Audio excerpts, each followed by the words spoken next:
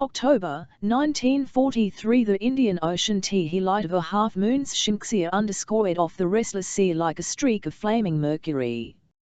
To Lieutenant Alberto Conti, the iridescent waves reminded him of a Monet waterscape viewed in a darkened room. The silvery froth reflected the moonlight back to the sky, illuminating a bank of clouds far to the north, the fringe of a storm that was soaking the fertile coast of South Africa some 50 miles away. Tucking his chin from the moist breeze that buffeted him, Conti turned to face a young seaman standing watch beside him on the conning tower of the Italian submarine Barbarigo. "A romantic evening, Catalano, is it not?" The sailor gave him a quizzical look. "The weather is quite pleasant, sir, if that's what you mean." Though fatigued like the rest of the crew, the seaman still held a rigid demeanour in the presence of officers. It was a youthful piety, Conti considered, one that would eventually vanish. "No, the moonlight," Conti said. "I bet it shines over Naples tonight as well, glistening off the cobblestone streets. It wouldn't surprise me, in fact, if a handsome officer of the Wehrmacht isn't escorting your fiancée on a stroll about Piazza del Plebiscito at this very moment." The young sailor spat over the side, then faced the officer with burning eyes. "My Lisetta would sooner jump off the Gila Bridge than associate with any German pig. I do not worry, for she carries a sap in her pocketbook while I'm away, and she knows how to use it." Conti let out a deep laugh. "Perhaps if we armed all of our women, then neither the Germans nor the Allied forces would dare set foot in our country." Having been at sea for weeks, and away from his homeland for months more, Catalano found little humour in the comment. He scanned the horizon, then nodded toward the dark, exposed bow as their submarine sliced through the waves. "Sir, why have we been relegated to transport duty for the Germans rather than the merchant raiding, for which the Barbango was built? We're all puppets on the Führer's string these days, I'm afraid," Conti replied, shaking his head. Like most of his countrymen, he had no idea that forces were at work in Rome that would, in a matter of days, oust Mussolini from power and announce an armistice with the Allies. To think that we had a larger submarine fleet than the Germans in 1939, yet we now take our operational orders from the Kriegsmarine, he added.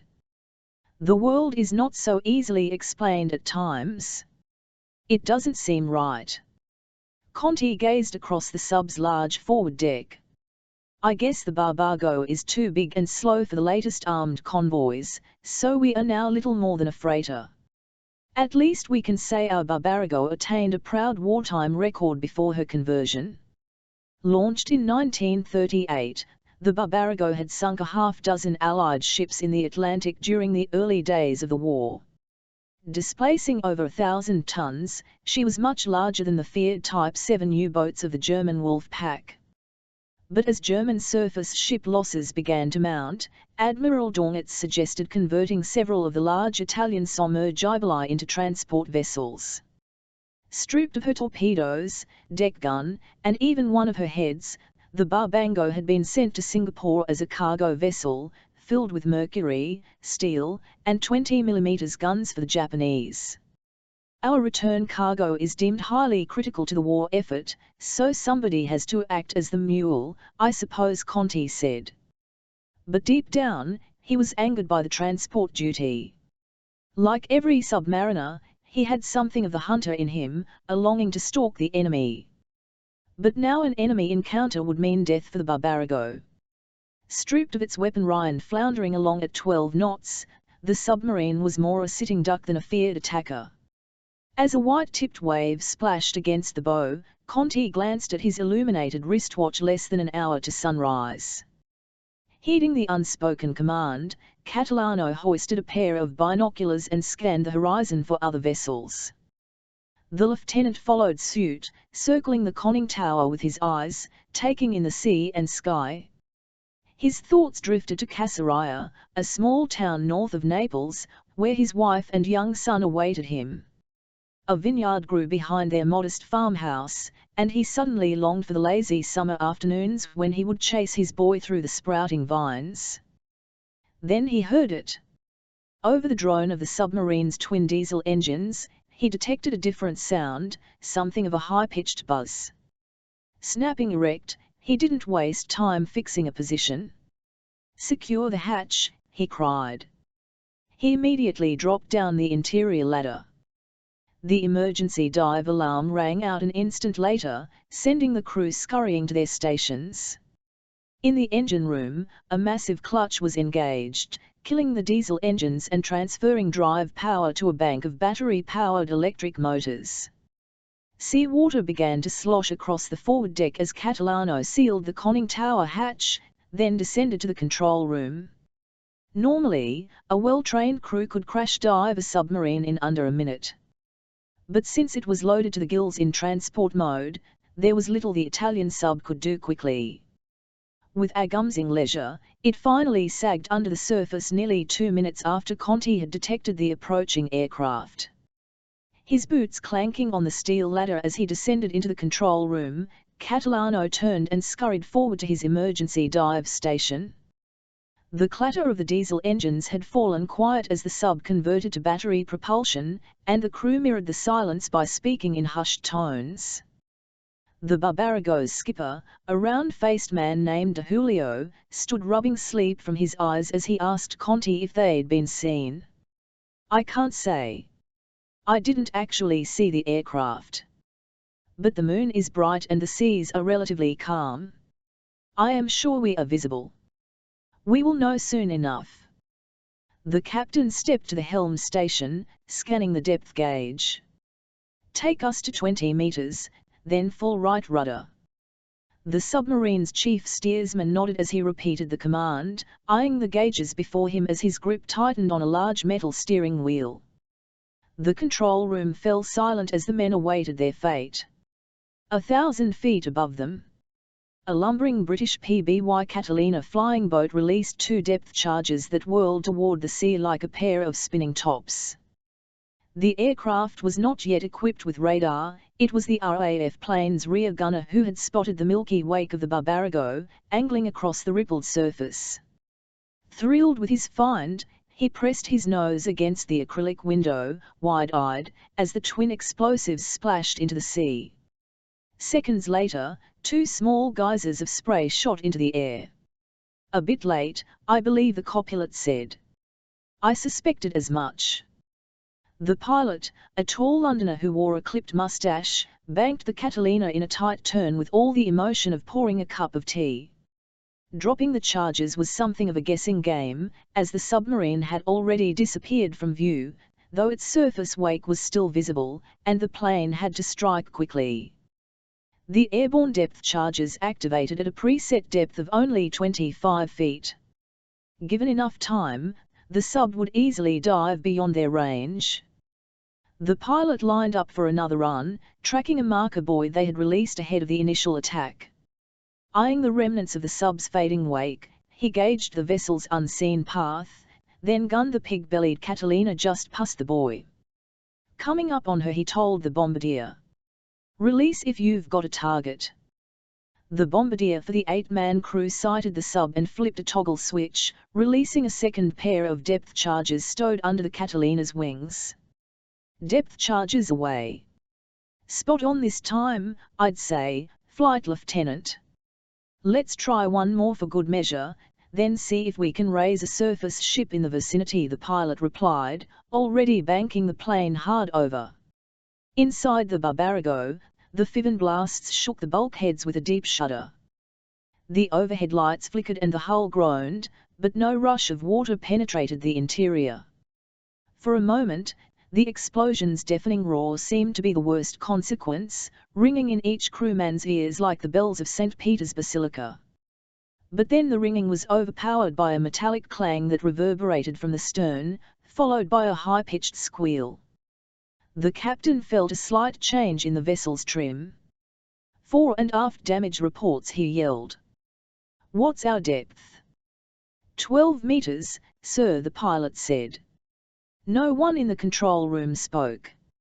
A cacophony of hisses and creaks permeated the compartment as the sub dove deeper. But it was the sound they didn't hear that prickled their ears. the splash and click of a pair of depth charges detonating alongside the submerged vessel.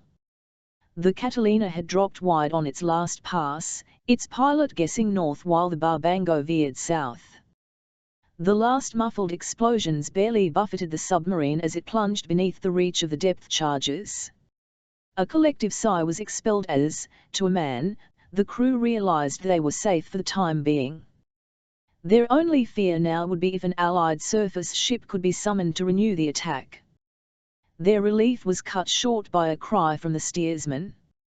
"Captain, we seem to be losing speed." De Julio stepped close and examined a bank of gauges near the pilot's seat. "The electrical motors are operational and engaged," the young sailor said, wrinkling his brow. "But I show no revolutions on the drive shaft." "Have Salah report to me at once." "Yes, sir." A sailor near the periscope turned to retrieve the Barbango's chief engineer. He'd taken only 2 steps when the engineer appeared in the aft passageway. Chief Engineer Eduardo Salah moved like a bulldozer, his squat frame churning forward in a blunt gait. He approached the captain and stared at him with harsh black eyes. "Salah, there you are," the captain said. "What is our operational status?" "The hull is secure, sir. We do have heavy leakage at the main shaft seal, which we are attempting to stem. I can report one injury, Engineer Palmer, who fell and broke his wrist during the attack." "Very well, but what about the propulsion? Are the electric motors disabled?" "No, sir. I disengaged the main drive motors." "Are you crazy, Salah? We were under attack and you disengaged the motors." Salah looked at the captain with contempt. "They are irrelevant now," he said quietly. "What are you saying?" De Julio asked, wondering why the engineer was evasive. "It's the screw," Salah said. "A blade was bent or warped by the depth charge. It made contact with the hull and sheared off." "One of the blades?" De Julio asked. "No, the entire screw." The words hung in the air like a death knell. Absent its single screw propeller, the Barbarago would be tossed about the sea like a cork. Its home port of Bordeaux suddenly seemed as far away as the moon. "What can we do?" the captain said. The gruff engineer shook his head. "Nothing but pray," he said softly. "Pray for the mercy of the sea." 1 June 2014 Mojave Desert, California. 1T was the Ivan decided, an old wives' tale. Often he had heard how the desert's broiling daytime temperatures gave way to freezing cold at night. But in the high desert of Southern California in July, he could testify, that wasn't the case. Sweat soaked the underarms of his thin black sweater and pooled in a damp mass around his lower back. The temperature was still at least 90 degrees. He glanced at his luminescent watch, verifying it was indeed 2 in the morning. The heat didn't exactly overwhelm him. He'd been born in Central America and had lived and fought guerrilla campaigns in the region's jungles his entire life. But the desert was new to him, and he simply hadn't expected the nighttime heat. He gazed across the dusty landscape to a conglomeration of glowing street lamps. They marked the entrance to a large open-pit mining complex spread across the hills before him. Eduardo should nearly be in place opposite the guard station, he said to a bearded man lying prone in a nearby sandy depression. He was similarly clad in black, from combat boots to the thin stocking cap pulled low over his head. Sweat glistened off his face as he sipped from a water bottle. "I wish he would hurry. There are rattlesnakes around here." His partner grinned in the dark. "One, that would be the least of our problems." A minute later, the handheld radio on his belt chirped with 2 static transmissions. "That's him. Let's move." They arose and put on light backpacks. Lights from the mine buildings were sprinkled across the hillside in front of them, casting a pale glow over the barren desert. They hiked a short distance to a chain-link fence that encircled the complex. The taller man knelt and rummaged through his pack for a pair of wire cutters. "Pablo, I think we can get through without cutting," his partner whispered, then pointed to a dry wash that ran beneath the fence. The sandy ground was soft in the middle of the creek bed, and he easily pushed some of it aside with his foot. Pablo joined him in scraping away the loose soil until they had excavated a small hole beneath the fence. Pushing their packs under it, they quickly shimmied through. A low blend of rumbling noises filled the air, the mechanical bedlam of an open-pit mine that operated around the clock. The two men stayed clear of the guard station, to their right, and made their way up a gentle slope toward the mine itself. A 10-minute hike brought them to a cluster of aged buildings crisscrossed with large conveyor belts. A front-end loader at the far end was shoveling piles of ore onto one of the moving belts, which transported it to a hopper on stilts. The two men were headed to a second cluster of buildings farther up the hill. The mine pit blocked their way, forcing them to cut through the operations area, where ore was crushed and milled. Clinging to the shadows, they darted along the perimeter, then worked their way along the back of a large storage building. Reaching an exposed area between buildings, they moved quickly, striding past a semi-buried bunker to their left. Suddenly a door flung open at the center of the building ahead of him. The two men split up, Juan ducking to the side and scrambling behind the bunker while Pablo sprinted ahead toward the side of the building. He didn't make it. A bright yellow beam snapped on, blinding him. "Hold it right there or you'll regret taking that next step," said a low, gravely voiced. Pablo stopped in mid-stride. But as he made an exaggerated stop, he deftly withdrew a mini-automatic pistol from his left hip and concealed it in the palm of his gloved hand. The overweight security guard walked slowly toward him, keeping his flashlight pointed into Pablo's eyes. The guard could see the intruder was a large, well-proportioned man, over 6 feet tall. His coffee-colored skin was smooth and pliant, in contrast to black eyes that burned with malignant intensity. A lighter band of flesh crossed his chin and left jaw, the souvenir from an ancient knife fight. The guard saw enough to know he wasn't an accidental trespasser and stopped a healthy distance away, clutching a .357 Magnum. "How about you put your hands on your head and then you can tell me where your friend went?" The rumble of a nearby conveyor drowned out Juan's footsteps as he sprinted from the bunker and plunged a knife into the guard's kidney. Shock registered on the guard's face momentarily before his whole body tensed. A wayward shot erupted from his revolver, whistling high over Pablo's head. Then the guard fell, his body kicking up a swirl of dust as it struck the ground. Pablo thrust his gun forward, expecting additional guards to rush to the scene, but none came. The gunshot had been lost amid the rumbling of conveyor belts and the pounding of the rock crusher. A quick radio call to Eduardo confirmed there was no activity at the front gate. No one else in the facility had realized their presence. Juan wiped his knife clean on the shirt of the dead man. "How did he spot us?" Pablo glanced toward the bunker. For the first time, he noticed a red and white sign on the door proclaiming "Danger, explosive materials." That bunker houses explosives. It must be under surveillance. Blind luck, he cursed to himself. The explosives bunker wasn't marked on his map. Now their whole operation was jeopardized. "Should we blow it?" Juan asked. They had been ordered to disrupt the facility but to make it look accidental. That had suddenly become a tall order. The bunker explosives could be made useful, but it was too far from their actual target. "Let it be. Do we leave the guard here?" Juan asked. Pablo shook his head. He unbuckled the guard's holster, then pulled off the man's shoes. He searched the guard's pockets and retrieved his wallet and half a pack of cigarettes. He stuffed those, along with the .357 Magnum, into his backpack. A growing pool of blood was dampening the ground around his feet. He kicked some loose sand over the blood, then grasped one of the guard's arms. Juan grabbed the other, and they dragged the body into the darkness. 30 yards away, they reached an elevated conveyor on which melon-sized chunks of ore whirled by. With a laboured heave, the men swung the guard's body onto the moving belt.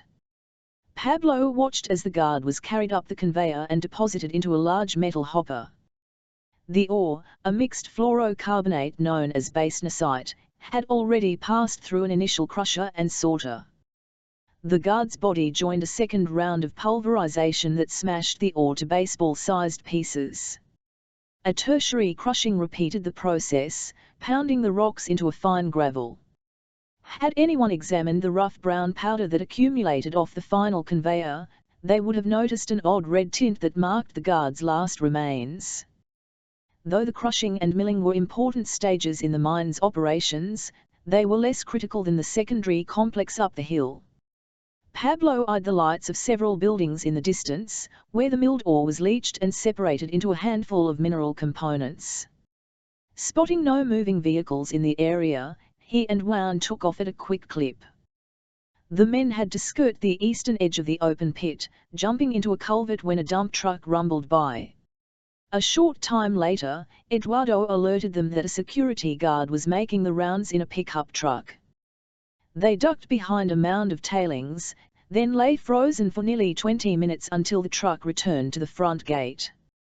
They moved toward the two largest buildings in the upper complex, then veered right and approached a small shack that fronted a towering propane tank. Juan took the wire cutters and snipped an opening in the surrounding chain-link fence. Pablo slipped TLN off, circled the big tank, and knelt before its fill valve.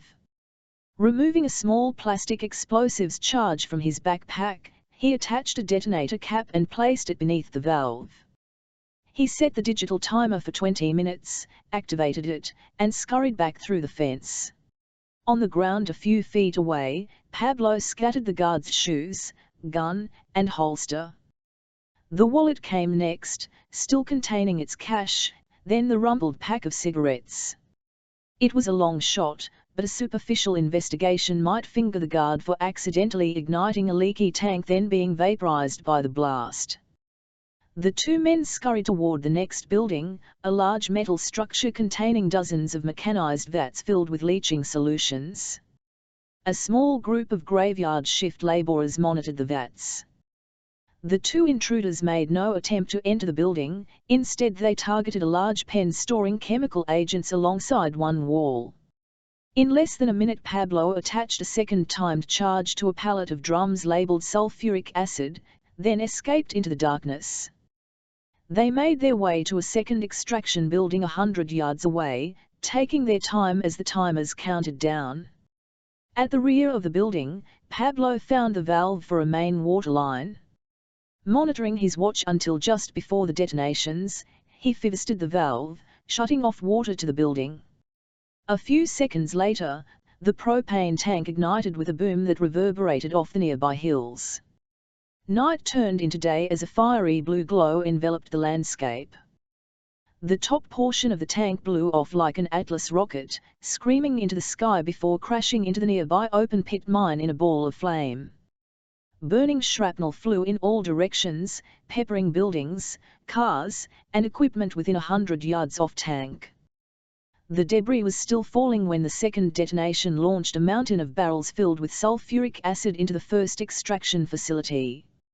Screaming workers fled the interior as the projectiles shredded the ore-leaching vats, releasing a nasty soup of toxic chemicals. Smoke billowed as the doors were flung open and the occupants staggered out. Juan and Pablo lay in a ditch near the second building, dodging bits of raining debris as they watched a nearby door. At the sound of the explosions, a few curious workers poked their heads outside to investigate.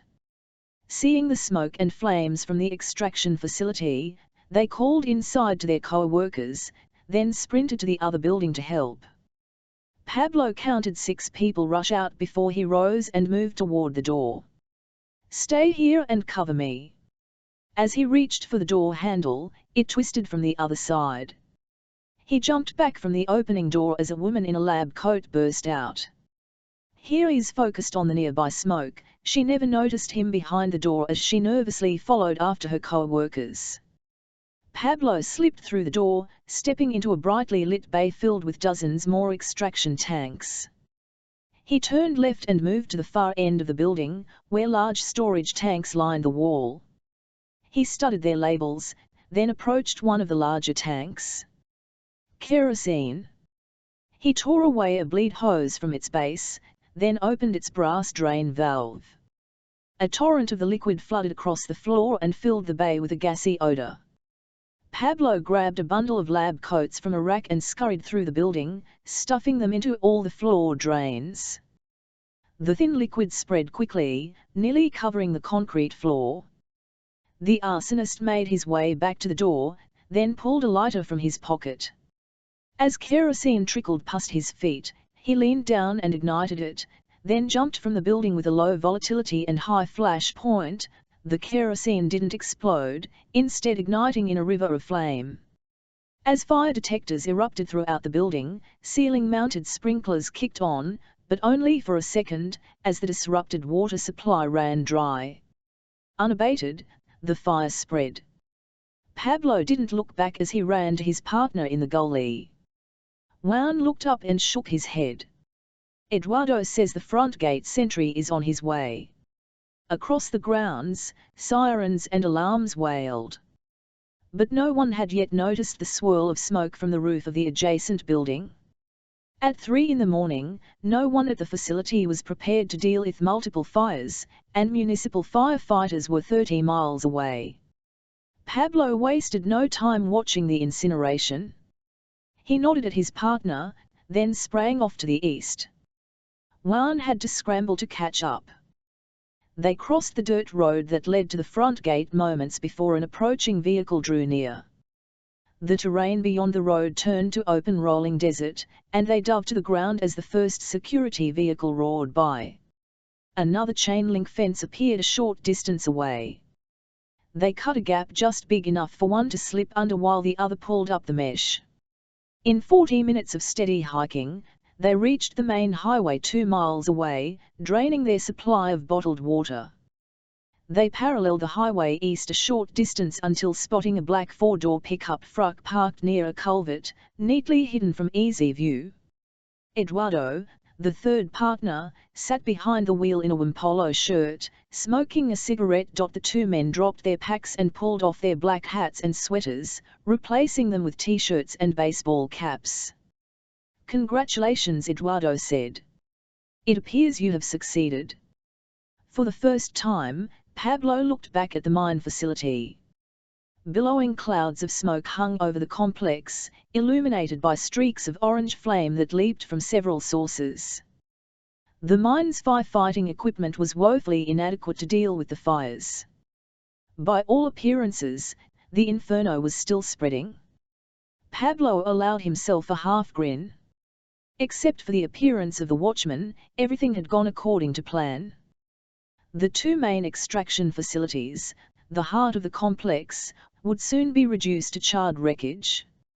Unable to process ore, the entire operation would grind to a standstill for at least a year, maybe 2.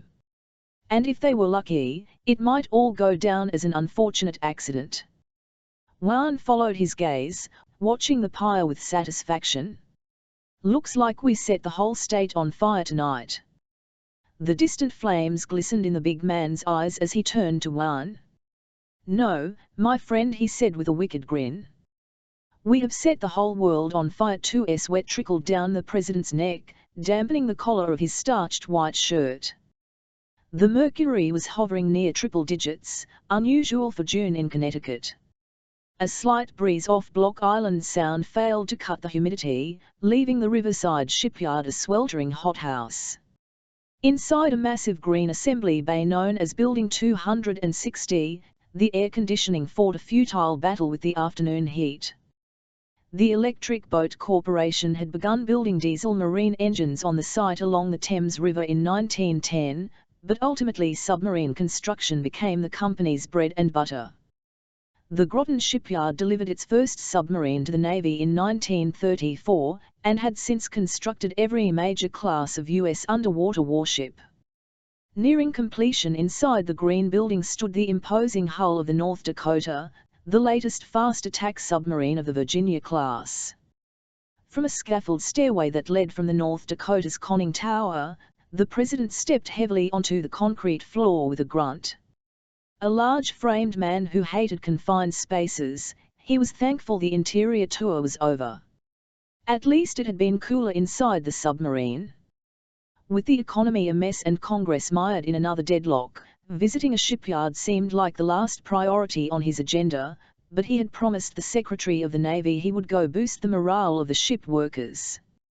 As a small entourage flocked to catch up with him, he suppressed his irritation by marveling at the sub's dimensions. An amazing feat of construction. Yes, sir, said a blonde-haired man in a tailored suit who hung at the president's elbow as if attached by a string.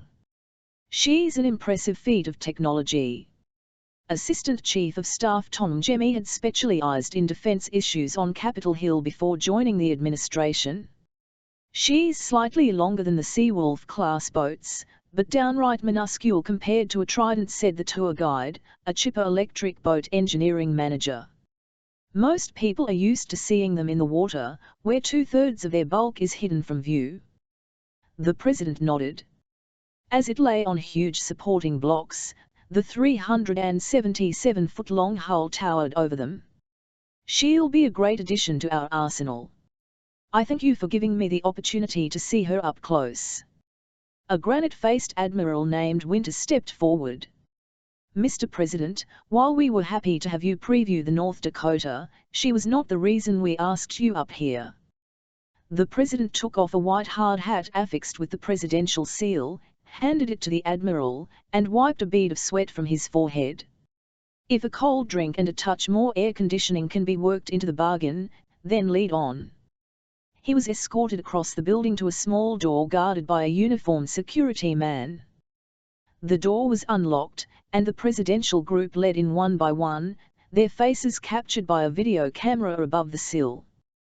The admiral flicked on a bank of overhead lights, illuminating a narrow bay that stretched nearly 400 feet. The president saw another submarine in a state of near completion, but this vessel was like nothing he had ever seen before. Roughly half the size of the North Dakota, it sported a radically different design. Its unusually narrow jet-black hull tapered sharply at the bow. A low, egg-shaped conning tower rose just a few feet above its top deck. Two large streamlined pods were affixed close to the stern, almost in the shape of a dolphin's tail. But the most unusual feature was a pair of retractable stabilizers, shaped like triangular wings, that stretched from either side. A pack of 4 large tubular canisters clung to their undersides. The design reminded the president of a giant manta ray he'd seen while fishing off Baja California. "What on earth is this thing?" he asked. "I wasn't aware we were building anything other than the Virginia-class boats." "Sir, this is the Sea Arrow," the admiral said. "It's a prototype platform developed under a secret R&D program to test highly advanced technologies." Cerny turned on the admiral. "Why wasn't the president informed of this program? I'd like to know how it was funded." The admiral stared at the aide with the warmth of a starving pit bull. The Sea Arrow was built with Defense Advanced Research Projects Agency and Office of Naval Research funding. The president is presently being informed of its existence. The president ignored them and strode along the vessel, peering at the odd appendages along the hull. He studied a concentric circle of small tubes that sprouted off the bow, then made his way aft, noting the sub had no propellers. He gave Winters a questioning look. "All right, Admiral, you have my curiosity. Tell me about the Sea Arrow." "Mr. President, I'll pass that task to Joe Eberson, who heads up the project. You met Joe earlier.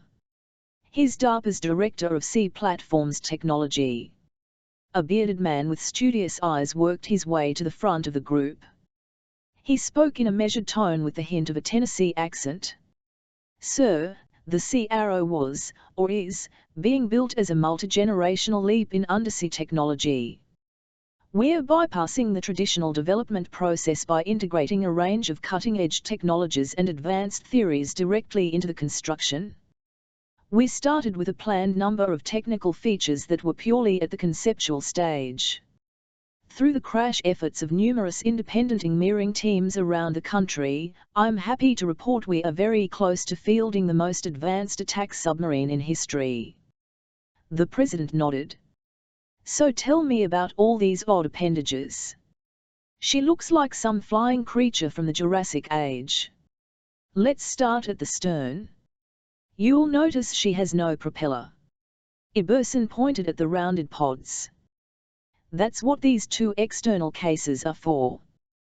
The Sea Arrow will be powered by a shaftless propulsion system. The North Dakota, as you saw, uses a nuclear reactor to power a traditional steam turbine, which in turn drives a shaft-mounted screw. On the Sea Arrow, we've gone to an external drive system, which will be powered directly from the reactor. Each of these two flared pods will contain a permanent high-intensity magnetic motor that drives a pump jet propulsion system. Iberson smiled. Aside from drastically reducing noise, the design frees up a tremendous amount of interior space, which has allowed us to shrink the vessel's overall size. What are these permanent magnet motors? They are an evolutionary, if not revolutionary, advance in the electric motor, made possible by recent breakthroughs in material sciences. A mix of rare mineral elements is synthesized to create extremely powerful magnets, which are then wound into high-performance, direct current motors. We've invested a great deal of research in perfecting these motors, and believe they will revolutionize the way our future warships are powered. The President peered through a beam on one of the pods and saw light shine through from above. It looks empty inside. We haven't actually received and installed the motors yet. The first is due in next week from the Navy's research lab in Chesapeake, Maryland. You sure they are going to work? While we haven't fielded motors of this size, we are confident from our lab tests that they'll provide the predicted levels of performance. The President ducked beneath one of the extended stabilizers, then glanced up at a pair of barrel-shaped protrusions fore and aft of the conning tower. Iberson followed in his steps, narrating as he walked. The wing-shaped extensions are retractable stabilizers for high-speed operations. They automatically withdraw into the hull when speeds drop below 10 knots. The tube-shaped box is a torpedo canister, capable of holding 4 fish on each stabilizer. The canisters can be reloaded quickly when the stabilizer is retracted into the hull. Iberson pointed to the two barrel-shaped objects above them. Those are subsurface Gatling guns. They are similar to those used on surface ships, which shoot depleted uranium pellets at rapid fire for last-ditch missile protection. Ours have been developed to fire underwater, using compressed air, for last-ditch torpedo suppression. Of course, we are banking that most enemy torpedoes will never come near us. He followed the President as he stepped toward the hull. The conning tower, you'll note, is of a slipstream design to accommodate high speed.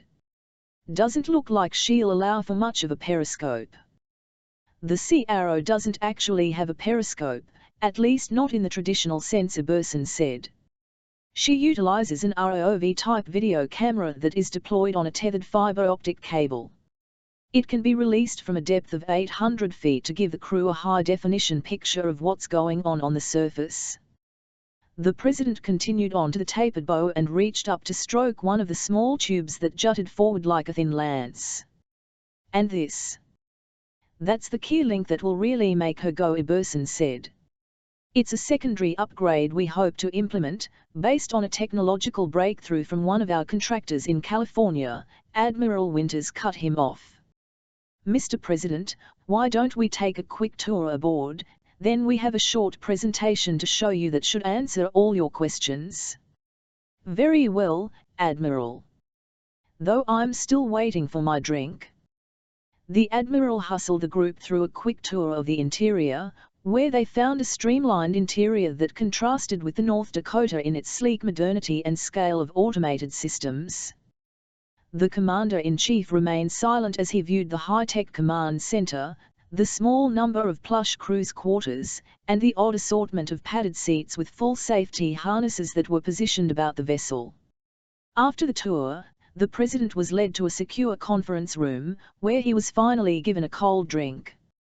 His normally jovial demeanor had turned hard, echoed by his aide Cerny. "All right, gentlemen," the president bellowed. "What exactly is going on here? I see much more than some test platform for new technologies. That's a seaworthy vessel on the verge of launch." "Sir," the admiral said, clearing his throat. "What we possess with the Sea Arrow is a complete game-changer. As you know, there has been a recent surge in the threat to our naval forces. The Iranians have acquired a host of new subsea technologies from the Russians and are working feverishly to add to their fleet of Kilo-class subs.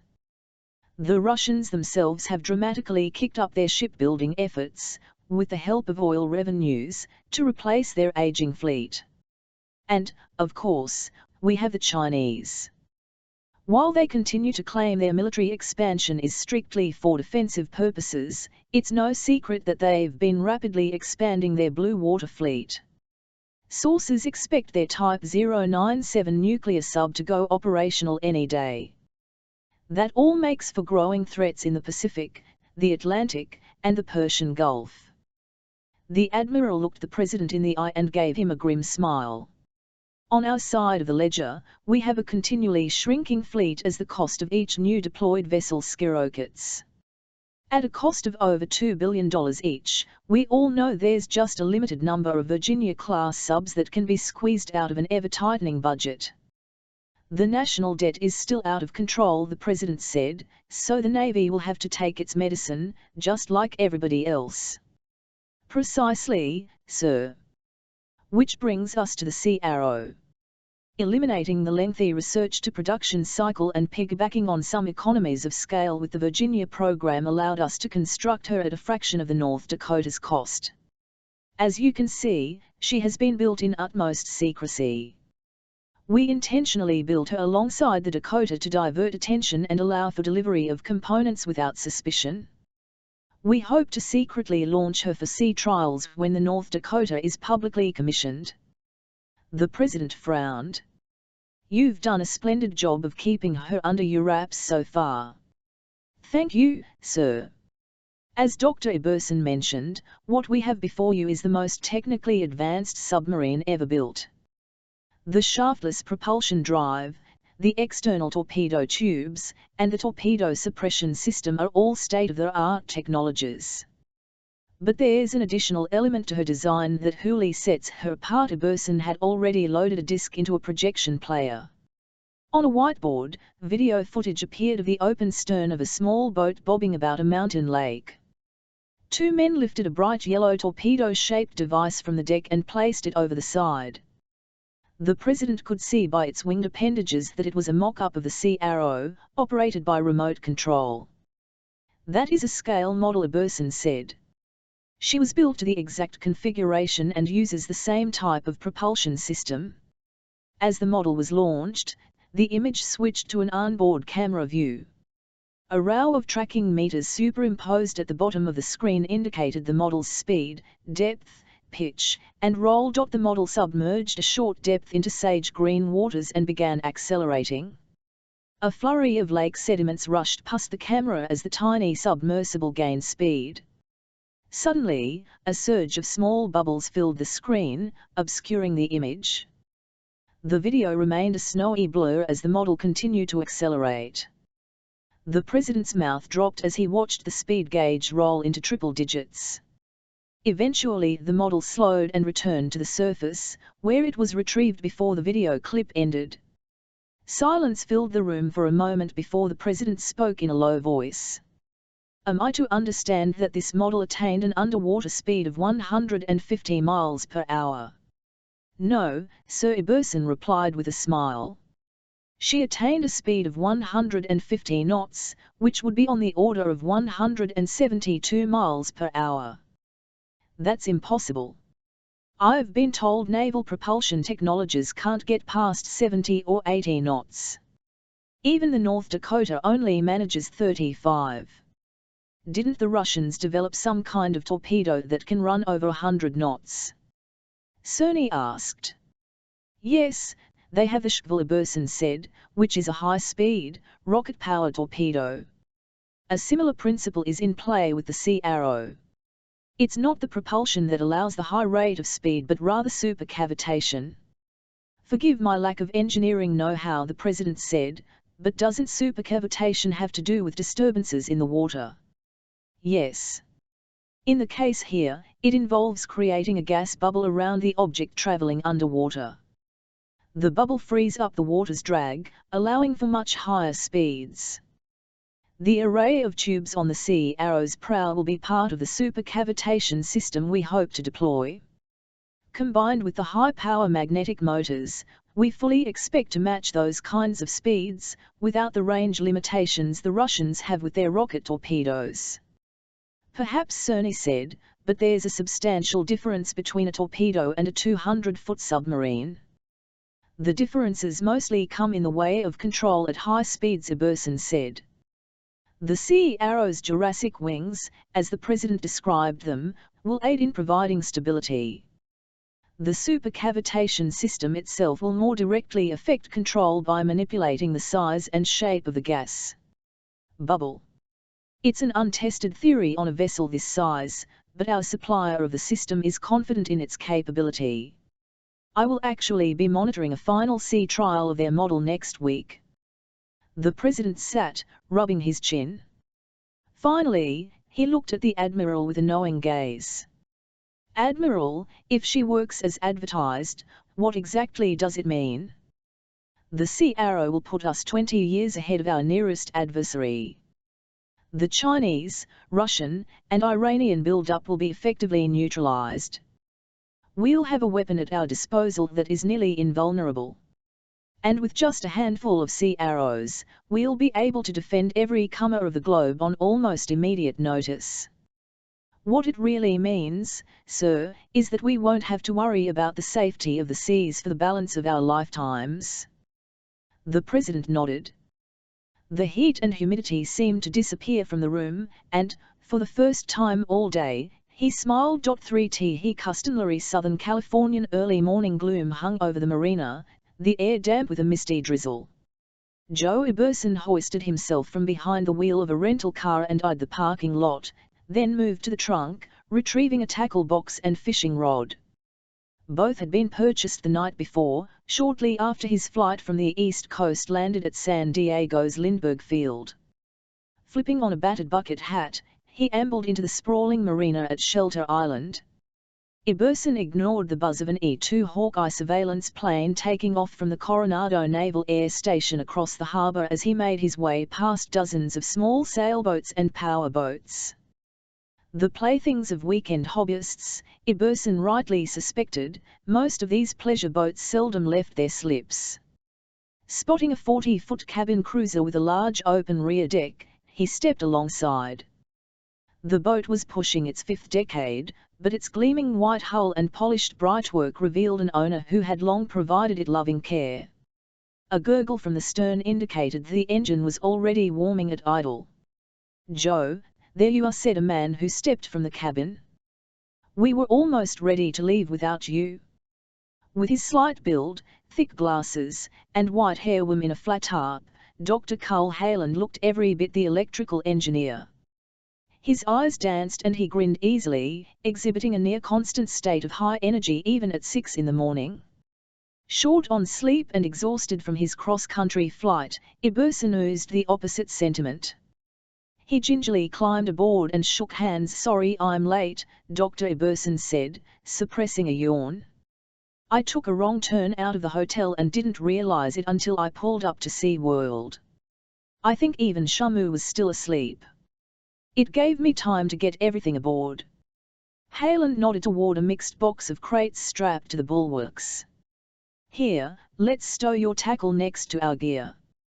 He reached for Iberson's fishing rod, then caught a glimpse of his hat. He burst out laughing.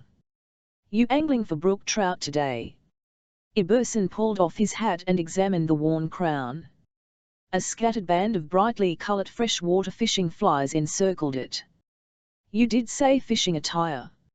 I doubt anybody else noticed. Halen snorted, then called into the cabin, "Manny, go ahead and take us out."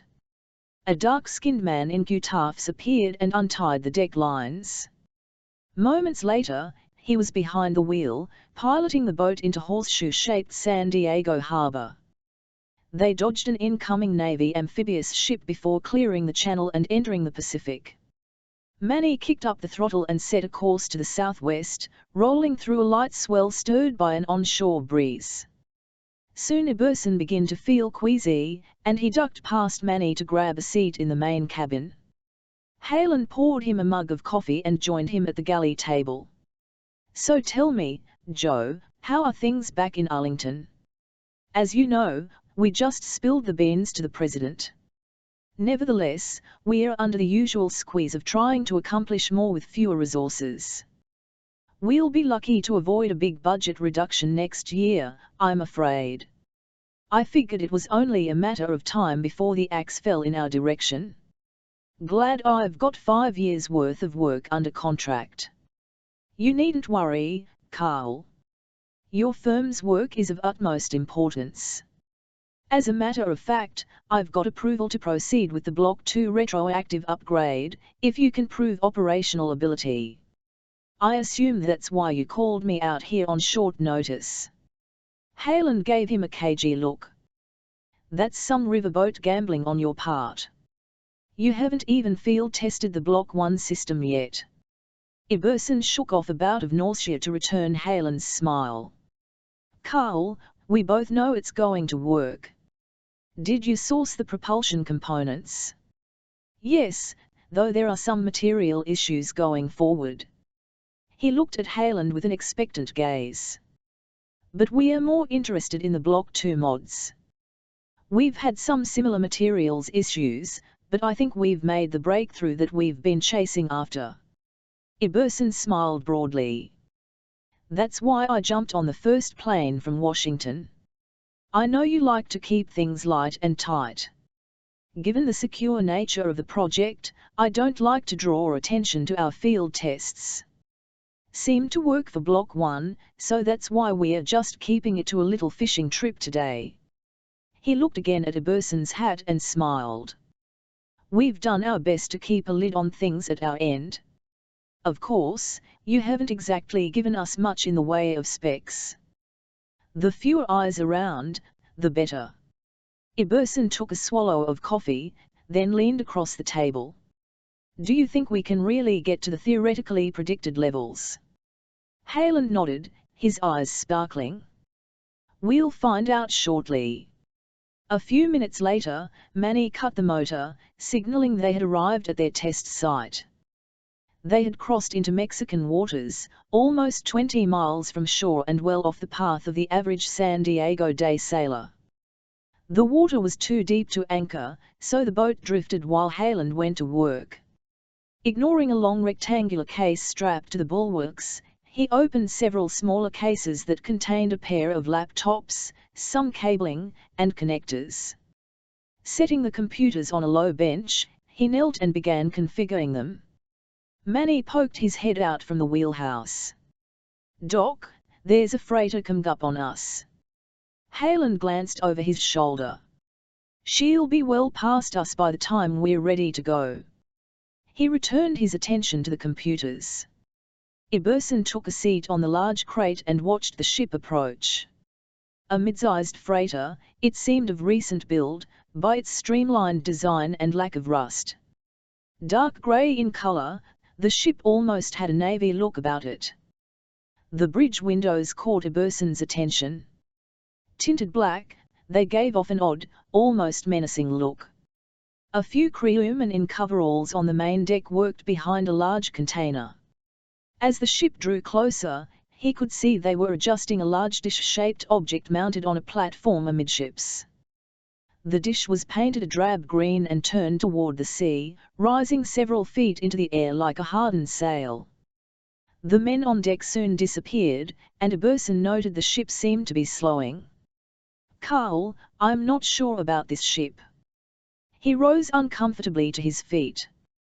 "We've got nothing for them to see," Halen said. "Why don't you pick up a rod and make like you're here to catch a tuna?" Iberson grabbed one of the boat's rods from a rack and cast a weighted hook over the side, not bothering with any bait lest he actually have to fight a beast from the deep. As the freighter pulled alongside a short distance away, he tossed a friendly wave toward the blacked-out bridge. A burning pain shot through his hand, quickly tracking down his and to his torso. He dropped his arm and shook it, but the sensation was already spreading across his body. In seconds, it felt like 1,000 red ants were biting his flesh.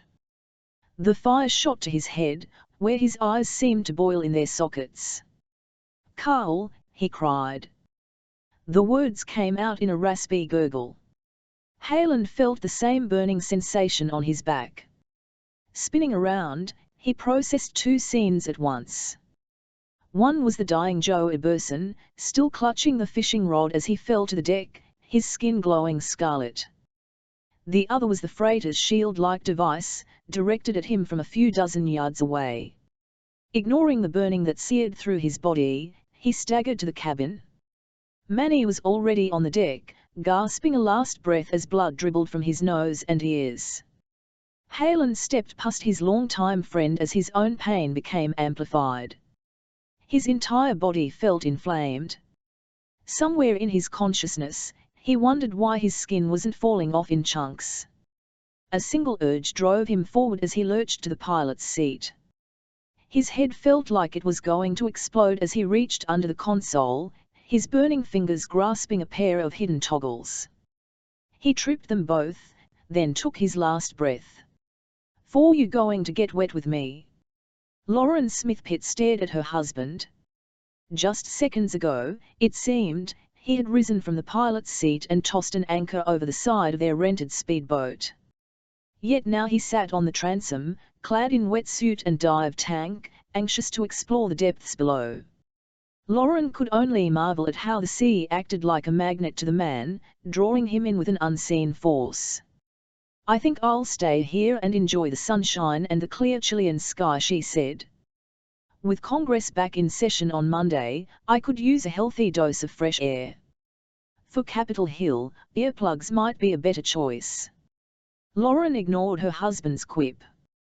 A congresswoman from Colorado, Lauren was only too happy to escape the partisan bickering of Washington, if only for a few days. Free from the pressures of work and an intrusive media, she felt more relaxed in another country. Dressed in a skimpy two-piece bathing suit she would never wear at home, she flaunted her curvaceous but firm body, kept trim through yoga and daily runs on a treadmill. Stretching across the boat's bench seat, she hung a leg over the side and dipped her toes in the water. "Yikes! That water is cold. I'm going to stay warm and dry up here, thank you very much, I won't be gone long." Her husband stuck a regulator between his teeth, stared admiringly at his wife for a moment, then fell backward into the blue Pacific. He playfully kicked a spray of water onto his wife with a fin before he disappeared under the surface. Toweling herself off, Lauren tracked her husband's air bubbles for a few minutes, then gazed across the horizon. The afternoon air was crystal clear, the sapphire sky nearly matching the color of the ocean. They'd anchored the red speedboat a half-mile off the Chilean coast, opposite a small beach called Playa Caleta Abaca. A towering Sheraton hotel stood on a rock cliff nearby, its outdoor pool crowded with sun-worshipping tourists. A short distance to the south lay Valparaiso, Chile's colorful and historic seaport long known by sailors as the Jewel of the Pacific. Ancient buildings climbed the steep hills ringing the city, reminding Lauren of San Francisco. She noted a large white cruise ship, the Sea Splendor, anchored in the bay, shuttling passengers ashore to visit the beaches of Vina del Mar or to trek to Chile's capital city of Santiago, 60 miles southeast. A gentle swell rocked the speedboat as Lauren turned her gaze to sea.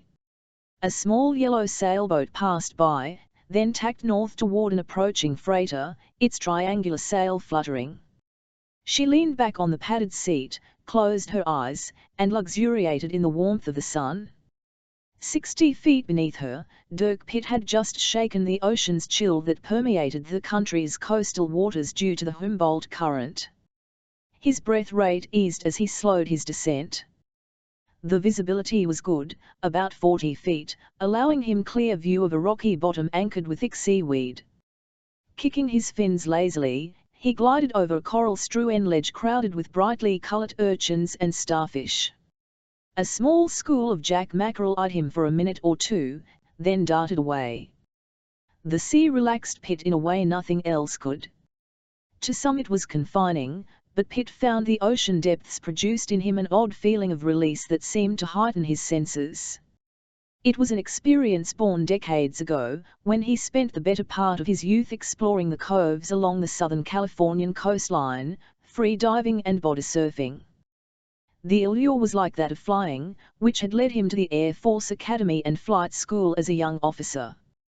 But the draw of the sea enticed him to leave the flight line and a promising military career to join a newly created federal organization, the National Underwater and Marine Agency. Created to study and protect the world's oceans, NUMA was the perfect home for Pitt, allowing him to work on and beneath the sea, all over the world. After years as its Special Projects Director, he now found himself heading the agency, which only fortified his sense of stewardship of the world's oceans. Lauren often joked that she still competed with Pitt's first love, his mistress called the sea. Pitt's quest for underwater discovery, along with a love of history, had led him to discover dozens of shipwrecks. But this afternoon, the object of his search was considerably smaller. Eyeing a thick ridge of jagged rocks that stretched into deeper water, he swam over and surveyed its crevices. After several minutes, he found what he was looking for. He plunged in between two boulders and pulled out a spirited brown spiny lobster that weighed almost 5 pounds. He eyed its long, waving antennas for a moment and then stuffed the crustacean into a mesh dive bag and began a search for its twin. Above the noisy rhythm of his regulated breathing, a faint tapping rippled through the water. He held his breath to hear better. The metallic rapping repeated a familiar cadence, 2 short raps, 2 long raps, then 2 short raps. It wasn't exactly the Morse code distress call of SOS, which used 3 dots and dashes, but Pitt guessed the intent was the same. He could not determine its direction, only that the source was nearby. It had to be Lauren. He kicked toward the surface, angling for the position of the speedboat. He spotted the anchor line and approached it, swimming hard, surfacing a few yards behind the boat. Lauren was leaning over the transom, pounding a spare diver's lead weight on the stern drive housing. Engrossed in her signaling, she didn't notice him emerge. "What's Tong?" he shouted. She looked up, and Pitt saw a desperate fear in her eyes. Lost for words, she simply pointed behind him. He spun his head around, and was engulfed in a massive shadow. It was a ship, a massive bulk carrier, bearing down on them barely 100 feet away. The speedboat bobbed in the direct path of the ship's broad, high bow, which pushed an ominous mountain of white foamy water in front of it. Pitt cursed the fools on the bridge, who were either blind or asleep. Without hesitation, he kicked and stroked furiously to the boat until he could reach an arm over the side. "Should I start the motor?" Lauren's face was drawn. "I was afraid to fry while you were underwater." Pitt saw the anchor line was still set, running up into a small locker on the bow. Behind him, he heard the deep rumble of the ship's engines as its towering hulk advanced. It was too close. Any slip in cutting the anchor line or a delay in starting the motor and their boat would be smashed to bits, with them in it. With the regulator back between his teeth, he shook his head at Lauren and waved for her to come closer. She hurried to the side and reached to help him aboard. Instead he reached past her hand and hooked his arm around her waist. Before she could react, she felt herself being jerked over the side. She yelped as her body hit the cold water. Kicking and floundering, she gasped for a last breath of air. The towering mountain of steel was now just yards away. Then she was snatched like a rag doll and disappeared beneath the rippling surface. 5T freighter neither slowed nor turned. Its broad steel hull smacked into the speedboat, severing the anchor line before burying the tiny vessel in the bow's wake. The small boat bounced along the ship's hull and then remarkably popped to the surface, where it bobbed in the freighter's receding wake, its port beam only slightly mangled. Somewhere beneath the surface, Lauren found herself clinging to her husband in a desperate plunge to the sea floor. Startled by the cold water immersion, she nearly panicked when she felt Pitt yank her to the depths without air. Then she felt him force his regulator into her mouth while wedging her arm around his buoyancy compensator harness. Despite the cold, her nerves began to settle. She began to assist their progress by kicking as well, remembering to clear her ears as they descended deeper. The shimmering light of the surface water grew dark as the black hull passed over them. Lauren glanced up, feeling like she could reach out and touch the barnacle-encrusted plates only a few feet away. Though they had escaped the mass of the hull, Pitt continued driving deeper with frantic kicks of his fins. His lungs felt like they would burst, which only made him push harder until they finally reached the seabed. Seeing a bus-sized rise of coral, he pulled Lauren along its curved side. As their knees touched the hard bottom, he grabbed a nodule for leverage. Lauren realized her husband had not taken a breath of air for almost the entire descent. She quickly passed the regulator to his lips.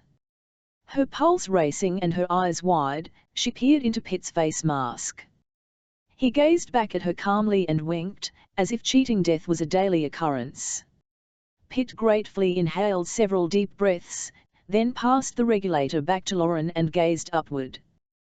The hull was still sweeping past, while the main source of his fear, its churning bronze propeller, glinted as it drew near. Pitt threw his arms around Lauren and gripped the coral mound with his gloved hands as the stern passed overhead.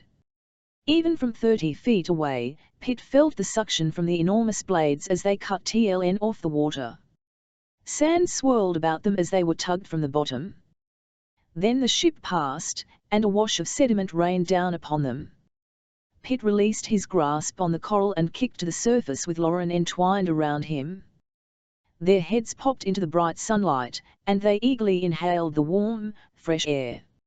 "I thought for a second," Lauren said between gasps, "that you were going to kill me before the ship had the chance." Ducking under seemed the more prudent tack. Pitt gazed at the stern of the receding freighter, noting its name, Tasmanian Star. Lauren pivoted in the opposite direction and scanned the sea as she treaded water beside him. "They ran right over a sailboat," she said, scanning the water for survivors. "It looked like an older couple. I could tell we were next in its path. Quick thinking on your part saved us both, though your Morse code could use a little improvement." Pitt joined her in searching the nearby waters, but neither spotted any debris. "We can report it to the police once we get ashore," Lauren said. "They'll catch up with the crew in Valparaiso." Pitt turned toward the coastline and was surprised to see their red speedboat bobbing a short distance away. A section of the port hull hung loose, and the boat sat low in the water, but it was still afloat. Pitt stroked over with Lauren close behind. He bellied over the side, then pulled her aboard. "Our clothes and lunch are gone," she noted, shivering as the sun began to dry her body. "My lobster, too," Pitt said. He stripped off his tank and wetsuit, then stepped to the boat's console. The key was still in the ignition, so he tried pushing the starter. The motor ground over several times, then sputtered to life, as the inboard compartment had remained mostly dry during the boat's immersion.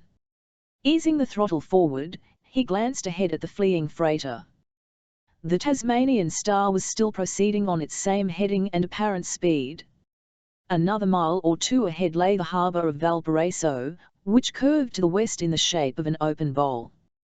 The commercial port facilities were at the west end, yet the freighter was sailing toward the east. Pitt tensed as he tracked the ship's path, then jammed the throttle to its stops. With its bilge and cockpit filled with water, the speedboat faltered as it tried to accelerate, but it gradually surged forward, gaining speed. Lauren abandoned her efforts to bail water with a seat cushion and approached her husband. She saw a heightened intensity in his deep green eyes. "Why aren't we headed to shore?" Pitt pointed at the freighter. "Look what's ahead of her." Lauren peered past the bulk carrier. The large white cruise ship was still anchored in the harbour, and lay exactly perpendicular to the oncoming freighter. If Tasmanian Star didn't change course, she would barrel right into the Sea Splendor. "Dirk, there's probably 1,000 people aboard that ship. If there's something more than just a nearsighted helmsman driving the Tasmanian Star, hundreds could die." Lauren grabbed Pitt's shoulder as the speedboat lurched over a wave. The damaged boat surged and wallowed before finding its legs. The bilge pump caught up with the accumulated water, allowing the boat to rise higher as it gained speed. The damage was all above the waterline, so Pitt had no trouble controlling the boat as it pulled its way past 20 knots, quickly gaining on the freighter. "Can we alert the cruise ship?" Lauren yelled to be heard over the straining engine. Pitt shook his head. "We have no radio. And the ship is anchored. There's no way they can move in time. At least we could wham the passengers." Pitt simply nodded. That would be a tall order in the scant time available. As they drew near the freighter's stern, he considered his few options. There were no other boats nearby, so a radio warning was impossible. Pitt's immediate thought was to try to board the moving ship. But as he pulled closer, he discarded the notion. There was no easy access, and even if he could somehow find a way aboard, he probably wouldn't make it to the bridge in time. The sparkling white cruise ship lay dead ahead, barely a half-mile away. Pitt held down the button on the speedboat's air horn as they ran past the ship's port flank and shot past its bow. Lauren jumped and waved at the forecastle, but there was no response. The Tasmanian Star neither slowed nor altered course, simply plodding ahead on its catastrophic heading. Pitt glanced at the bridge, but could no moving figures behind the glass windows. By all appearances, it was a ghost ship out of control. Pitt urgently scanned the surrounding waters for assistance, but there was none to be had. A handful of vessels clustered about the commercial port, a mile or so southwest, but the waters ahead were empty all the way to the curling beach front. Empty but for the towering mass of the anchored Sea Splendor. Crowding together on its upper deck, passengers pointed and waved at the approaching freighter. No doubt the helm watch had reported the approaching vessel, and the liner's captain was furiously hailing the Tasmanian Star by radio. But the rogue vessel responded with silence. On the speedboat, Pitt surveyed the length of the bulk carrier. At its stern it rode strangely high in the water. A look of determination was etched on his lean, rugged face. In times of crisis, his mind seemed to work in overdrive, processing all facets at play before calmly pursuing a course of action.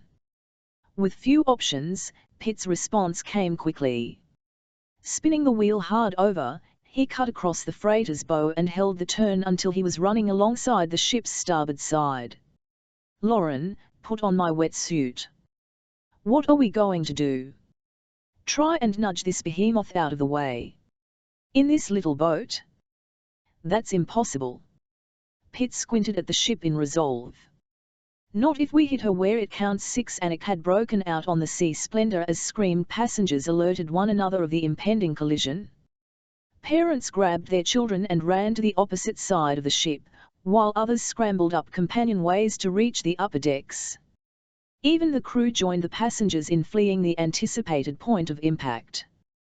By chance or design, the Tasmanian Star was aimed toward the heart of the cruise liner. At roughly the same size, the blunt-nosed freighter churned with sufficient momentum to split the passenger ship in two.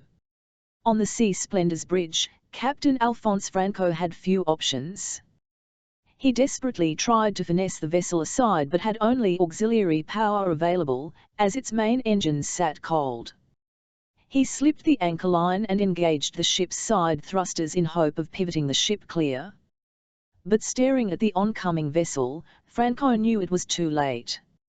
"Turn away, for God's sake, turn away," he cried under his breath. Few on the bridge paid attention to him, as a flurry of distress calls and emergency procedures occupied the panicked crew. The captain stood immobile, fixated on the approaching freighter as if he could stare it down. His gaze was diverted by a small red speedboat that bounded over the waves toward the stern quarter of the freighter. A tall, lean man with black hair stood at the wheel beside a woman dressed in an oversized wetsuit. They were on their own high-speed collision course with the Tasmanian Star in what only could be viewed as an attempt at suicide. "Insanity," Franco said, shaking his head. "Pure insanity." Pitt pulled back the throttle for an instant, causing the boat to falter, then turned to Lauren. "Jump." Lauren squeezed his arm, stepped off the seat, and leaped over the side. She was still in midair when Pitt slammed the throttle forward and the speedboat burst away. Bobbing to the surface after a hard splash, Lauren watched the boat roar off, praying her husband wouldn't kill himself trying to save others. Pitt knew he'd have only one chance to pull off a miracle. The freighter was just a quarter of a mile from the Sea Splendor, no room for error. Taking aim for the freighter's stern, he braced for impact. The Tasmanian Star's aft deck hung over the water, its stern hull curving inward to the waterline. That was where Pitt aimed the speedboat. Closing quickly, he spotted the rudder's upper spindle mounting, exposed at the surface. He tweaked the steering wheel to adjust his aim. Inboard of the spindle was the ship's churning propeller. It could easily devour both him and the speedboat. Had the carrier been fully loaded, his ploy could never have worked. But the ship rode high at the stem, so he had a chance. Aiming a few feet left of the spindle, he braced himself and drove the boat in at top speed. With a hammering bash, the speedboat's red hull smacked the freighter's rudder, smashing into the steering plate's outer edge. The small boat's momentum propelled its stern up and out of the water until it was nearly on end. Pitt flew up out of the cockpit but kept his grip on the wheel as the boat fell back. Again the craft slammed into the rudder, this time from above, mangling the spindle and slightly bending the top plate. Its hull shattered, the little red speedboat slid off the rudder, and its inboard motor gurgled to a halt. The freighter's churning wake swept the boat aside, and the big ship sailed on. Pitt grabbed a shin that had split open on the windshield, but otherwise he found himself uninjured. A moment later, Lauren swam up and pulled herself aboard the slowly sinking boat. "Are you all right?" she asked. "That was some collision." "I'm fine." He tore off his t-shirt and wrapped it around his blooded leg. "I'm just not sure if it did any good." He watched the imposing shape of the freighter as it churned closer to the cruise ship. At first, there was no apparent change in its heading. But then, almost imperceptibly, the bow of the Tasmanian Star began to inch to port. When Pitt had rammed her rudder, mashing it 20 degrees over, the ship's automatic pilot had attempted to correct course. But the secondary impact from the speedboat arrived first, mashing the spindle and wedging the rudder in place. Try as they might, the automated bridge controls could not override the damage. Pitt had knocked the freighter off its course. But would it be enough? On board the Sea Splendor, Captain Franco detected the change. "She's turning." Franco's eyes focused on the narrow gap. "She's turning." Inch by inch, foot by foot, then yard by yard, the freighter's bow began to ease toward shore. Hopeful eyes aboard the Sea Splendor prayed that the freighter would pass clear. But the amount of separation between the ships was just too small. There would be no avoiding contact. A ship's horn bellowed as the crew and passengers braced for impact. The Tasmanian Star sped closer, seemingly intent on ramming the liner's starboard quarter. Yet at the last instant, the freighter's high prow swung clear of a crushing blow, easing just beyond the Sea Splendor's stern post. 20 feet of the cargo ship's bow slipped past before the first grinding squeal of scraping metal. The freighter shuddered as it ground against an overhanging section of the Sea Splendor's fantail. The massive ship never slowed, bulling forward as it was sprayed with shredded steel. As suddenly as it struck, the carrier pulled clear, angling off toward shore. Still steaming at better than 12 knots, the cargo ship now carried a 20-foot section of the Sea Splendor's afterdeck wedged atop its forward hold. The cruise ship had keeled hard to port at impact but slowly righted itself. Her captain stood in disbelief. The reports being radioed to the bridge cited only minor structural damage. The fantail had been cleared of passengers, and not a single injury was reported. By the barest of margins, they'd avoided disaster. At the realization his ship had survived and no lives were lost, the captain let relief turn to anger. "Prepare to lower the officer's launch," he told an nearby crewman. "After I survey the damage, I'm going to go deck that clown the second he steps ashore." He had failed to track the Tasmanian Star, assuming it would eventually slow and turn toward Valparaiso's commercial port. But the freighter didn't alter course, it sailed on toward a thin sandy beach along the town's waterfront. A middle-aged Canadian couple, who had consumed a bit too much local Chardonnay at lunch, was dozing on the sand when the Tasmanian Star touched bottom a few yards off the surf line. A deep chafing sound, like an enormous coffee grinder, filled the air as its hull scoured the bottom. The prow cut easily through the soft sand before its momentum began to slow. The ship burrowed through the beach, leveling a small ice cream stand whose owner wisely fled. As the ghost ship groaned to a halt, nearby onlookers stared in disbelief. Only the moan of its engines and still churning propeller gave sign of any life aboard the stricken vessel. Hearing the noise and detecting a shadow cross his body, the dozing Canadian, his eyes still closed, nudged his wife. "Honey, what was that?" She opened a sleepy eye, then sat upright. 10 feet away rose the towering slab side of the freighter's hull. They had come that close to being crushed. "Harold," she blinked and looked again. "I think our ship has come 7. Captain Franco's face was beet red as he surveyed the Sea Splendor's damaged stern from an enclosed launch. Yet the destruction was much less than he feared. The shredded fantail showed primarily cosmetic damage. Divers would examine below the waterline, but by all accounts, the crew could handle the damage. They would barricade the aft deck, and the ship could continue its voyage with only minimal delay. Franco well knew the wrath he'd receive from the corporate officers if the passengers had to be put ashore and their fares refunded. Thankfully, that was one lesser tragedy averted. But to him the ship was like a family member, and he burned with fury at the disfigurement. "Take us to the freighter," he told the launch's young pilot. A deck officer motioned for the captain's attention. "Sir, a small boat appears to be in distress off our starboard beam." Captain Franco leaned out the open entryway. There was the red speedboat, drifting half-submerged. The couple was not only still alive but sitting on the bow and waving at him. "That's the nut who rammed his boat into the carrier." He shook his head. "Go ahead, go pick them up." The launch pulled alongside the sinking boat. Pitt helped Lauren onto the launch, then jumped aboard.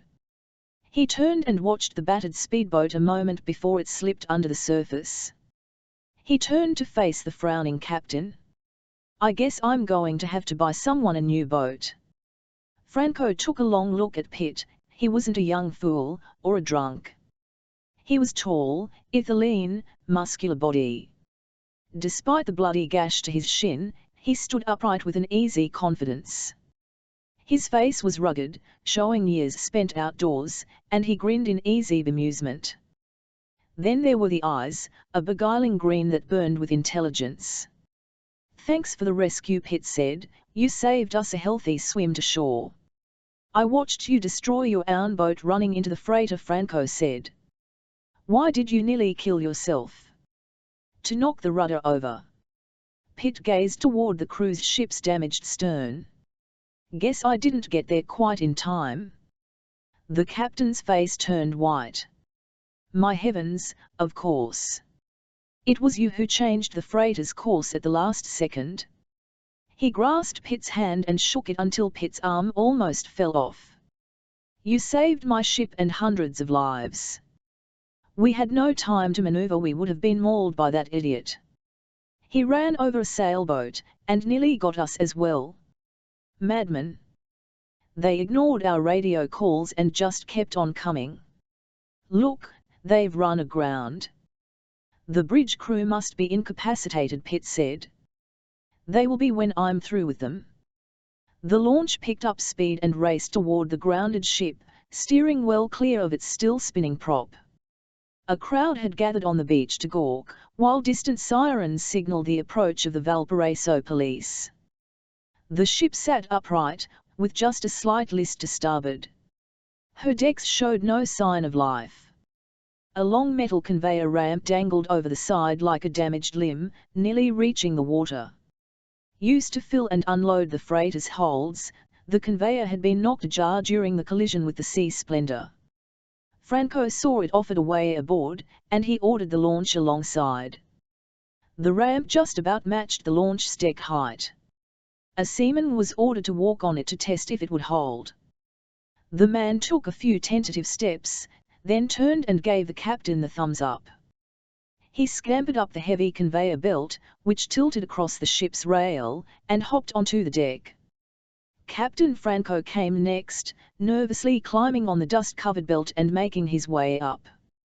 Too absorbed in keeping his footing, he failed to notice Pitt following a few paces behind. Franco reached the ship's rail and was helped down by the waiting seaman. He was startled when Pitt jumped off the belt and landed beside him. Franco turned to admonish him for coming aboard, but Pitt beat him to the punch. We better get those engines shut down. Pitt nudged past Franco and headed toward the bridge. Franco vented at the seaman. Search the deck and crew's quarters, then meet me on the bridge. He turned and hurried to catch up with Pitt. The bridge sat atop a multi-story superstructure near the stem. Stepping aft, Pitt gazed at the large hatches that covered the ship's 5 main holds. The last one was partially open. Each hatch had 2 hinged covers that opened to the side hydraulically. As Pitt approached the hatch just ahead of the superstructure, he peered through the gap. The cavernous hold was empty except for a tiny bulldozer sitting under a layer of silver-colored dust.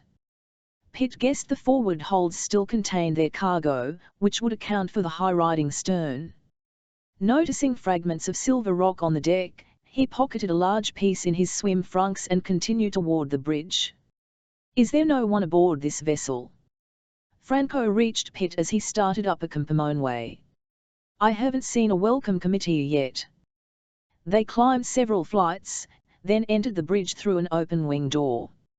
Like the rest of the ship, the expansive control room was empty of life. The ghostly sense was broken by the ship's radio, which squawked with the voice of a Chilean Coast Guard operator hailing the vessel. Franco shut off the radio, then stepped to a center console and powered down the IMS. Pitt examined the helm. The autopilot was set on a course of 142 degrees. Makes no sense that they would abandon a moving ship. Piracy is a more likely answer, Pitt said. The number 5 hold looks like it was emptied after she left port. Taking the crew for ransom, I could see, Franco said, rubbing his chin. But robbing a bulk carrier of its cargo at sea? That's unheard of. The captain noticed a dark splotch on the wall and similar stains on the floor, and his face turned pale. Look at this. One glance at the stains told Pitt they were dried blood. When he rubbed a finger across the wall, the dry residue flaked off. Doesn't look recent. Can we backtrack the ship's navigation system to see where they came from? Franco stepped to the helm, glad to distance himself from the gore. He located a navigation monitor, which showed a tiny representation of the Tasmanian Star overlaid on a digital map of Valparaiso Harbour. He tapped on an embedded keyboard and reduced the scale. A yellow line traced the ship's path off the top of the screen as Valparaiso receded into the coastline of Chile, which gradually receded into the continent of South America. The slightly angular line continued north before cutting sharply left off the west coast of Central America. Franco tracked the line across the Pacific, locating its origin in Australia. She came from Perth. Then he zeroed back in on the point where the ship changed heading. He looked up at Pitt and nodded. Your assumption of piracy makes sense.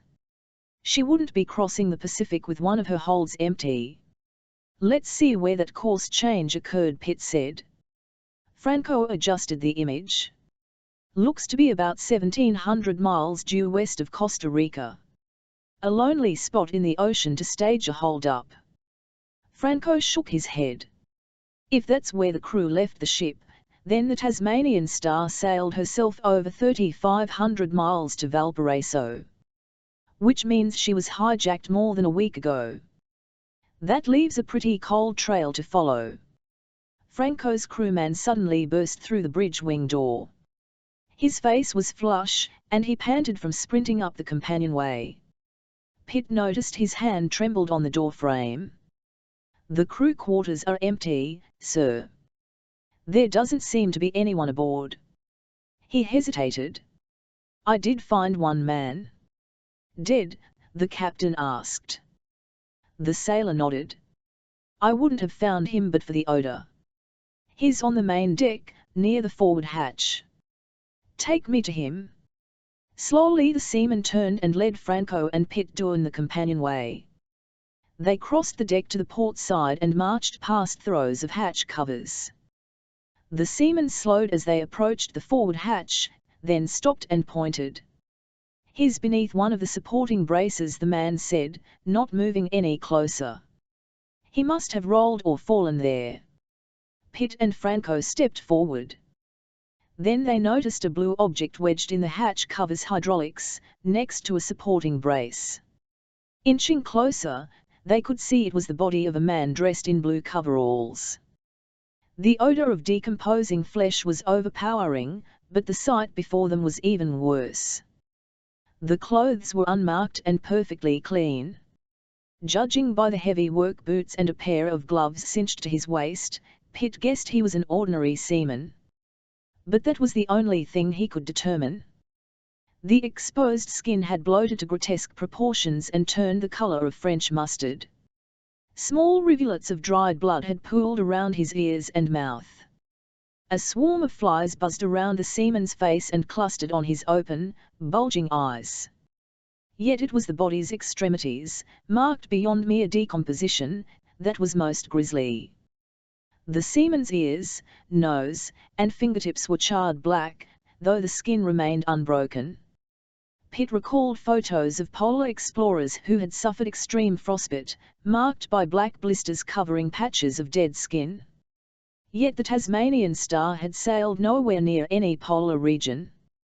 Franco slowly backed away from the figure Santa Marta. He gasped. He's been taken by the devil himself. A scratched and battered siege helmet sat sent it on Pitt's desk when he returned to his office in Washington. A short, typewritten note taped on the visor welcomed him back. Dad, really, you need to be more careful. Pitt chuckled as he slid the helmet aside, wondering if it came from his son or his daughter. Both children worked for NUMA and had just left for a project off Madagascar involving subsea tectonics. There was a rap at his office door and in walked a voluptuous woman with perfect hair and makeup. Although Zerai Poshinsky was north of 40, her looks gave no hint of it. Pitt's trusted secretary for many years, she might have become something more in his life if he hadn't met Lauren first. Welcome back to the Lion's Den. She smiled and placed a cup of coffee on his desk. I honestly don't know how that helmet got here. Pitt returned her smile. There's just no sanctity to my inner sanctum.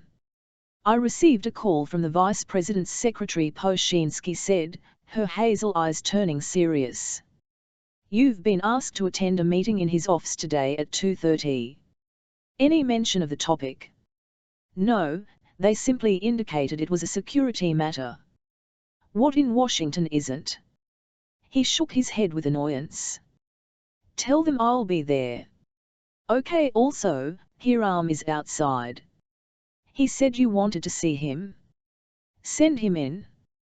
Poshinsky slipped out the door and was replaced by a bearded man with shoulder-length hair. Dressed in jeans, cowboy boots, and a black Allman Brothers Band t-shirt, Hiram Yeager looked like he was headed to a biker bar. Only the intense blue eyes behind a pair of granny glasses revealed a deeper intellectual pursuit. Far from a roadhouse barfly, Yeager was in fact a computer genius whose greatest love was double-titting software code. Managing Mueller's state-of-the-art computer resource center, he had built a sophisticated network that collected detailed oceanographic data from 1,000 points around the globe. So, the savior of the mighty sea splendor has returned. He plopped into a chair opposite Pitt. You mean to tell me they didn't whisk you off on a free round-the-world cruise for saving the most expensive ship in there? They were more than willing, Pitt said. But Lauren's on a diet, so the ship's buffet would have been wasted. And my shuffleboard game's a bit rusty, so there was really no point. I'd be happy to take the trip for you. And risk the whole agency falling apart without your presence. True, I am rather indispensable around here. Yeager lofted his nose in the air. Remind me to mention that at my next performance review. Done, Pitt said with a grin. So I take it you found something on the Tasmanian Star? The basics. She was built in Korea in 2005. At a length of 510 feet and a capacity of 54,000 deadweight tons, she's classified as a Handymarks dry bulk carrier. She was fitted with 5 holds, 2 cranes, and a self-dispensing conveyor system. Which can make for a nice stairwell, Pitt noted. She's owned by a Japanese shipping company named Sendai, and has seen steady service in the Pacific, primarily as an ore carrier. On her last voyage she was under contract with an American petrochemical company. She departed Perth 3.5 weeks ago, with a recorded cargo of bauxite, bound for Los Angeles. Bauxite. Pitt pulled a small plastic bag from his pocket. He retrieved the silver rock he had picked up from the deck of the Tasmanian Star and laid it on his desk. Any idea of the value of the bauxite she was carrying?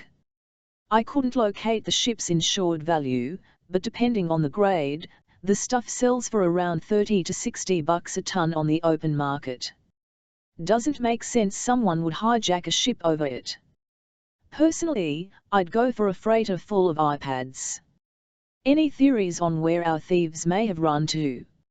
Not really. I took the coordinates you gave me where the ship changed course, but I came up dry. NRO satellite images were a week old. That's a dead part of the Pacific. It doesn't garner much attention from the spies in the sky. Tapping the National Reconnaissance Office? I hope you didn't leave any footprints. An accomplished hacker when circumstances dictated, Yeager feigned insult. Footprints, me? Should anyone even notice the intrusion, I'm afraid the trail leads to my favorite Hollywood celebrity gossip website. A true shame if the government were to shut that down. My sentiments precisely. I do have a theory, though, about the Tasmanian Star's appearance in Valparaiso. I'd love to hear it. The ship made an abrupt southerly turn 9 days ago, some 1,700 miles west of Costa Rica. One of our free-floating weather boys bit the dust in that area of the Pacific about the same time. Turns out, a pretty significant tropical storm blew through that area, although it petered out by the time it hit Mexico. We recorded force 9 winds before we lost the buoy. So our pirates may have had to abandon their heist in a hurry. That's what I'm thinking. Maybe that's why they left most of the cargo, and left the engine running. Pitt thought for a moment. Are there any islands in the area? Yeager pulled out a tablet computer and called up a map of the area where the ship's course changed. There's a small atoll called Clipperton Island. It's only about 20 miles from the position you gave me. And dead on along that same heading. He looked at Pitt and shook his head. Nice deduction. They didn't have time to flood her, so they probably set her on a course toward Clipperton, assuming she'd founder on the reef and disappear. Only the storm blew her clear of the island, Jaeger said, and she kept on sailing for another 4,000 miles until arriving in Valparaiso. Pitt took a sip of coffee. That still doesn't put us any closer to who attacked the ship and disposed of the crew. I've searched for port documents showing recent shipments of bauxite, but nothing's surfaced. And it probably won't. Here, see if you can find mention of any other pirate attacks, or lost ships, for that matter, that have occurred recently in the Pacific. And one more favor. Pitt picked up the silver rock and tossed it to Jaeger. I picked this up on the Tasmanian Star. On your way back to the computer center, drop this off with the boys in subsea geology and have them tell us what it is. Will do. Jaeger studied the rock as he headed for the door. Not our bauxite. Pitt shook his head. A pang in my stomach and a large, grounded ghost ship says not 9 RTT jogged up the entry steps to the Eisenhower Executive Office building, trying to shake his creeping jet lag. Adjacent to the White House, the imposing stone structure was Pitt's favorite federal building. Built in 1888 in the French Second Empire style of architecture, it featured a steep-pitched mansard roof and towering windows, making it look like a transplant from a Victor Hugo story. A monument to the use of granite and slate, almost no wood had been used in its construction, to reduce the risk of fire. Ironically, a fire on the second floor had nearly destroyed Vice President Cheney's office in 2007. Recent vice presidents had maintained only a ceremonial office in the building, preferring to inhabit the West Wing, where they could stay glued to the president. That all changed with the arrival of Admiral James Sandecker. A reluctant appointee when his predecessor had died in office, Sandecker preferred to keep his distance from the spin masters that infiltrated every administration. Instead, he made the vice presidential office in the old executive office building his primary work domain. He gladly hiked the underground tunnel to the White House several times a day, if need be, to the chagrin of his less physically fit aides. After passing through several layers of security, Pitt reached the foyer to the vice president's suite on the second floor and was escorted into the private office. The large room was decorated with the nautical motif befitting a retired admiral, showcasing several antique oil paintings of long-forgotten clipper ships battling the high seas. Though right on time, Pitt walked into a meeting in progress. 2 men and a woman sat in wing-back chairs around a coffee table, listening to the vice president, who paced the lush carpet while clenching a large cigar. "Dirk, there you are." He zipped across the room to shake Pitt's hand. "Come, take a seat." Though diminutive in stature, Sandecker had the energy of 10 men. A fiery intensity burned in his blue eyes, which contrasted with his flaming red hair and matching Van Eyck beard. A Washington veteran who despised politics, he was both respected and feared for bluntness and integrity. For Pitt, he was something of a father figure, having been his boss at NUMA for many years before becoming vice president. "Good to see you, Admiral. You're looking fit." "One keeps plenty fit in this office, just smacking down the gadflies," he said. "Dirk, let me introduce you around. Dan Fowler, here, is with DARPA, Tom Jemmy is a special aide to the President, and Ann Bennett is from the Naval Criminal Investigative Service." Pitt shook hands, then took a seat, glancing at his watch. "You're not late," Fowler said. "We just had some earlier business with the Vice President." "Fair enough. So how may a humble marine engineer be of service?" "You're probably not aware," Sandecker said, "but there's been an alarming rash of security breaches in our weapons development programs, stretching back at least 3 years. Without going into specifics, I can tell you they've been at a high level and are costing us dearly. I take it the Chinese are the primary beneficiaries." "Yes," Fowler said. "How did you know?" I recall them introducing a new fighter jet last year. It looked suspiciously like our F-35. That's only the tip of the iceberg, Sandecker said. Unfortunately, we've had only limited success at plugging the leaks. A multi-agency task force has been formed, by request of the President, to investigate the situation. These breaches directly threaten the ability of our military forces, Cerny said. He had a pasty face and large dark eyes and spoke with the fast delivery of a used car salesman. The President is deeply disturbed by these events and has demanded whatever action is necessary to protect our vital technology. Pitt fought off the urge to cry hooray for the President. Cerny, he pegged, was a typical presidential yes-man who relished the power he wielded while accomplishing nothing with it. That's well and fine, Pitt said, but isn't half the government already engaged in hunting spies and chasing terrorists? There's plenty of risk to go around. Sandecker lit his cigar as the men engaged, puffing it in defiance of the building's smoking ban. The task force has a need for some marine resources. Just a small project I thought you could assist with. Agent Bennett has the particulars. It's a missing person, actually, Bennett said. Pitt locked eyes with the 30-ish agent, a pert, attractive woman concealed behind a conservative appearance. Her blonde hair, laid short, matched the serious cut of her charcoal business suit. But the effect was softened by her dimpled cheeks and a petite nose that held up a pair of clear-framed reading glasses. She returned Pitt's gaze through lively aqua-colored eyes, then looked down at the folder in her lap.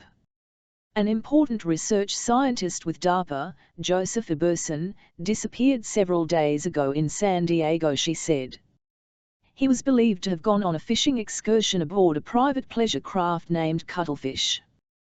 The bodies of the boat owner and his assistant were found a few miles offshore by a passing sailboat. Local search and rescue teams combed the area but failed to locate Eberson or the boat. You suspect foul play? We have no specific reason to think so, Fowler said, but Eberson was involved with some of the Navy's most sensitive research programs. We need closure on what happened to him. We have no reason to suspect that he defected, but an abduction has been viewed as a possibility. What you really want is a body, Pitt said. Unfortunately, if the boat sank and he drowned with his buddies, his body could be halfway to Tahiti by now. Or inside the stomach of a great white shark.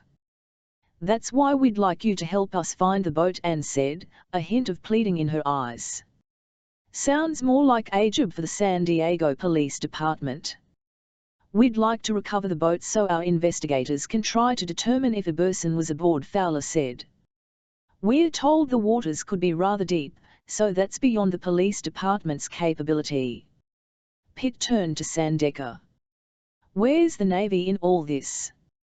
As it happens, the Navy's West Coast Salvage Fleet is engaged in a training exercise in Alaska. On top of that, the bodies were found in Mexican territorial waters. Things will be a lot less complicated if an oceanographic research ship handled the search and recovery. Sandecker walked to his desk and peered at a memo. It just so happens that the NUMA survey vessel Drake presently is docked in San Diego, awaiting assignment. Pitt shook his head. I've been done in by my own kind. Sandecker's eyes twinkled. I've still got a few friends over in your building. Well, then, Pitt said, giving Anne a sideways glance, it would seem that I'm your man. Exactly how will you go about the search? Jemmy asked. The Drake has several different sonar systems aboard, as well as a small submersible. We'll set up a survey grid and perform a thorough sweep of the area with sonar to try and locate the cuttlefish. Once we find her, we'll investigate with scuba divers or send down the submersible, depending on the depth. If boat's still intact, we'll see about raising her. Anne will be joining you to observe the operations, Fowler said. We would, of course, appreciate an urgent resolution to this matter. How soon do you think you can get started? About as soon as I can find a flight to San Diego. And Agent Bennett can rustle up some boat clothes. Pitt was thanked for undertaking the project and departed the meeting. After he left the room, Sandecker turned to Jemmy. I don't like leaving him in the dark. There's not a man alive I trust more. Presidential order, Cerny said. It's best that nobody knows what we've potentially lost. Can he do it? Fowler asked. Can he find the boat if it sank? It'll be a piece of cake for Pitt, Sandecker said, blowing a thick ring of smoke toward the ceiling. What I'd worry about is what, exactly, he finds aboard. 10T. He strolled across the deck with a pair of scuba tanks under each arm, showing all the strain of carrying a feather comforter. His arms were almost as thick as his legs, while his chest bulged like an overinflated tractor tire. Giordano's brown eyes and dark curly hair reflected his Italian heritage, while his sharp brows and upturned mouth hinted at his devilish wit. He broke stride when he spotted Pitt and Bennett approach and met them at the gangway, still clutching the dive tanks. Greetings, Kemasabe, he said to Pitt, welcome back to the salt air. You have a good flight. Quite. The Vice President fixed it so we could hop a Navy Gulfstream that was flying a couple of admirals to Coronado. And I always end up on a Greyhound bus. Giordano gazed at Bennett and smiled. Another attempt to add beauty and sophistication to the crew. And Bennett, this is Albert Giordano, NUMAS Director of Technology, and occasional earring deckhand. Miss Bennett is with the NCIS and is joining us on the search. I'm pleased to meet you, Mr. Giordano. Please, call me a one. He rattled the tanks. We can shake hands later. I don't think we'll need those on this hunt, Pitt said. The water will likely be too deep. Rudy only said that we had an underwater recovery job. He didn't say what it was. That's because he doesn't know. Is he aboard? Yes. We all just returned from the funeral this morning. Buddy Martin? Giordano nodded. Martin, the Drake's captain, had died unexpectedly from a sudden illness. I'm sorry I couldn't make it in time, Pitt said. Buddy was a man of true loyalty and a dear pal. He'll be sorely missed. He bled turquoise, Giordano said, referring to the color all NUMA craft were painted. But now Rudy has taken temporary command of the ship. A regular Captain Bligh, if I ask me. Pitt turned to Anne. I usually try to keep Rudy as close to Washington as possible, in order to safeguard the NUMA budget. You'll find him in the lab, one said, tending to his flock of deep-water fish. Pitt and Anne found a pair of empty cabins and tossed their travel gear in them, then went hunting for Rudy Gunn. The search didn't take long, for the Drake was compact, both the newest and smallest in the NUMA fleet. Barely over 100 feet, the research ship was designed for inshore survey work but was also more than capable in blue water. Her cramped deck carried a 3-man submersible and an autonomous underwater vehicle. Any enclosed space not devoted to her small crew was configured as research labs. They entered one of the labs and found it nearly pitch black. With the lights off and the windows sealed, the only illumination was cast by a few tiny blue bulbs overhead.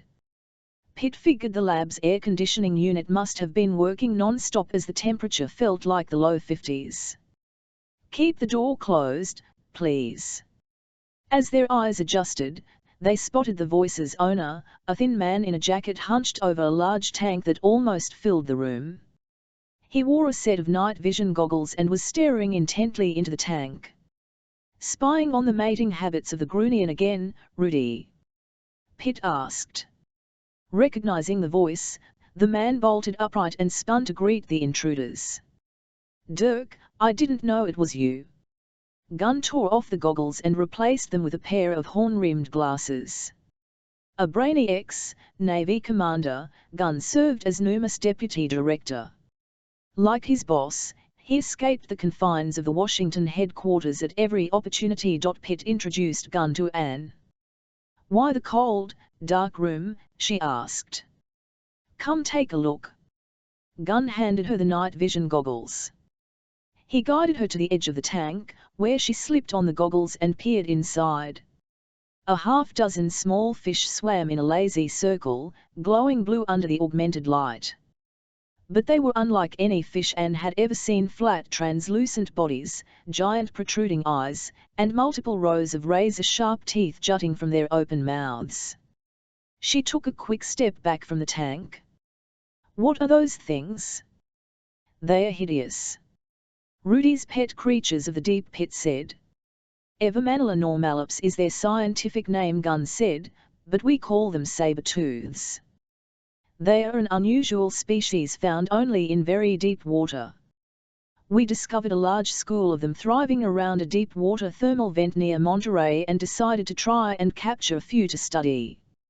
Took quite a few dives with the submersible, but we brought up 20 of them. These are the last few. We haven't moved to shore yet. They look like they'd eat you out of house and home. Despite their appearance, we believe they are non-predatory. They are actually quite docile. They don't seem interested in eating other fish, so we think they may be scavengers. She shook her head. I'm still not going to stick my hand in the tank. Don't worry, Pitt said, your cabin door has a lock on it, in case they grow legs in the night. They are no worse than a pet goldfish, Gunn said. Albeit, an ugly goldfish that can live a mile deep. We'll leave them in your care, Pitt said. Rudy, how soon can we shove off? Gunn tilted his head. I think we can make like that pizza delivery outfit. 30 minutes or less. Then let's get underway, Pitt said. I'm curious to find out where Anne is going to take us. True to his word, Gunn had the Drake inching away from the dock a half-hour later. Anne joined him on the bridge with Pitt and Giordano, watching the green hills of Point Loma drift past as they exited the harbour. Feeling more secure at sea, she opened up and explained their objective to Gunn and Giordano, then handed Pitt a small piece of paper. Here's the coordinates where the two bodies were picked up. Apparently they were within sight of each other. That may be a good indication the currents didn't get too daft with them, Giordano said. Pitt typed the coordinates into the Drake's navigation system, which plotted the position as a triangle on the digital map display. It lay just beyond a small rocky island grouping off the Mexican coast called the Coronados. The currents run southerly along the coast, Pitt said, so that would likely define a lower boundary from which to conduct the search. The coroner's report placed their time of death between 8 and 10 hours earlier and said. That gives us something to work with. Pitt drew a box on the map with a cursor. We'll start with a 10-mile square grid, working north of the Discovery Point, and expand beyond that as necessary. Anne contemplated the size of the Drake, then asked Pitt, how are you going to handle the recovery? Pitt tilted his head at Gunn. Rudy. I found a local barge and crane that's waiting on call. It'll come to the site once we find her. I guess I should have asked, but how big a boat are we looking for? Anne glanced at her notes. The cuttlefish was registered at 40 feet. We'll get her up. Gunn took over the helm and set the Drake on a path to Pitt's grid. 2 hours later, they reached the site where a passing sailboat had found the bodies of Hayland and his assistant Manny. Pitt saw the depth was around 400 feet. He decided to conduct the search using the vessel's towed array sonar, choosing ease of deployment over the deeper diving AUV. Crewmen at the stern deployed the bright yellow sonar fish, which was soon relaying electrical pulses to a processing station on the bridge via its tethered cable. Pitt took a seat at the controls and adjusted the cable winch until the fish was skimming a few meters above the bottom. And stood glued to Pitt's shoulder, staring at the monitor that displayed a gold-tinted image of the sandy, undulating sea floor. What will the boat look like? We're running a wide swath, so it will appear small in scale but should be readily identifiable. He pointed to the screen. Here, you can see what a 55-gallon drum looks like in comparison. and peered at a dime-sized object as it scrolled down the screen, easily recognizing it as an old barrel someone had dumped in the ocean. The clarity is quite remarkable. The technology's improved to where you can almost see a carbuncle on a clamshell, Giordano said. The seas were empty, save a large power boat flying a Mexican flag a mile or two away, its occupants busy fishing. Gunn piloted the Drake in a slow, steady pattern, running wide survey lanes north and south. The sonar registered some tires, a pair of playful dolphins, and what looked to be a toilet, but no sunken boats. After 4 hours of surveying, they drew near the Mexican powerboat, which held its position with a pair of unmanned fishing rods protruding over its stern. "Looks like we'll have to skip a lane to get around those guys," Gunn said. Pitt looked out the bridge window at the craft a quarter mile ahead, then turned back to the monitor.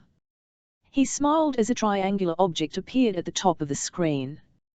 "Won't be necessary, Rudy. I think we just found her." And leaned over in puzzlement, then saw the shape expand into a boat's bow and grow into the full image of a cabin cruiser, sitting upright on the sea floor. Pitt marked the wreck's position and measured its length against a digital scale. "Looks to be right at 40 feet. I'd say that's our missing boat." Gunn looked at the image, then slapped Pitt on the shoulder. "Nice work, Dirk. I'll call the lift barge and get them headed our way."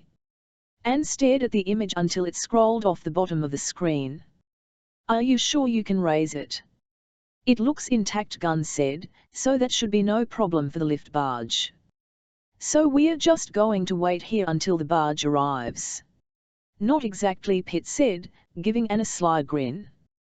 "First, we are going to drag a Washington spook to the bottom of the C-11T submersible dangled from a suspension crane, rotating lazily in the air before Gunn lowered it into the cool waters of the Pacific. He engaged a hydraulic release clamp, which allowed the submersible to drift free.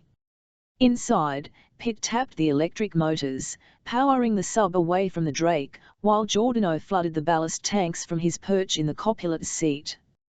Anne sat behind them in a cramped third seat, watching with all the excitement of a small child. Giordano glanced over his shoulder and noticed her fascination with the green murk beyond the viewports. "Ever been diving before?" "Lots," Anne said, "but only in a swimming pool. I was a platform diver in college." The submersible settled into a slow descent. Beyond the range of the exterior spotlights, the sea quickly turned black. "I was never one to voluntarily throw myself off high objects," Giordano said. "How'd you go from jumping off diving boards to chasing bad guys?" "I was a Marine brat growing up, so I joined ROTC in college. Took my commission with the Navy at graduation and finagled them into paying for law school. I worked at a JAG unit in Bahrain, then spent a few months at Guantanamo, where I made a number of Washington contacts. My military marriage failed about that time, so I decided to try something different. A friend referred me to the NCIS 2 years ago and I landed in their counterintelligence directorate." "You sound like a regular Perry Mason." "Used to be. In the JAG's office I enjoyed the investigations but not the prosecutions. That's what I like about my current assignment. Most of my work is strictly investigative, which allows me to spend a lot of time in the field. I was assigned the Eberson case to determine if he or the boat had been a target of espionage." "We'll know more shortly," Pitt said. "The bottom's coming up." Giordano neutralized their ballast as a sandy seabed appeared. Pitt eyed a lobster scurrying across the bottom, which reminded him of his lost meal in Chile. He engaged the thrusters and propelled the submersible forward. They travelled only a short distance before a large white object appeared to their left. Pitt swung the submersible to port and closed on the sunken boat. In its underwater world, the cuttlefish appeared like a lost alien. Still pristine and gleaming under the submersible's lights, it appeared in stark contrast to the dark, lifeless bottom. Pitt brought the submersible in tight, slowly circling the boat's perimeter. Sitting perfectly upright, she showed no signs of major damage. "I think she might be breached underneath," Pitt said, noticing a hairline crack in the hull. "We'll see when we raise her," Giordano replied.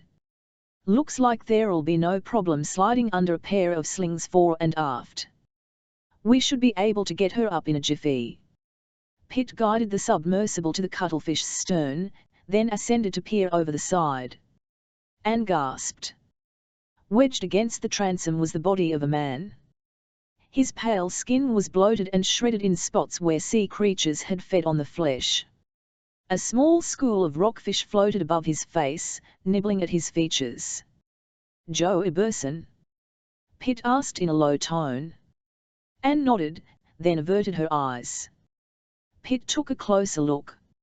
Monofilament line was tangled around Iberson's feet and ankles.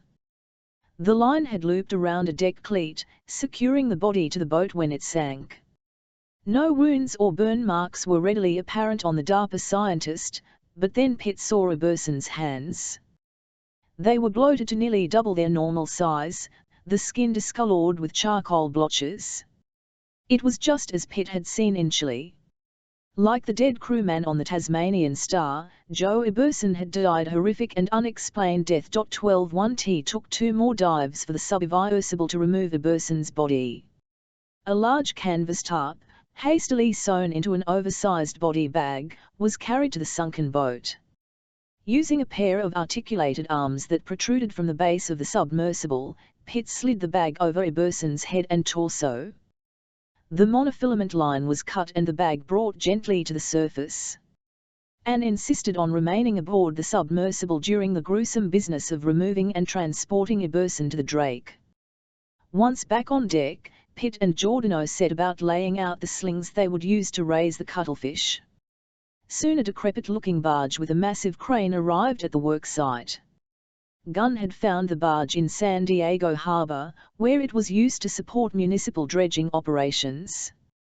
Pitt returned the wave of a friendly-faced man with a grey beard, who was steering the powered barge from a small pilothouse. Anne joined the 2 men on deck after she and Gunn briefly examined the body. "Is that your man?" Giordano asked. Anne nodded. "We found a waterlogged wallet in his pocket that confirmed as much. We'll have to leave it to the coroner for a definitive ID and cause of death." "A week underwater won't make that an easy job," Pitt said. "At least it appears that his death was accidental. Perhaps they had trouble with the boat and simply drowned." Pitt kept silent about Iberson's hands as he locked one of the slings into the submersible steel claws. And observed his work. "Is there much danger of damaging the boat when it's lifted?" "We can't really tell the extent of any structural damage, so the answer is yes. There's a chance she could collapse on us, but I suspect she'll pop up without a hitch." "Just in case," Anne said, "I'd like to examine the deck and interior before you make the attempt. We're about set to make the next dive, so hop aboard." The cuttlefish came into view a short time later, somewhat less menacing without Joe Iberson's body aboard. Pitt hovered the submersible just above the rear deck, then slowly rotated it to let the exterior floodlights expose the sunken craft. "Stop!" Anne cried, pointing out the viewport. "That box, there." Pitt froze the controls, allowing them to study an oblong box strapped to the starboard bulwark. "Something of importance?" Pitt asked. "Might be, judging by the padlock." She was angry with herself for not spotting the box earlier. "Let's take it up." "It looks pretty secure where it is," Giordano said. She shook her head. "I don't want to risk damaging it while lifting the boat." Pitt shrugged. "Suits me, but we've got to empty our hands first." He rotated the submersible's manipulator arms, showing Anne the sling they contained. He maneuvered away from the boat, dropped the sling in the sand, and stretched it around the vessel's bow. He grabbed one end and pulled it under the hull as far as it would go, then raised the looped end and deposited it on the cabin roof. He then repeated the process with the sling's opposite end.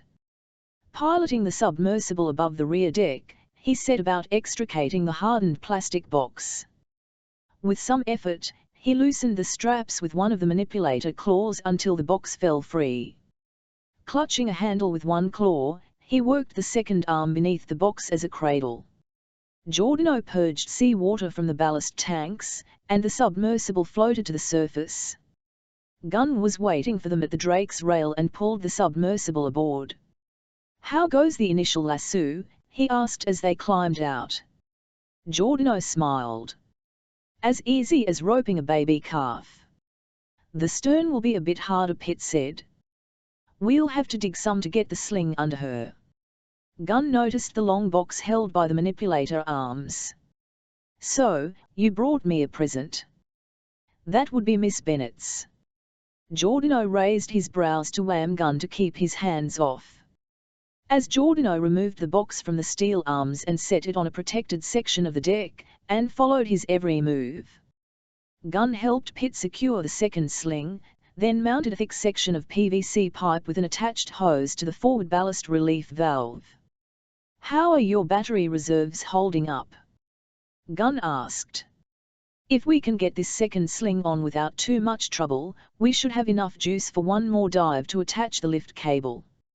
I'll tell the barge operator to stand by." Pitt and Giordano were lowered into the ocean, this time without Anne. Once they reached the sea floor, Pitt proceeded to the boat's stern and set the submersible down adjacent to the port quarter. Using the manipulator arms, he set down the sling and grabbed the PVC pipe, which he inserted into the sand along the boat's seam. "Ready for suction?" "At your pleasure." Giordano released a small stream of compressed air from the forward ballast tank, which fed through the flexible hose and into the lower third of the PVC pipe. Air bubbles sailed up the pipe and out the open end, expanding as they rose and generating suction at the bottom end of the pipe. The soft sand beneath the boat began swirling up the pipe, disgorging in a brown cloud behind the submersible that dissipated with the current. It took just a few minutes to clear a large enough gap beneath the boat's stern quarter to insert the sling.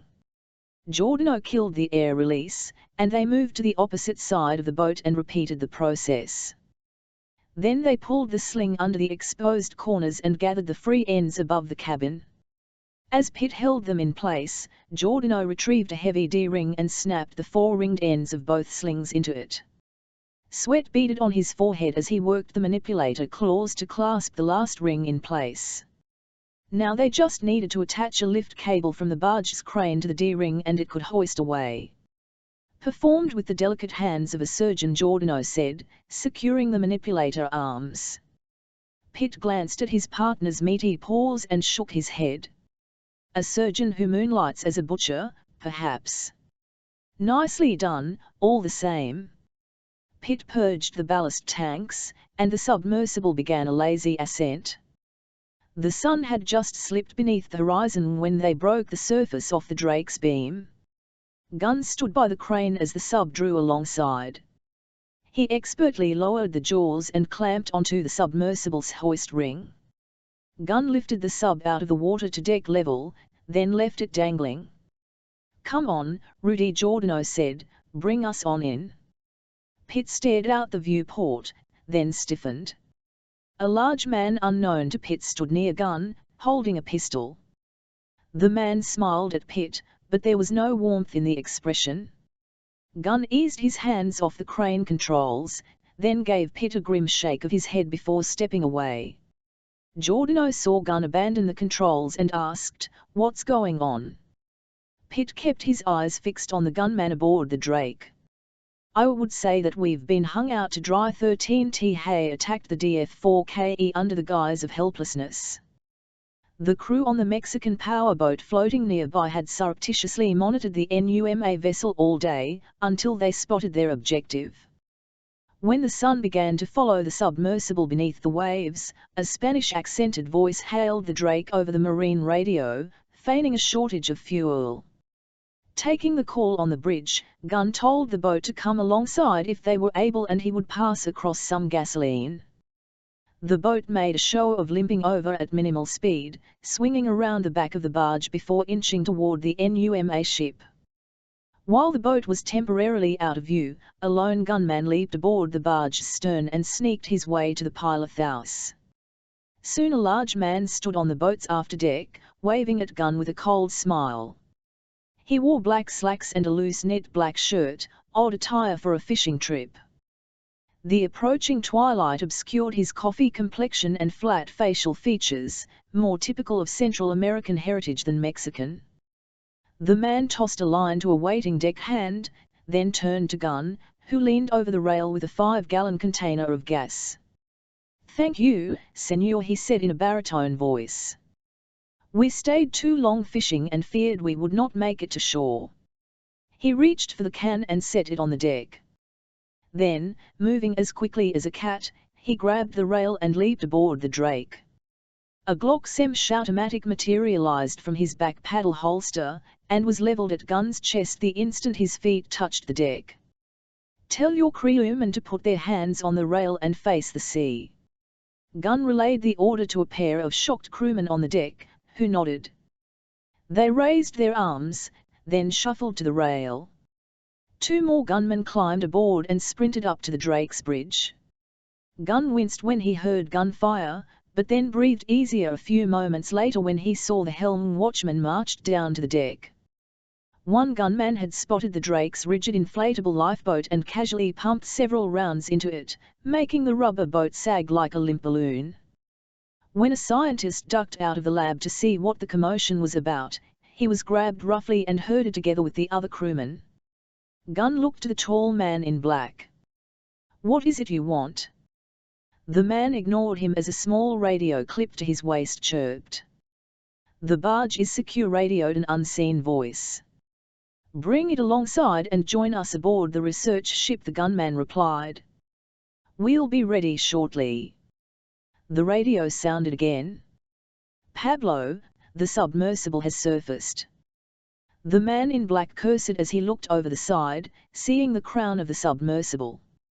Pocketing the radio, he grabbed Gunn by the collar and marched him to the lift crane. "Raise your friends out of water, but don't bring them aboard the ship." He stepped back, keeping his weapon drawn. As Gunn reached for the controls, he searched for a way to warn Pitt. The idea was abandoned when he felt the Glock pressed against his spine. Gunn attached the recovery clamp, raised the submersible, and stood by helplessly as he left it suspended in the air. A few seconds later, the old barge bumped against the Drake's stern. A 4th gunman, also wearing dark clothes and carrying a pistol, raced across the deck and jumped onto the Drake. He stepped over to Pablo, breathing heavily. His shirt was ripped, and a trace of blood trickled from his lower lip. "What happened to you?" Pablo asked. "The captain gave me some trouble, at first." Pablo shook his head and frowned. "Get the crate aboard. Now." The new gunman meekly joined the other 2 in hoisting the box recovered from the cuttlefish and placing it on their boat. Gunn suddenly thought of Anne and realized she wasn't on deck. The leader of the assault team turned to Gunn, waving his Glock. "Do not follow us or call for help or we shall return and kill you all." Pablo smiled at Gunn, his dark eyes glistening. "Thank you for your assistance." He stepped to the rail without looking back and climbed onto his boat. Pitt and Giordano were forced to watch the drama from the confines of the submersible. Though they could have exited the sub's hatch, they would have had a precarious leap to get aboard the Drake. Before they could act, it was all over. Watching Pablo step over the rail, Pitt detected a movement at the forward part of the ship. He turned to A1. "Did you see something go off the side, near the bridge?" "No," Giordano said. "I was keeping tabs on the guy who pulled the gun on Rudy." They watched as Pablo boarded the powerboat and it pulled away from the Drake. But as it turned and sped toward shore, they caught a glimpse of its opposite deck in the fading light. Giordano poked a finger at the viewport. "Is that what I think it is?" Pitt had seen it too and he nodded. It was the outstretched figure of a drenched blonde woman, hiding on the narrow side deck of the boat as it thundered toward Mexico. 14 Gunn wasted no in time hoisting the submersible aboard as Pitt and Giordano waited at the open hatch. "Is everyone all right?" Pitt asked. "No one was hurt," Gunn replied. "They threatened to kill us if we call for help or pursue them." "Who were they?" Giordano asked.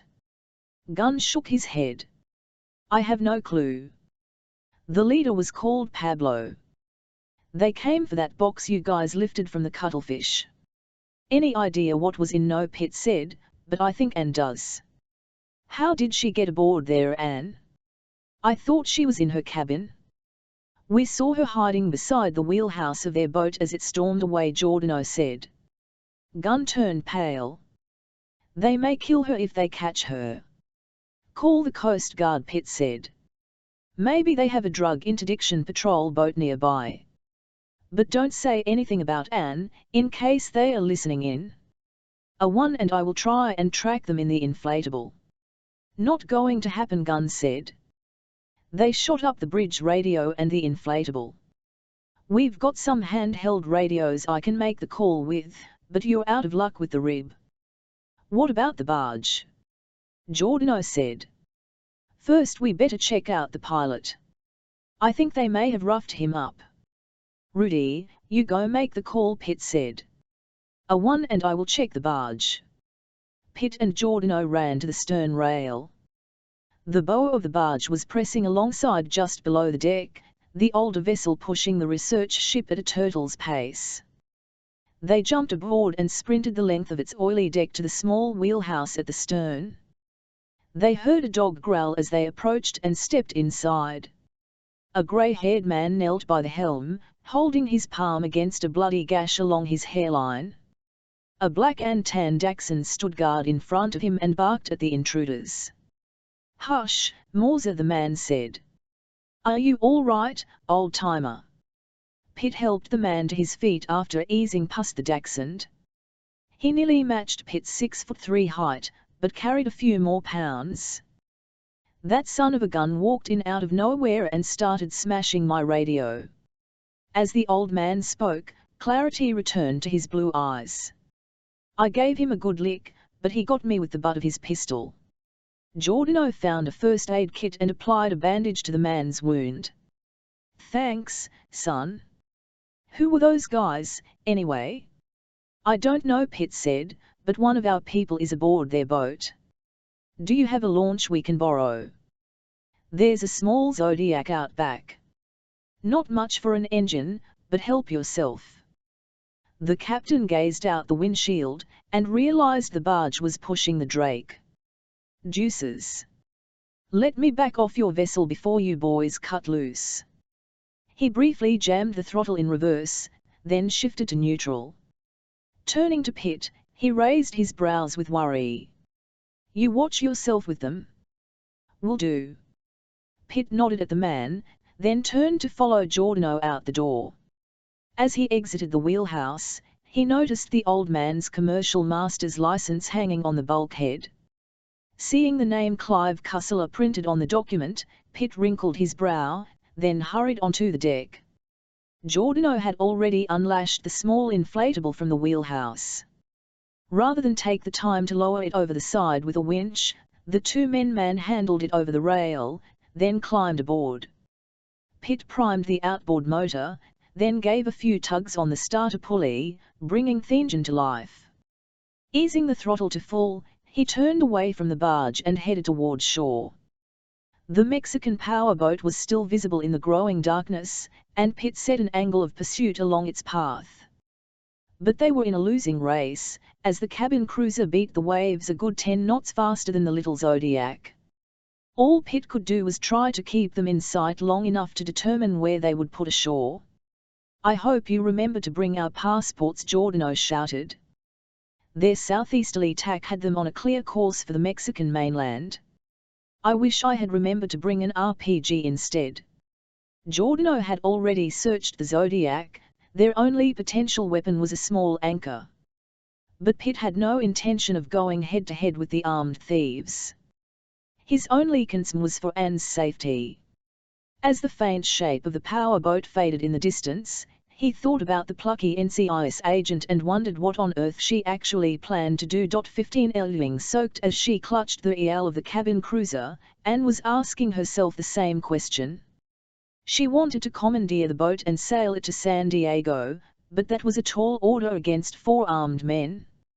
She felt along her back at the waist, making sure the holster containing a signal Sauer P239 had survived the plunge into the ocean. Her decision to sneak aboard the Mexican boat had been driven more by adrenaline than strategy. She was exiting one of the ship's labs while searching for a secure place to store Helen's crate when she saw Pablo on deck, pulling a pistol on gun. She ducked into a companionway, slipped down to her cabin, and retrieved her own weapon. When one of the gunmen drew everyone's attention by blasting the Drake's inflatable, she crept up to the bridge, only to find the ship's radio destroyed. While the crew had been startled by the attack, she knew why the gunmen had appeared. They were after the crate. It, not a person's body, was the real reason and was aboard. The gunmen acted quickly and offloaded the crate before she could devise a counter-attack. Just one thought ran through her mind. If it could not be saved, then it must be destroyed. With her heart pounding, she stepped to the bridge doorway and peeked aft. Pablo was busy with gun near the submersible, while the other gunmen were securing the crate aboard the power boat. She took a deep breath, stepped onto the bridge wing, and dove over the side. Anne's years of springboard diving kicked in. She stiffened her body as she dove and stretched her hands above her head, reaching for the sea. She hit the water at a vertical angle, the desired rip entry barely producing a splash. The cool Pacific made her body shudder as she dove deep, then turned and swam toward the Mexican boat. Surfacing off its outer beam, she moved in close alongside to stay concealed. She heard a man jumping aboard, then noticed the boat was drifting clear of the Drake. With a swift kick she reached up the side of the hull and grasped a rail stanchion on the deck. Then the engines rumbled, and the boat lurched forward. Anne held firm and let the boat's momentum drag her across the surface as she swung one leg up and caught her foot on the deck. She yanked her torso up and rolled aboard on the narrow deck that ran alongside the enclosed cockpit. She lay patiently, catching her breath and building her nerve, as the boat raced toward shore. It would be a half-hour journey. With darkness her ally, she waited for the sky to turn black. Salt water sprayed her face, and she bounced like a rodeo rider, battling to hold her position while praying no one looked her way. Pablo and his men hung on the stern deck rail for several minutes, watching the Drake behind them. The barge faced them, obscuring the launch of the small Zodiac from its stern. After several minutes, the party moved into the cabin. Pablo made a phone call, then sat and drank a bottle of Dos Equis. When a charcoal wash crossed the skies, Anne crept backward along the rail until she could catch a peek at the open deck. A dark, heavy-set man sat on a side bench, cradling a handgun as he gazed off the stern. He had a high forehead and a long full beard, reminding Anne of a young Fidel Castro. Secured on the deck in front of him was Helen's crate, which he used as a footrest. Though the odds were against her in a gunfight with the full crew, this lone man she could subdue, especially with the element of surprise on her side. Her objective was simple, just get the crate over the side by any means she could. Perhaps Pitt and the NUMA ship could find it later. At least it would stay out of foreign hands. She inched backward along the side rail and dropped quietly to the deck. Voices came from the main cabin, which was several steps below deck and out of clear view. Just above the cabin was the boat's cockpit, where Anne could see the pilot's legs a few feet away. With the boat closing in on the coast, she could only hope the pilot kept his eyes on course. She slipped the compact signal Sauer from its holster, reversed her grip, and sprung at Fidel. He never heard her coming. She aimed for his temple but struck high, and the pistol butt skipped over the crown of his head. He grunted and fell on his side, dropping his handgun to the deck. Anne kicked it aside and knelt to free the case, which had been tied to the bench. Only stunned by the blow, The man cradled his bleeding head with one hand and groped the deck for his gun. Instead of locating it, he found Anne's ankle. He wrapped an angry fist around it and pulled with all the strength he could muster. Hunched over the crate, Anne was caught off balance and went sprawling across the deck. But her reflexes were quick, and she quickly rolled to her feet. The gunman still clutched her left ankle, so she let go with her right foot, landing a vicious blow on the side of his head. He grunted and pulled harder, so she let fly with another kick, connecting with his jaw. His fingers finally went limp, his eyes glazed over, and he sunk to the deck. Anne scurried back to the crate, untying one strap and then the other. At last it was free. She dragged it to the stern and hoisted one end onto the rail. She bent to lift the other end, then froze. A cold ring of steel touched the back of her neck. "That will be staying here, my dear," boomed the deep voice of Pablo as he pressed his Glock pistol into her flesh. 16 twinkling lights blanketed the shore in a glowing wave of amber, but the serene image only irritated Pitt. The full outline of the Mexican boat had long since disappeared, leaving only its running lights to track its position.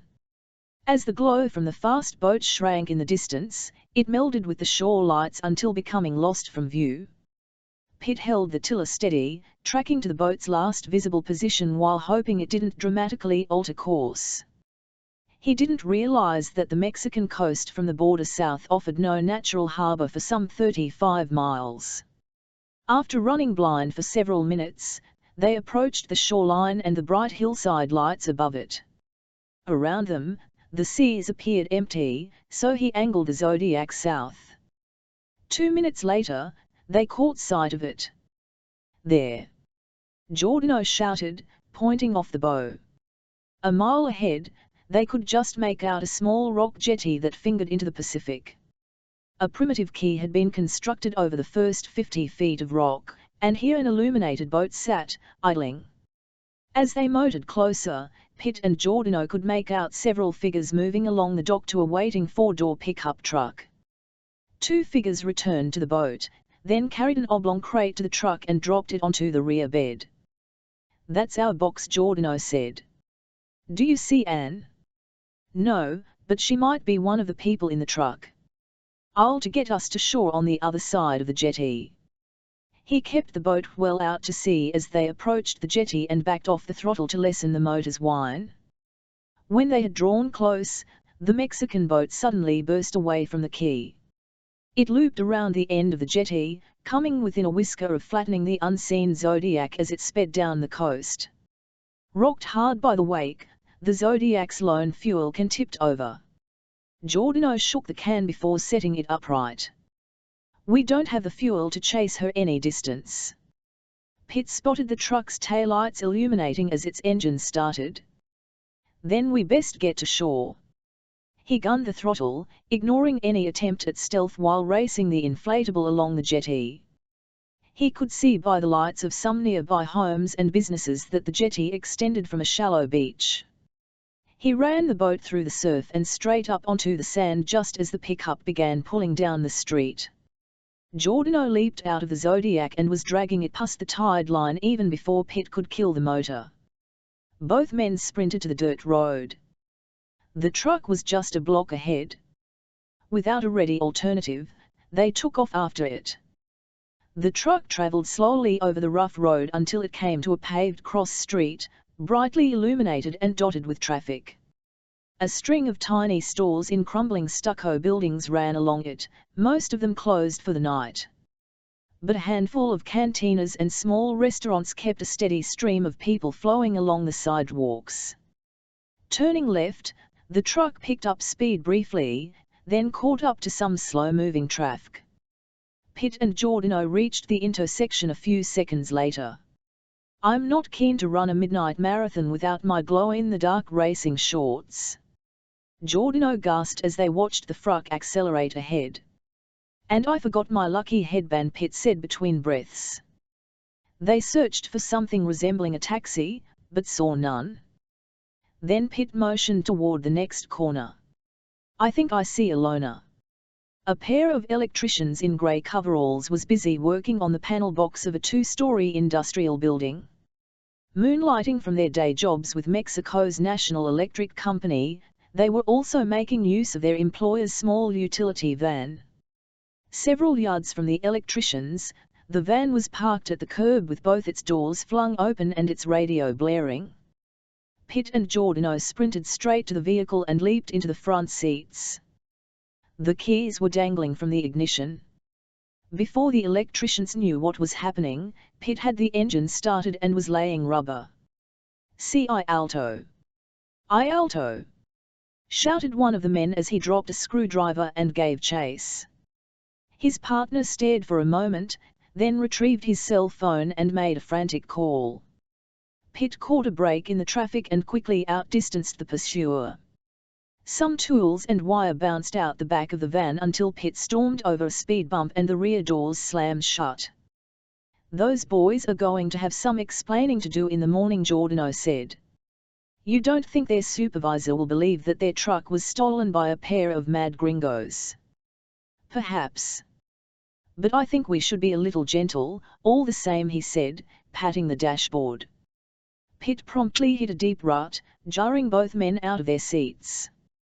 They had lost sight of the four-door pickup, so Pitt drove anything but gently. He kept the pedal glued to the floor, bursting around several slower cars on the Nanau road. He braked hard to avoid striking a woman, who had darted across the road with a pair of caged chickens, then narrowly avoided a pack of stray dogs at the edge of town. The avenue meandered up a hill, leaving behind both traffic and roadside businesses, and also any lighting. Passing a rusty Volkswagen Beetle, Pitt caught sight of the truck a half-mile ahead.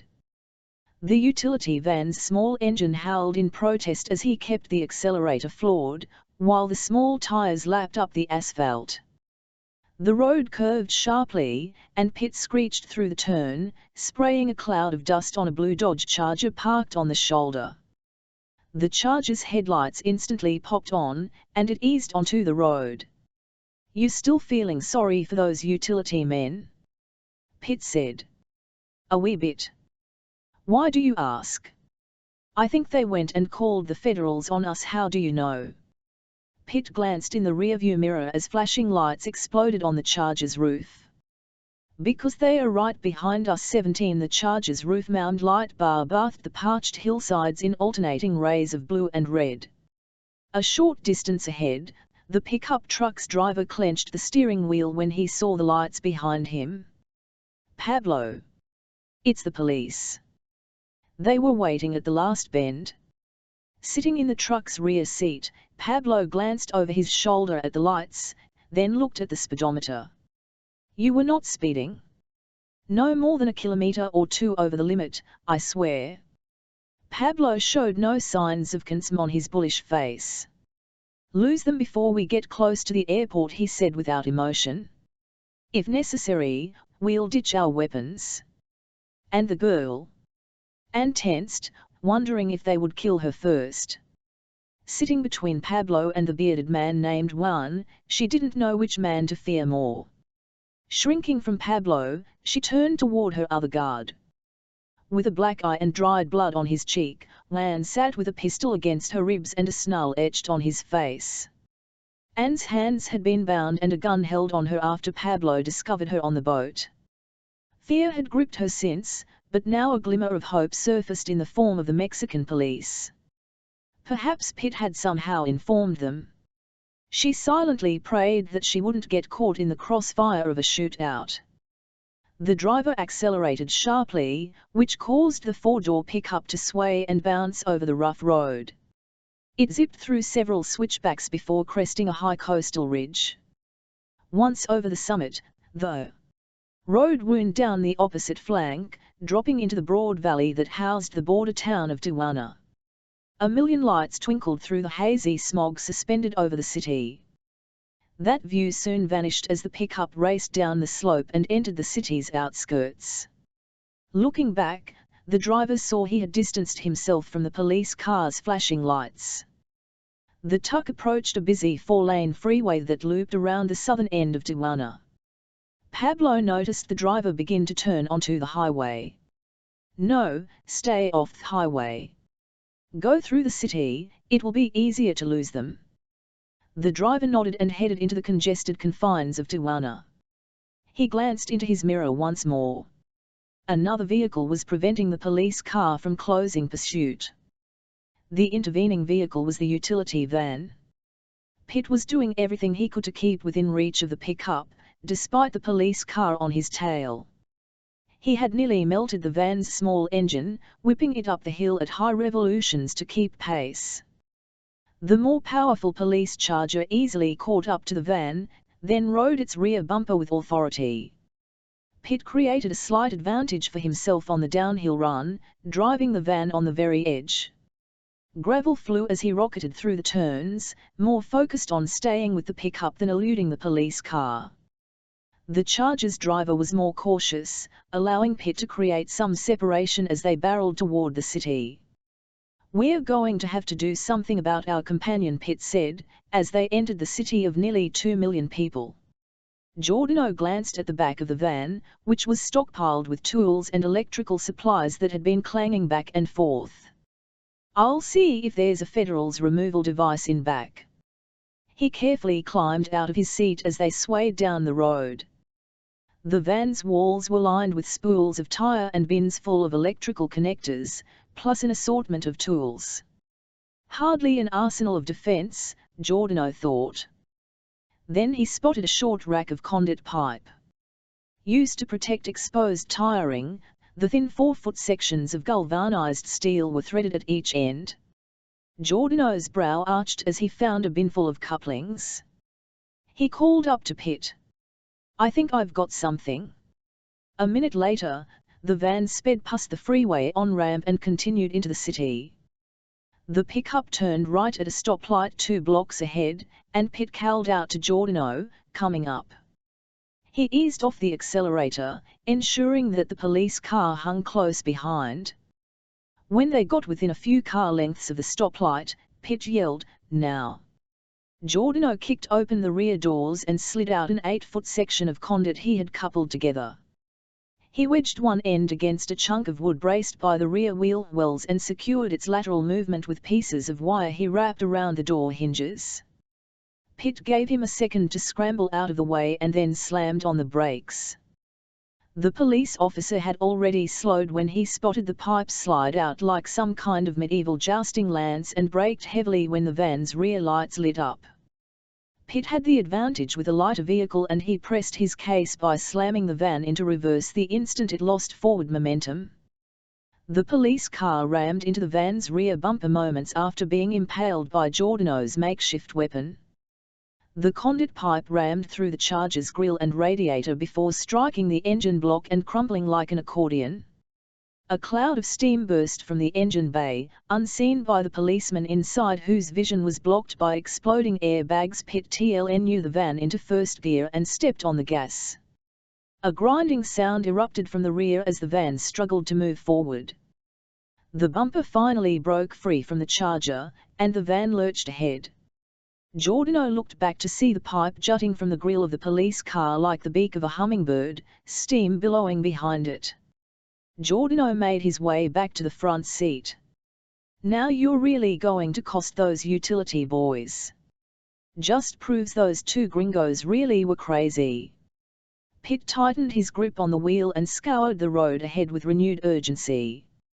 Every cop in Tijuana would soon be searching for the battered utility van. Wheeling around the corner, he pressed the accelerator to the floor. They'd have to make a play for Anne, and quickly. 18-1 Don't see the police lights anymore. The pickup's driver flashed Pablo a dirty smile. Years of drug use had left his mouth a cavern of brown gums and decayed teeth. "I think we lost them." "Do not draw attention to your driving," Pablo said, "but get us to the airport without delay." The driver checked the route on the truck's navigation screen. It angled across the city toward the airport on the northeast side of town. Glancing constantly in the mirror for police lights, he paid little attention to the small utility van that followed a short distance behind. As they approached the city center, the streets became more congested. The pickup's driver turned east, down a street called Plaza El Toreo, where the dirty sidewalks were swarmed with people. As he dodged some jaywalkers, the pickup hit a large pothole, which sent the crate bouncing on the truck bed. Following close behind, Pitt and Giordano saw the unsecured box move. Giordano rubbed his chin. "Do you suppose is in there that's causing all the excitement? I wish I knew." Pitt had to suppress his anger over leading the crew of the Drake into a dangerous situation without any advance warning. Giordano pointed at the fruck. "If I pull alongside the bed, I might just be able to grab hold of that thing." Pitt considered the idea. Driving a wanted vehicle, and with no weapons, they had little chance of overpowering the men in the pickup. Their options were limited, if not suicidal. "Maybe we could negotiate a swap for Anne," he said, "if they don't kill us outright." They had the advantage of being in a crowded city, one with a sketchy reputation. Giordano agreed it was worth the risk. Pitt kept the van close to the pickup's rear bumper, waiting for a break in the oncoming traffic so he could pull alongside. The vehicles reached a stop sign, which Pitt eased past without stopping. He was chagrined to look up and see a police car passing in the opposite direction. He held his gaze ahead as the car passed, then tracked it in his mirror. The police car rapidly made a three-point turn on the Nanau Street, nearly flinging a boy off a motorbike. "I think we've been made," Pitt said. Giordano rolled down his window. "Then let's at least get something for our trouble." Pitt edged closer to the truck as lights erupted behind him. The police car tried to fight its way across the intersection, but a semi-trailer truck had turned in front of it, slowly navigating through a tight turn. Pitt looked ahead, waiting for a battered Isuzu to pass in the other lane before catching a gap in the oncoming traffic. Flooring the accelerator, he surged into the other lane and pulled alongside the truck. Giordano leaned out the side window and thrust his arms into the bed, grasping for the crate. The pickup's driver, alerted by the police lights in his mirror, saw Giordano lunge out of the van. He immediately tapped his brakes. Giordano just managed to duck back inside his window to avoid colliding with the truck's cab. For an instant, the two vehicles travelled alongside. "Almost got it," he said to Pitt. "Give me one more try." Giordano sat nearly face to face with one, who was desperately lowering his window.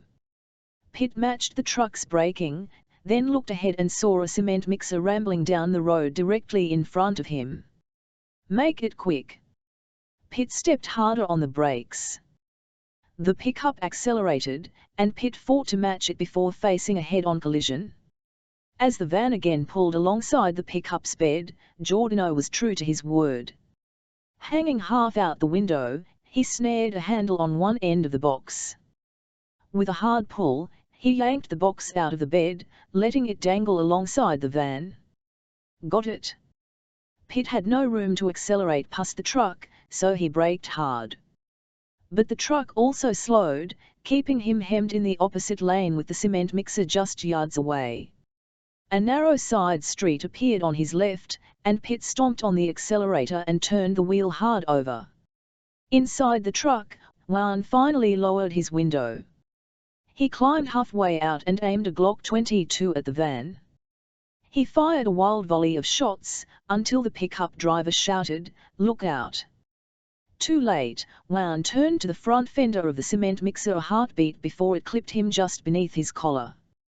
His clothes caught on the fender and he was plucked out of the truck. Both legs were smashed as he was ripped backward.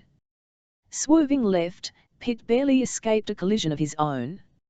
As the van screeched across the cement mixer's path, just missing its front bumper, a spray of bullet holes opened along the side panel and up the passenger door. Only the last bullet did any damage, splintering the crate and nicking Giordano's hand. Nerve reflex caused him to release his grip, and the crate plunged to the pavement. Panicked, the cement mixer's driver slammed on the brakes. Briefly clutching the fender, Juan slid off and under the left front wheel. The opposite tire found the dropped crate, and the mixer bounced over both. The massive vehicle skidded to a halt, but only after flattening the remains of Juan and the crate under its dual rear wheels. Stunned by the sight in his rearview mirror, the pickup's driver lost rein of his own vehicle. He drifted right and barreled into a Chevy Bolt parked at the curb. The four-door pickup rode up onto the little car's trunk before grinding to a halt. A bang filled the air as the pickup's front tire cut into the car's shredded body and burst. Across the street, the utility van went from careening past the cement mixer to nearly rear-ending an SUV. The side street was clogged with traffic, and Pitt locked the brakes to slide to a halt. Crowds of people filled the sidewalks and street, blocking the traffic ahead. Pitt noticed flashing lights reflecting off the story front windows. The police car was approaching the scene. "I think," Pitt said, "this would be a good time to kiss our utility van goodbye." Giordano shook his head. "And I was just getting rather attached to her." He found a roll of electrical tape and began tapping his bleeding hand. "You okay?" Pitt asked, just realizing his friend had been injured. "I may have to give up two-fisted drinking for a spell, but I'll live." They jumped out of the van and blended into the crowd that began to surround the cement mixer. Ignoring Juan's flattened body, they moved to examine the smashed box. There was little to see. A mangled assortment of wires, circuit boards, and metal casings were spread under the truck like a disemboweled robot. Whatever the box had contained, it was well beyond any attempt to resurrect. They slid away from the mixer as two police officers approached with their sidearms drawn. Pitt and Giordano worked their way toward the pickup truck, using the mass of onlookers to avoid detection. The crowds were thicker on the sidewalk, so they joined the throng moving alongside the mangled sedan and truck. With a sense of dread, Pitt stepped forward and peered inside the pickup. Both right doors were flung open, but Anne and the other occupants were nowhere to be seen. 19 Ablo had watched the destruction of the crate with disbelief. The death of his fellow gunman registered as little more than a nuisance, but losing the box made his face turn crimson. He vented his rage on Anne. "What do you know of the device?" He jabbed his pistol against her. Anne gritted her teeth and said nothing. "Pablo, the police are approaching." The driver's face was pale, and his fingers shook atop the steering wheel. Pablo glared at Anne. "You will talk later. Do as I say or I will kill you here. Now, get out of the car." Anne followed him out the passenger side door as the driver grabbed a light jacket and draped it over her bound hands. She glanced back toward the utility van but failed to see Pitt or Giordano. She had been as shocked as Pablo to see them appear alongside the truck, and she wondered how they had been able to track her. As they stepped onto the sidewalk, a young man in a black silk shirt accosted the driver. "That's my car," he said, pointing to the smashed Chevy. "Look what you did." Pablo stepped over to him and discreetly mashed his pistol into the man's stomach. "Be quiet or die," he said in a low voice. The man stumbled backward, nodding profusely. His eyes wide, he turned and fled down the street. Pablo stepped back and grabbed Anne by the arm, then glanced over his shoulder. He saw the police officers exit their car, and then he studied the crowd. He quickly spotted two Americans in work clothes looking under the cement mixer's right rear wheels. He had recognized them when their van had pulled alongside as the men who piloted the Drake's submersible. He turned and nudged Anne forward. "Move." "What about Juan?" The driver gazed toward the cement mixer with a look of shock. Pablo said nothing, ignoring the body of his dead partner as he guided Anne into the center of busy sidewalk. Arriving at the pickup a minute later, Pitt and Giordano scanned the crowds for Anne. A small girl sat on the curb, selling fresh-cut flowers out of a cardboard box. She caught Pitt's eye and held out a clump of daisies. Pitt paid for the flowers, then handed them back to the girl with a smile. Blushing, she sniffed the daisies, then raised a hand and pointed down the street. Pitt winked at the girl and took off in the same direction. "This way, a one." The crowd grew thicker as they made their way down the block. Pitt surveyed the moving mass, trying to spot Anne's blonde locks. They moved with the herd to the end of the street, which opened into a large parking lot packed with cars. Finally, Pitt and Giordano saw where all the people were headed. A newly rebuilt stadium towered over the opposite end of the parking lot. The structure was perfectly round, yet much smaller than a typical American baseball or football stadium. Streams of people headed into the building, following ramps at either end. Pitt looked up to see the top of the stadium capped in electric lights that read Plaza El Toreo. "Soccer?" Giordano asked. "No. Bullfight." "Done, and I forgot to wear red." Giordano had noticed that his bloody hand had stained one pant leg crimson. They hustled up the nearest ramp, jockeying to gain entrance with the other late arrivers. The aroma of roasting corn from a vendor's stand filled the night air. Giordano filled his lungs, trying to mask the odor of burning trash from a nearby slum that was mixed with the sweat and alcohol-laced crowd entering the arena. Keeping his eyes on the ramp ahead, Pitt spotted a large man enter the stadium, holding a blonde woman beside him. "I think I see her." Giordano made like a bulldozer, pushing his way through the crowd, with Pitt close behind. As they fought their way to the turnstiles, Pitt asked Giordano, "Do you have any money?" Giordano fished through his pockets with his good hand, extracting a loose handful of bills. "The late-night poker games aboard the Drake have been kind to me. Thank goodness there's no talent aboard that ship." Pitt plucked a 20 and handed it to the attendant. They didn't wait for the change, bursting through the turnstiles and running up into the stadium. Trumpets blared from a live band as the evening troupe of matadors and their assistants was introduced, the quadrilla traipsing across the circular dirt arena in a colorful procession.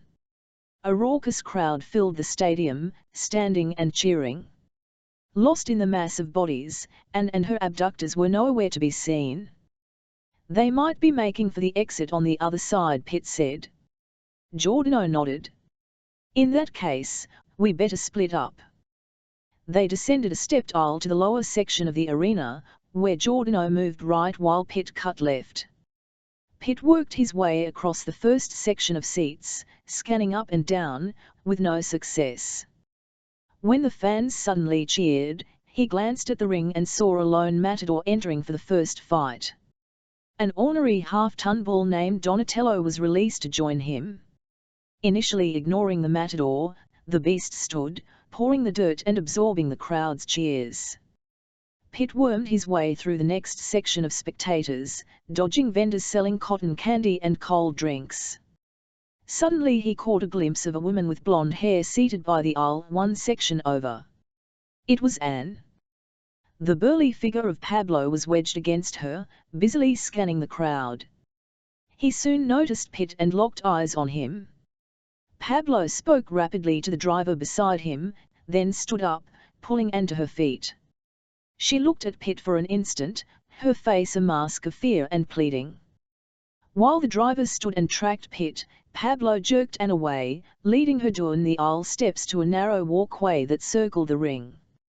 Separated by a full section of cheering fans, Pitt took off at a run down the nearest steps. In the next aisle, the driver hustled to match him. When Pitt reached the low wall that surrounded the bullring, he turned and needled his way toward Anne and Pablo, who were fleeing in the other direction just a few yards ahead. Then the driver leaped off the next set of steps and stood in his path. He was an inch or two shorter than Pitt but carried broad shoulders on a thick frame. As he shook his head for Pitt to stop, he briefly hitched up his shirt to expose a gun holstered at his waist. Pitt moved without hesitation, lunging forward and throwing a left cross that struck the driver on his cheekbone. The driver staggered to the wall. Giving him no time to recover, Pitt pressed the barrage with a quick combination to the head. The driver instinctively tried to block the blows, raising his hands in protection rather than reach for the gun. Then he regained his senses. He charged back at Pitt, swinging with both fists. Pitt ducked the first punch but caught a blow to the ribs that made him gasp.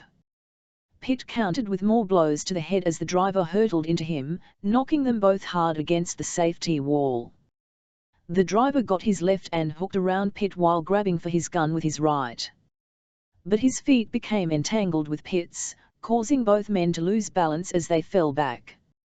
As they teetered against the wall, the driver pulled the gun free but was forced to catch himself with the same hand.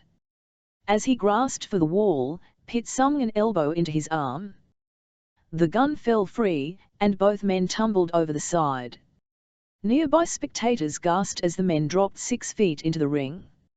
At its center, a matador stood with his back to them, not seeing their intrusion. As he flirted with the fresh bull, Pitt took the brunt of the fall, landing hard on his shoulder, as the two men struck the dirt together, then rolled apart. The driver bounced to his feet first and searched the ground for his lost gun. As he shuffled toward the wall, he bumped into a wooden rack stocked with banderillas. Long, razor-sharp darts tapped in colorful ribbons, they were the tools of the banderillas who assisted the matador. They would fling the banderillas into a knotty mass on the bull's back, which would agitate the bull and weaken his neck muscles so he would charge with his head lowered. Pitt was just regaining his feet when the driver grabbed one of the darts and flung it at him. The throw was high, and Pitt easily ducked the projectile. He backpedaled along the wall as the driver grabbed 3 more banderillas. Pitt spotted a matador's cape hanging on a peg beside him. He grabbed it and wadded it into a makeshift shield. Across the ring, a pair of banderillas on foot noted the scuffle and began to make their way around the perimeter wall. The matador was still oblivious, his attention focused solely on the bull. Dangling his cape in an orchestrated movement called a Veronica, the matador lured the bull to charge. The animal brushed by, just inches from his body. Clearing the matador's cape, the bull trotted a few paces, then stopped, seeing Pitt and the driver moving along the wall. Some bulls are calm in the ring, requiring much prodding and wounding to entice them to charge. Others are naturally aggressive, bolting after anything that moves. The rust-colored beast named Donatello rated at the top of the belligerence scale. Yet to be speared by the banderillas, he was an ornery bull at full strength. He trotted closer to the new targets, carefully eyeing the two men. Pitt saw the bull draw near but was more concerned with fending off his attackers' banderillas. Facing Pitt, the driver didn't see the bull. The driver stepped forward and began to release his barrage on Pitt, heaving the darts like a lancer. Pitt kept his eyes focused on the projectiles. Still stepping backward, he batted the first dart away with the wadded cape. The second throw went a centimeter wide when Pitt jumped to one side. The driver yanked back his arm with the last banderilla, then took a step closer for a better aim. As he flung the dart, the bull charged. The throw was perfect. The razor tip shot straight at Pitt, and would have struck him in the chest if he hadn't blocked it with the cape. The dart tore through the fabric, losing just enough of its momentum before slicing Pitt's hand. As if touching a scalding pot, Pitt hurled the bald cape and embedded spear back at the driver, then dove to the ground. Any uncertainty over which figure to target vanished from the galloping bull. The brute animal followed the airborne cape to the driver, who reached out and grabbed the bundle. The bull lowered his head and accelerated. The driver was confused by Pitt's sudden dive to the ground, and then he detected movement behind him. He turned, seeing the charging bull just a few feet away, and froze. Donatello barreled straight into the man. The crowd screamed as the bull's horns punctured the driver's stomach, nearly breaking through to his back. Tossing his head, the bull lifted the impaled man into the air and paraded him for several feet before dumping the limp, blooded body onto the dirt. Pitt heard a delayed solitary scream from the crowd and looked behind him. A short distance across the ring, and tussled with Pablo. In a quick motion, the big gunman scooped Anne off her feet and tossed her into the ring. Her hands still bound, she landed awkwardly and fell to the ground. She struggled to get up, then felt a burning pain in her ankle. She could stand on only one foot. Frenzied by his fresh kill, the bull stuttered and for a moment and snorted. Lowering his head, he angled toward the woman and charged. The two banderillas and the matador sprinted across the ring, yelling, but the bull ignored them. They were too distant to attract the bull's wrath. But Pitt wasn't. He jumped to his feet, ran and scooped up the shredded cape, then bolted for the bull. Charging hard, the animal was less than 20 feet from Anne. She tried shuffling to the wall but could barely move from the pain in her ankle. Her heart pounded as she faced the charging animal, then froze like the driver had. Her frightened trance was broken by a sudden shout. "I toro! I toro!" She turned to see Pitt rushing toward her, wildly waving the shredded cape. The bull took one look at the tall, bounding man with the bright magenta cape, and bit. Anne felt the heat from the beast's breath as it veered away from her at the last second and chased after Pitt. He skidded in the dirt as the bull overtook him. Extending the cape to his side, he shook the material like a dusty rug, drawing the bull's eye. Donatello followed the movement. He burst into and through the cape, his sharp horns skimming just millimeters past Pitt's body. Pitt yanked the cape upward as the bull tore TLN off, then spun to face the animal. He was too engrossed in self-preservation to hear the applause and chants of "Olé" that poured from the crowd. He shook the cape, then stepped aside as the bull charged once more. "Allow me, Senor," the matador said, rushing up with an embarrassed look. With the aid of a banderillero, the matador drove the bull to the center of the ring while two other men dragged away the driver's body. Pitt turned to approach Anne, only to see her hoisted into the stands by Giordano. He stepped closer and grasped Giordano's outstretched left hand. To the thunderous applause of the crowd, Pitt climbed over the wall, pale and shaken, and grabbed him by the arm. "That bull would have mauled me if I hadn't stepped in. It was a crazy thing to do, but thank you." Pitt gave her a tired grin. "You forget that I work in Washington. I'm fighting bull all the time." Then his face grew serious, and he gazed around them. "Your abductor, Pablo." Anne shook her head. Giordano was already scanning the crowds, but he too came up empty. The big man had made himself small in the crowd and disappeared. 21M thinking we really shouldn't lolligod to chat with the authorities, Giordano said. He tilted his head toward a bullring official who was making his way across the stadium with two security guards. "Lead on," Pitt said, and cinched his arm tight around Anne's waist. She took a hesitant step with her injured leg, then grasped Pitt's shoulder for support as a burst of pain bolted TLN off her ankle. "Just put your weight on the good leg, and we'll get there," Pitt said. He easily supported her 110-pound frame. Giordano charged through the crowd like a snowplow, clearing a path for the hobbling duo following close behind. They found the rear exit ramp and hustled out of the stadium, to the crowd's fading cheers.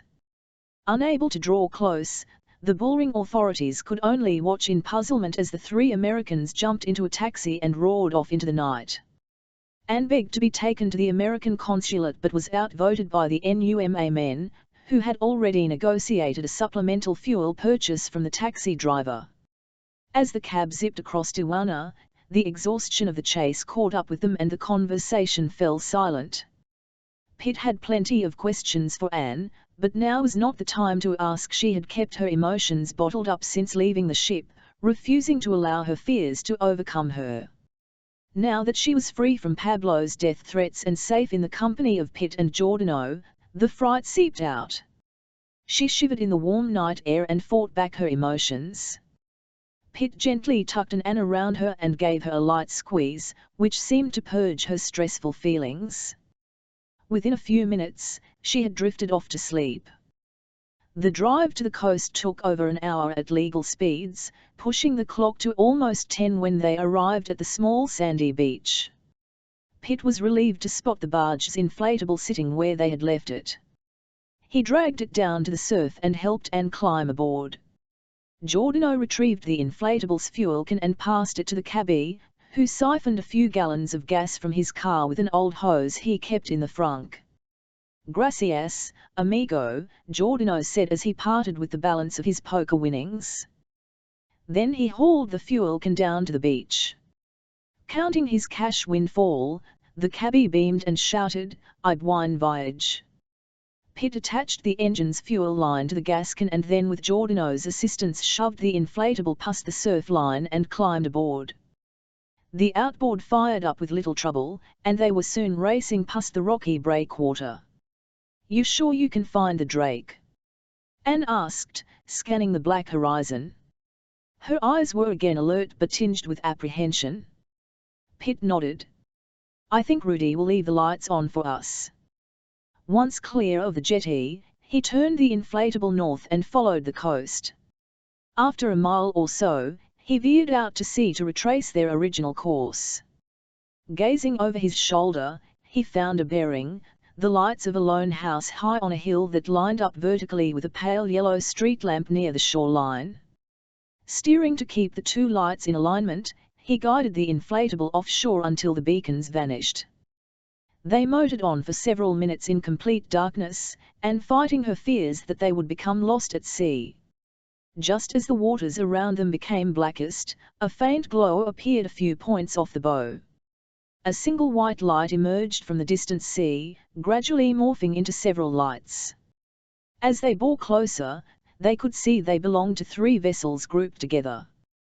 The Drake and the barge were stationed alongside each other, while a larger ship waited nearby. Pitt observed its white and orange banded hull, signifying a U.S. Coast Guard vessel. A pair of lookouts on its deck monitored the inflatable as Pitt eased it alongside the Drake and killed the IM. When he saw Anne, a visibly relieved Rudy gun leaned over the rail above them. "Thank heavens, you're safe." "Careful, she's got a bad wheel," Giordano said. He lifted her to the rail, where Gunn helped her aboard the ship. "I'll call for the Edisto's medic to come aboard," Gunn said. Anne shook her head. "All I really need is some ice." "Me, too," Giordano said, pulling himself onto the deck. "In a glass with a shot of Jack Daniels." Pitt remained in the inflatable, acting as taxi driver to shuttle over the Coast Guard medic. Anne was quickly settled into her cabin with her ankle iced and a dose of painkillers in her stomach. Pitt returned the medic to his ship, tied off the inflatable, and climbed aboard the Drake. When he met up with Gunn and Giordano on the bridge, one had already explained their chase through Tijuana. "I matador, Pitt, eh?" Gunn smiled. "I must have some Spanish blood in me." Pitt sighed and gazed out the bridge window toward the Edisto. "Nice work, getting the Coast Guard out here, but why aren't they pursuing the Mexican boat?" Absent a life-saving emergency, they weren't prepared to encroach on Mexican territorial waters without authorization. "They've called in the Mexican Navy, who will take the lead." Gunn took off his glasses and wiped the lenses. "Unfortunately, they don't seem to have a vessel in the area, so the outlook isn't good. I thought it best if the Edisto stood by until we heard back from you." "A prudent call. It seems the thieves were standing by, waiting for us to salvage the cuttlefish," Gunn said. "What was in that crate that was so valuable?" Pitt's eyes narrowed. "That's a question I'd like an answer for." "Whatever it was," Giordano said, "nobody's going to be too happy about its demise. Now it's nothing but a worthless bundle of mashed wires." "Speaking of which," Gunn said, "we replaced the bridge radio with a spare unit from below decks. I guess I should let the Edisto know we can all head back to San Diego now. Rudy, aren't you forgetting some unfinished business downstairs?" Giordano said, pointing toward the sea.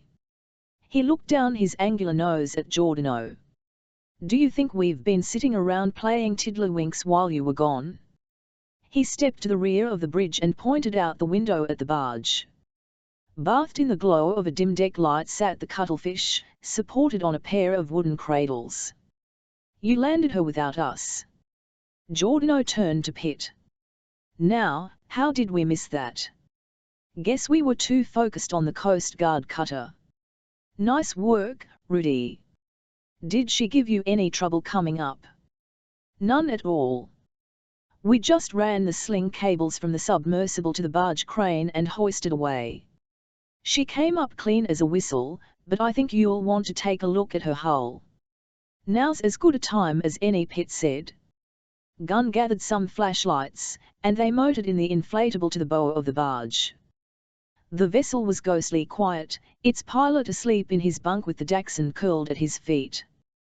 The cuttlefish stood tall above them. The hull sides were clean and dry, and the boat's chrome sparkled bright under their lights, showing little indication it had been submerged for nearly a week.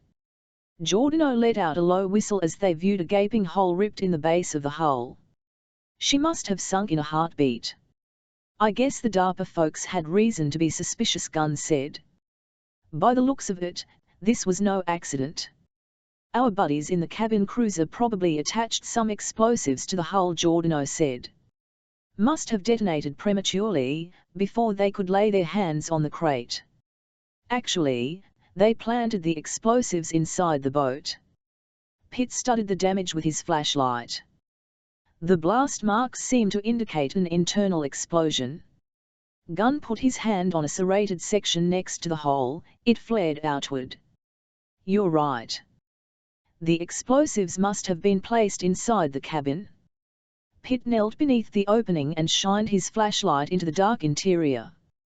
The remnants of the boat's galley were visible above him, with black-stained bulkheads and a crater-sized blast hole through the ceiling. Still, the interior damage was less severe than the breach in the hull. Examining the damage, Pitt noticed a pair of frayed orange wires trailing from the hole. He traced the wires' path across the galley to an aft-comer bulkhead, where they rose through a drilled hole. Squeezing through the blast hole, Pitt climbed into the galley and stepped aft past the cramped dining area to a flight of steps. He followed them up to the wheelhouse, where he stopped and studied the helm. In front of the pilot's seat, he pulled open a kick panel, which contained a rat's maze of colored wires that powered the boat's electronics.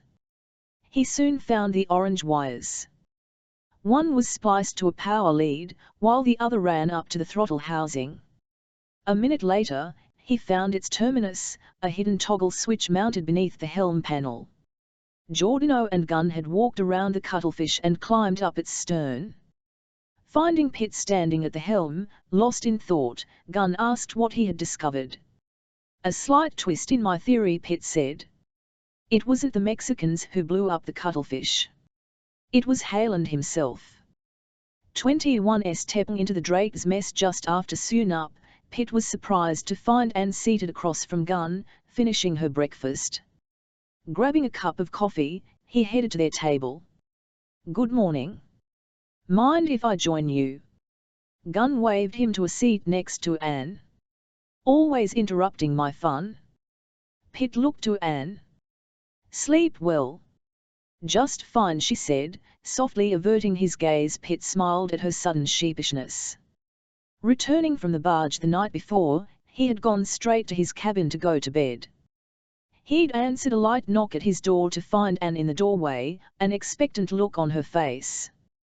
She'd worn a loose-fitting ship's bathrobe that failed to conceal the straps of her lingerie.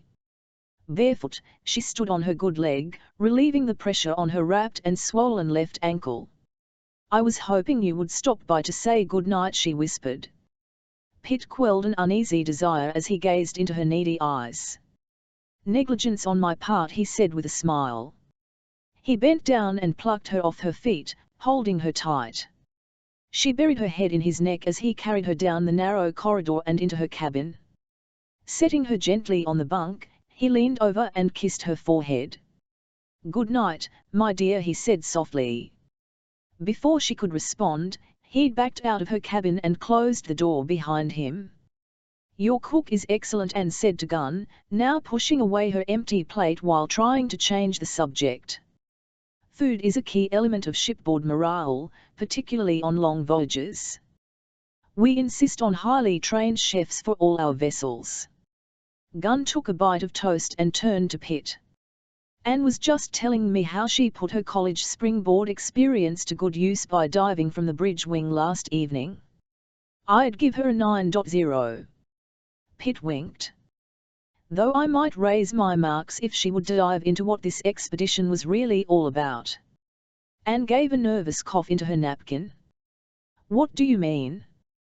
We were searching for much more than just a missing boat, weren't it? It was important that we find the boat, and any equipment that was still aboard. We succeeded on both counts, Pitt said, so how about you tell us something about that equipment?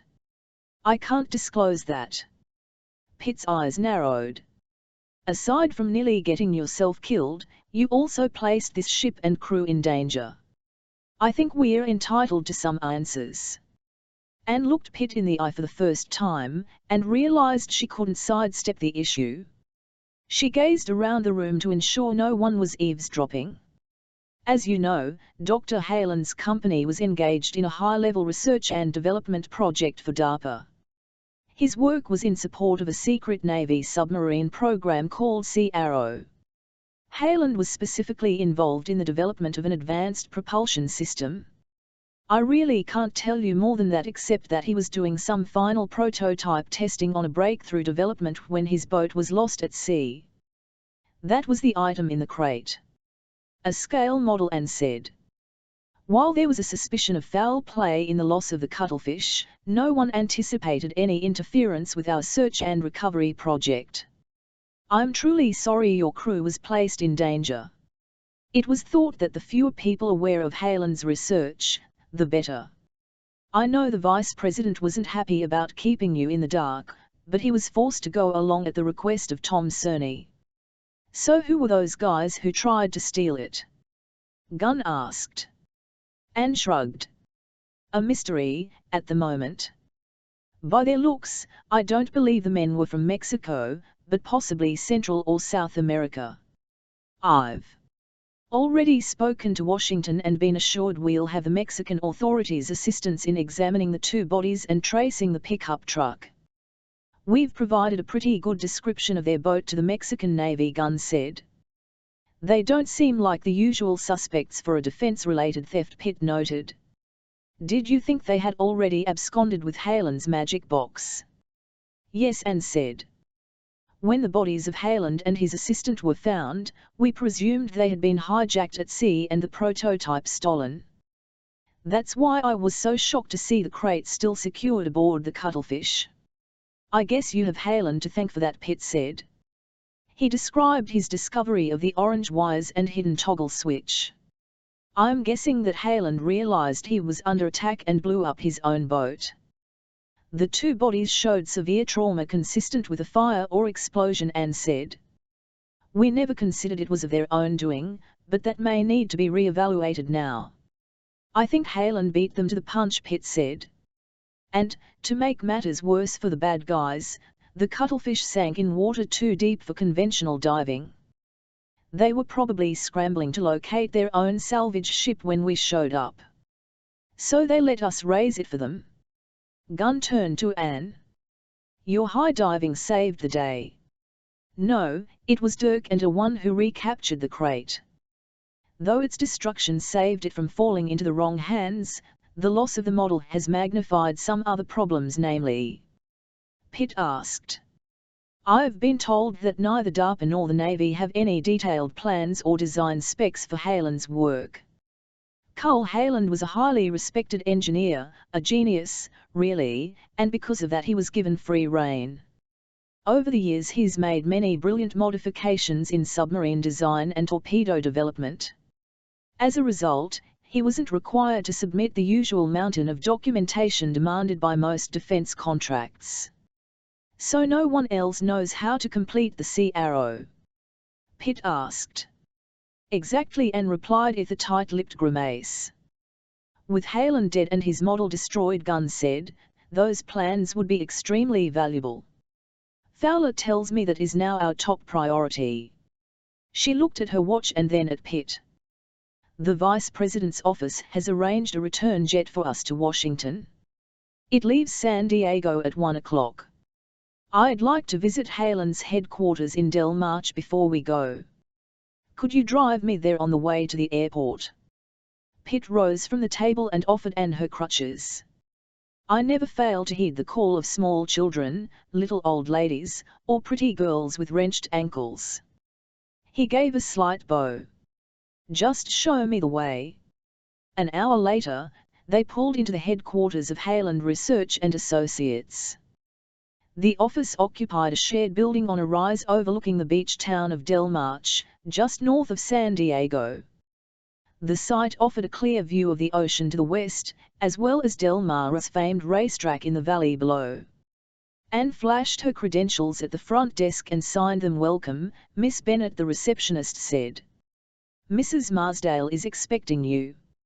A minute later, a stylish woman with short dark hair entered the lobby and introduced herself as Carl Hayland's operations manager.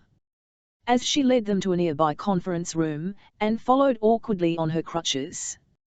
"We won't take much of your time, Mrs. Marsdale," Anne said.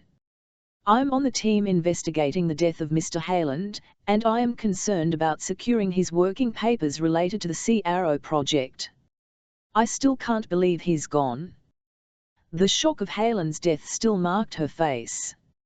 "I assume his death was no accident." "Why would you think that?" "Carl and Manfred were just too competent to die in a boating accident. Carl was a safe and prudent man. I know he always had concerns about maintaining the secrecy of his work." "We don't think it was an accident," Anne said, "but the investigation is still ongoing. We do believe that someone was trying to acquire his test model." Marsdale nodded. "The FBI was here a few days ago, and we gave them what we could.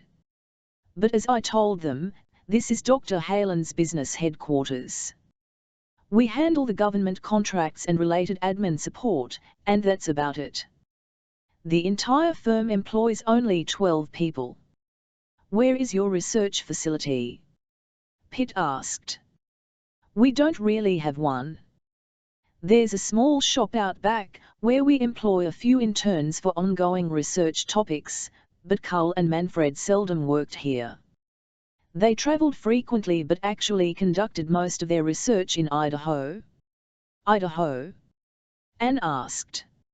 "Yes, there's a Navy research facility in Bayview. Dr. Hayland has a cabin nearby, where he and Manfred would escape to problem solve."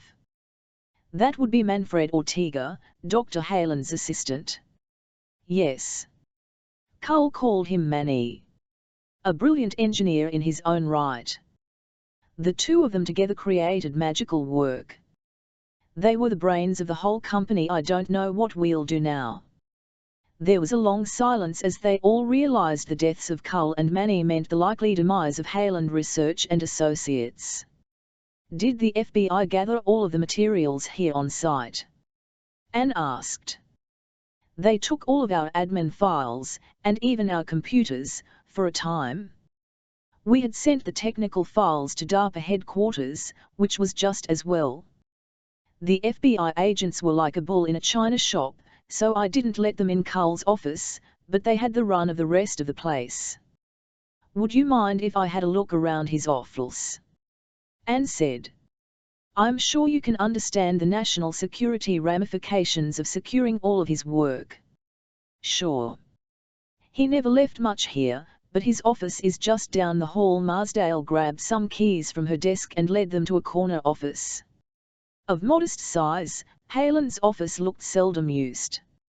Like the man, it was frugal in decor, sporting a few submarine models and a painting of a mahogany room runner under sail. The only incongruous item was a stuffed moose head, with an assortment of fishing caps dangling from its antlers, mounted just above the desk. Marsdale gave a puzzled look when she saw several desk drawers had been left open. "That's odd." She suddenly stiffened. "Someone's been in here and searched his desk. I remember leaving a contract in his inbox for signature and now it's gone." She turned to Anne with a worried expression. "I'm the only one in the building with keys to his office. Were there any other important documents in here?" "I can't say for sure, but I don't think so. Like I said, he was seldom here for very long." She looked at the desk and then glanced up at the moose. There was a picture of his boat and cabin on his desk. It's gone, too. And Carl used to hang the keys to his cabin on the moose antler when he was here, and they are also missing. Do you have security cameras in the building? Pitt asked. We do. I'll contact our security firm immediately. Her voice cracked in distress. I'm very sorry. If you don't mind, Anne said, I'd like to call the FBI back in to scour the office. Combined with your security video, that should allow us to develop some potential leads. Yes, of course. Whatever it takes to find out who is behind all this. As Anne and Pitt returned to the car, she stopped and stared out at the ocean. They were here, weren't they? I'd bet on it, Pitt said. I've got a favor to ask. She turned and locked eyes with him. Would you mind delaying our return to Washington a day? I'd like to redirect our flight to Idaho. If Marsdale is right, all of Halen's plans may be safe in Bayview without us even knowing it. I'm game, Pitt said. Fact is, I've always been curious to see where all those famous potatoes come from. 22T government Gulfstream jet descended out of a sapphire sky and touched down on the main runway of Collier d'Alene Airport's Pappy Boyington Field. A native son of the scenic Idaho town, Gregory Pappy Boyington had grown up to fly F-4U Corsairs in the Pacific, winning the Medal of Honor while commanding the legendary Black Sheep Squadron. The airport that bore his name was now home to tame Piper Cubs and private jets of wealthy tourists. Pitt grabbed Anne's crutches and helped her off the plane at the private jet terminal, where they negotiated the use of a rental car. Pitt took the wheel as they headed north on Route 95. They were traveling up Idaho's northern panhandle, a region of rich forested hills and pristine blue lakes, far from the potato fields in the state's southern plains. Traffic was light, and Pitt nudged the rental car past the 65-mile-per-hour speed limit. 20 minutes later they reached the town of Athol, where Pitt turned onto a side road and drove east. A large sign welcomed them onto the grounds of Farragut State Park, an Idaho state park named after a Civil War admiral. Pitt said. As a matter of fact, it is. Anne scanned a travel brochure she picked up at the airport. In the early days of World War II, the Navy established an inland base here after it was feared the Japanese would bomb the west coast. The Farragut Naval Training Station was indeed named for David Farragut, hero of the Battle of Mobile Bay and the first full admiral in the U.S. Navy. Nearly 50,000 men were stationed here at one point. After the war, the base closed down, and the land was conveyed to Idaho, which turned it into a state park. There's some trivia to fling at your next Pentagon cocktail hour, Pitt said. The road exited the park and corkscrewed down a hill into Bayview. The hamlet was at the tip of a narrow inlet on the large glacial lake of Pend Oreille.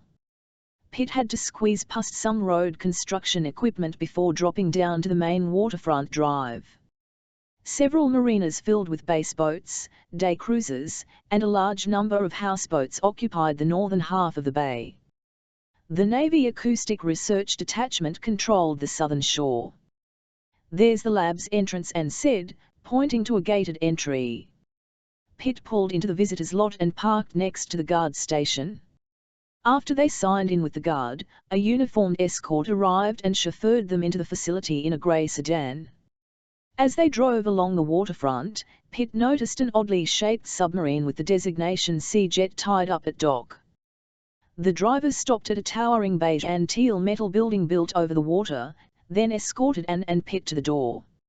An animated man with bright red hair and dancing blue eyes greeted them. Chuck Nichols, assistant lab director, he said in a rapid-fire voice. Please, follow me.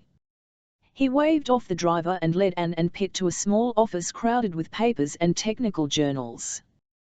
He cleared off a pair of chairs overflowing with binders so they could sit down. We were all pretty shocked to hear about Carl and Manny's accident, Nichols said. Have you figured out what happened?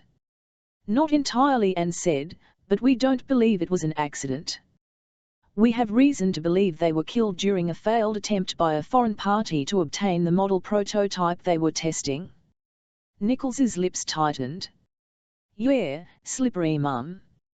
He was pretty secret about that one. I can't believe anybody would have known about it. Slippery mum? He always had a pet name for his models. He called his last hull model Pig Ghost. He gave us lots of grief over naming our test boat Sea Jet. Any significance to the name? Pitt asked. Sure, but probably only to Cull and Manny. He said the mum was from a champagne he liked. He talked a lot about speed and bubbles in attacking the supercavitation issue, so that must be the connection.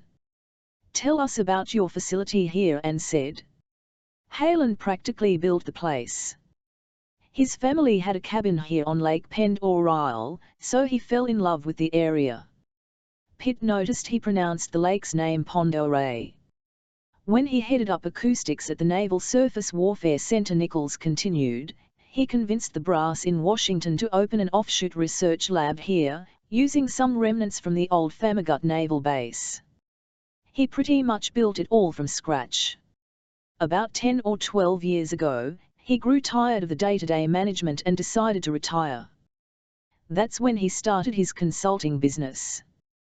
Cull was always an engineer first. You're a long way from blue water, Pitt said. Yes, but the lake is an ideal testing ground. It's large, lightly populated, and features depths of over 1,000 feet. Our work here focuses on research in advanced hull and propulsion designs, ones that allow for submarines to operate with a minimum acoustic signature. The lake is a nearly perfect controlled environment in which to test new designs and technologies. The Sea Jet being a test platform? Pitt asked. Exactly, Nichols said. It's what we call an advanced electric ship demonstrator. Though it looks a bit like a submarine, it is actually a quarter-scale model of the new DD-X class of destroyer. We've used it to experiment with some radical new hull designs and propulsion systems. It was originally built with water-jet propulsion, but we've migrated to some other technologies I probably shouldn't talk about. We were scheduled to test Cull's latest tinkering related to the Sea Arrow project, but we're at somewhat of a loss there now. The technology in the slippery mum? Anne asked. Yes. He was here testing it in the lake just a few weeks ago. I remember him telling the boys that he was really going to be scaring the fish with it. A couple of the fellows were out on the lake at the time and they claimed he was registering some crazy speeds. Didn't he work on it here at the facility? Not much. He'd come in and run things on our computers, but he was always 3 steps ahead of us. When he was in town, he was usually holed up at his cabin with Manny, tinkering away. It's important that we find and secure all of his research related to the slippery mum, Anne said. I already received that request from the folks at DARPA and I'm pulling together what we have, Nichols said. The fact of the matter is, Cull maintained 90% of the data. What wasn't in his head is probably still out at his cabin. Here, let me give you the address. He checked his Rolodex and jotted down the address for Anne, giving directions as he wrote. There's a rusty bell sitting on the patio table in back. Underneath it should be his spare keys to the house and boat. Anne gave him a "How did you know that?" look. I've downed more than a few beers with Cull on his porch and his boat, Nichols said with a wink. Anne thanked him for his time, and they were escorted back to the front gate. Anne felt a sense of optimism for the first time. See, I think this little side trip is going to pay off. Let's go check out Halen's cabin, and then I'll call the FBI to come secure the place. No objection to having dinner first, Pitt said. It'll be getting dark soon. Only if I can buy. Their options in the small town were limited. Pitt selected a waterfront restaurant called the Captain's Wheel just down the road. Anne sampled a Greek salad while Pitt polished off a cheeseburger and beer as they watched the marina lights begin flickering on. Anne noticed a tranquil look cross Pitt's face as he gazed at the lake's still waters. There was something enigmatic about the man, yet she felt entirely safe with him. She had met him just days before and knew almost nothing about him, other than the disappointing discovery that he was married.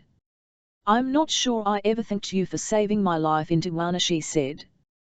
Pitt looked at her and smiled. "I'm not sure jumping aboard a boat filled with armed thugs was the smartest act of law enforcement I've ever seen, but I'm glad things worked out. I'm occasionally prone to rashness." She thought of her uninvited visit to his cabin the night before. "I'm hoping that we can be friends in Washington after this case is resolved." "I'd like that." With a grin he slid the check across the table to her. "But for now, how about we go find Helen's cabin before it gets completely dark?" Nichols had told them they couldn't get lost, and he was right. His directions sent them down a single-lane road that skirted the Acoustic Research Center and continued along the southern edge of the inlet. They passed clusters of cabins that grew fewer in number as the town lights receded behind them. The road tracked toward the bay's entrance, then turned south, following the lake's irregular shore. They drove another few miles before the road ended in a pine-clustered cul-de-sac. A narrow gravel drive led to a red wooden house facing the water. "That looks like the place," Anne said, confirming the address on a mailbox. Pitt drove the rental car down the drive and parked beside an attached garage that looked large enough to house a dozen vehicles. No lights were on in the house, and a desolate silence permeated the grounds. Anne noticed the first stars visible overhead as she felt a light breeze blow in from the lake. "I wish we had a flashlight," she said, poking her crutches at the uneven ground that sloped toward the lake. "Why don't you just head for the front door and I'll go look for the keys out back?" Pitt said. He stepped around the side of the garage and followed a footpath to the rear of the house. Just a thin band of tall pines separated the backyard from the water. Pitt could tell the house sat on a prime parcel of land that offered a breathtaking view of the lake. He swatted at a mosquito buzzing in his ear as he stepped onto a wide porch that ran the length of the house. He quickly spotted the old bell centered on a coffee table surrounded by some Adirondack chairs. The keys were indeed there, attached to a floatable chain used by boaters. Retracing his steps, he glanced toward the lake, noticing a private dock at the property line with a dark-colored boat moored alongside. Anne had made her way to the front door and stood resting on her crutches. "Any luck?" Pitt dropped the keys into her hand. "Just as advertised." She unlocked the door and stepped inside, groping for a switch. Pitt followed her in as she flipped on a bank of overhead spotlights that illuminated the interior. The antique cabin had been tastefully updated over the years. The kitchen glimmered with stainless steel appliances and granite countertops, while the living room featured a large flat-panel television. A pair of stuffed trout hung next to an antique fly rod above the rock fireplace, an ode to one of the owner's longtime passions. Uncomfortable scouring the dead man's refuge, Anne quickly hobbled through the house searching for an office or workshop. All she found were 4 large bedrooms. "We better hope there's something in the garage." She looked toward a door at the end of the hall. Pitt followed her as she opened the door and flicked on the lights. The sight surprised them both. Though they expected to find a workshop of some sort, they never anticipated that a top-drawer research lab would be hidden in the Idaho woods. The garage looked like it had been transferred from the heart of Silicon Valley.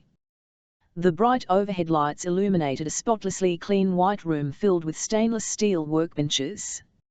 Rack after rack of electronic test equipment lined one wall, another comer was set up as a fabrication area. A long, nano tank filled with water, used for marine hull and propulsion testing, stretched nearly the length of the building. But the space wasn't entirely devoted to work, Pitt noted. In one corner stood a 1950s-era pinball machine next to an elaborate espresso machine. "Jackpot," Pitt said. Anne limped her way across the room, where a large executive desk was positioned next to 2 easy chairs. A pair of laptop computers sat open beside several bound journals and stacks of schematic diagrams. Anne picked up a journal and read a few lines of the handwritten notes. "This is dated just a few days ago," she said. He describes a series of successful tests of SM in the lake and his plans for a final saltwater-proof run in San Diego. SM? That would be slippery, Mum. Thank goodness. His notes and data look to be all here. The plans haven't been lost. The words had barely left her mouth when the lights to the house went off, leaving them in a sea of blackness. 23T. Two men had pulled up short of the cabin upon seeing a car parked in the drive. The driver opened the trunk, and each man retrieved a Glock semi-automatic pistol and a pair of night vision goggles. Darkness had enveloped the mountain lake by then, and a moonless night offered little illumination. With trained stealth, they surveyed the cabin's perimeter and located the electrical panel box. Prying open the cover, one of them found the main breaker and flipped it off. Inside the windowless lab, it turned as black as a mine shaft at midnight. Anne let out a faint gasp. "What a place to be when the power goes out," she said, a nervous uptick in her voice. "Maybe just a power surge," Pitt said. "Stay still for a moment so you don't trip and fall." As they waited, an uneasy apprehension bedeviled Pitt's thoughts. "Try turning on the laptop computer for light," he said. "It should have some battery power." "Good idea." Anne set down the journal and felt on the desk for one of the laptops. She located one and pressed a variety of keys, hoping to locate the power button. From inside the house, Pitt heard the hall floorboards creak. They weren't alone. He reached toward the workbench beside him and ran his hand across its surface, probing for a weapon. Ignoring some strands of loose wire, he felt a tool, a tiny pair of needle-nose pliers, and he palmed it in his hand. "There, I think I got it," Anne said. The computer began to boot up, and she spun the screen toward Pitt, casting the room in a turquoise glow. The faint light reached the house door just as it burst open. Two intruders charged in, then froze as they surveyed the interior. Pitt saw they were both short but muscular, dressed in dark clothes and wearing night vision goggles. They held Glocks at arm's length and swept the room mechanically until locking sights on Anne and Pitt. "Do not move," the lead assailant shouted with a slight Spanish accent. He produced a flashlight and aimed its beam at them. Anne had to squint when the light lingered on her face. The gunman strode forward, keeping his weapon trained on Pitt. "Back against the wall," he said, illuminating the path with his flashlight. Anne eased up her crutches and hobbled over to Pitt, then they both stepped to the side wall. A door in the wall led to the backyard, and Pitt gently nudged Anne closer to it as the gunman called to his partner. The second man approached and took up a guard position in front of Anne and Pitt, his gun fixed on them. The other man holstered his weapon, raised his goggles, and used his flashlight to begin searching the lab. He was thorough, Pitt noted, and he knew what he was looking for. He started by examining the laptops and desk journals Anne had found, then methodically searched the lab itself. It took nearly 10 minutes before he returned to the desk and organized the items he wanted. Locating an empty plastic bin, he stuffed it with Helen's notes and journals. Anne huddled close to Pitt, stunned that she was staring down the barrel of a gun for the second time in 2 days. Anger began to push aside her fear as she saw Helen's work being stolen right in front of her. Emptying the desk drawers, the burglar stuffed the contents into the bin, finishing it off with the 2 laptops. "Are you done?" the man standing guard asked. "Almost."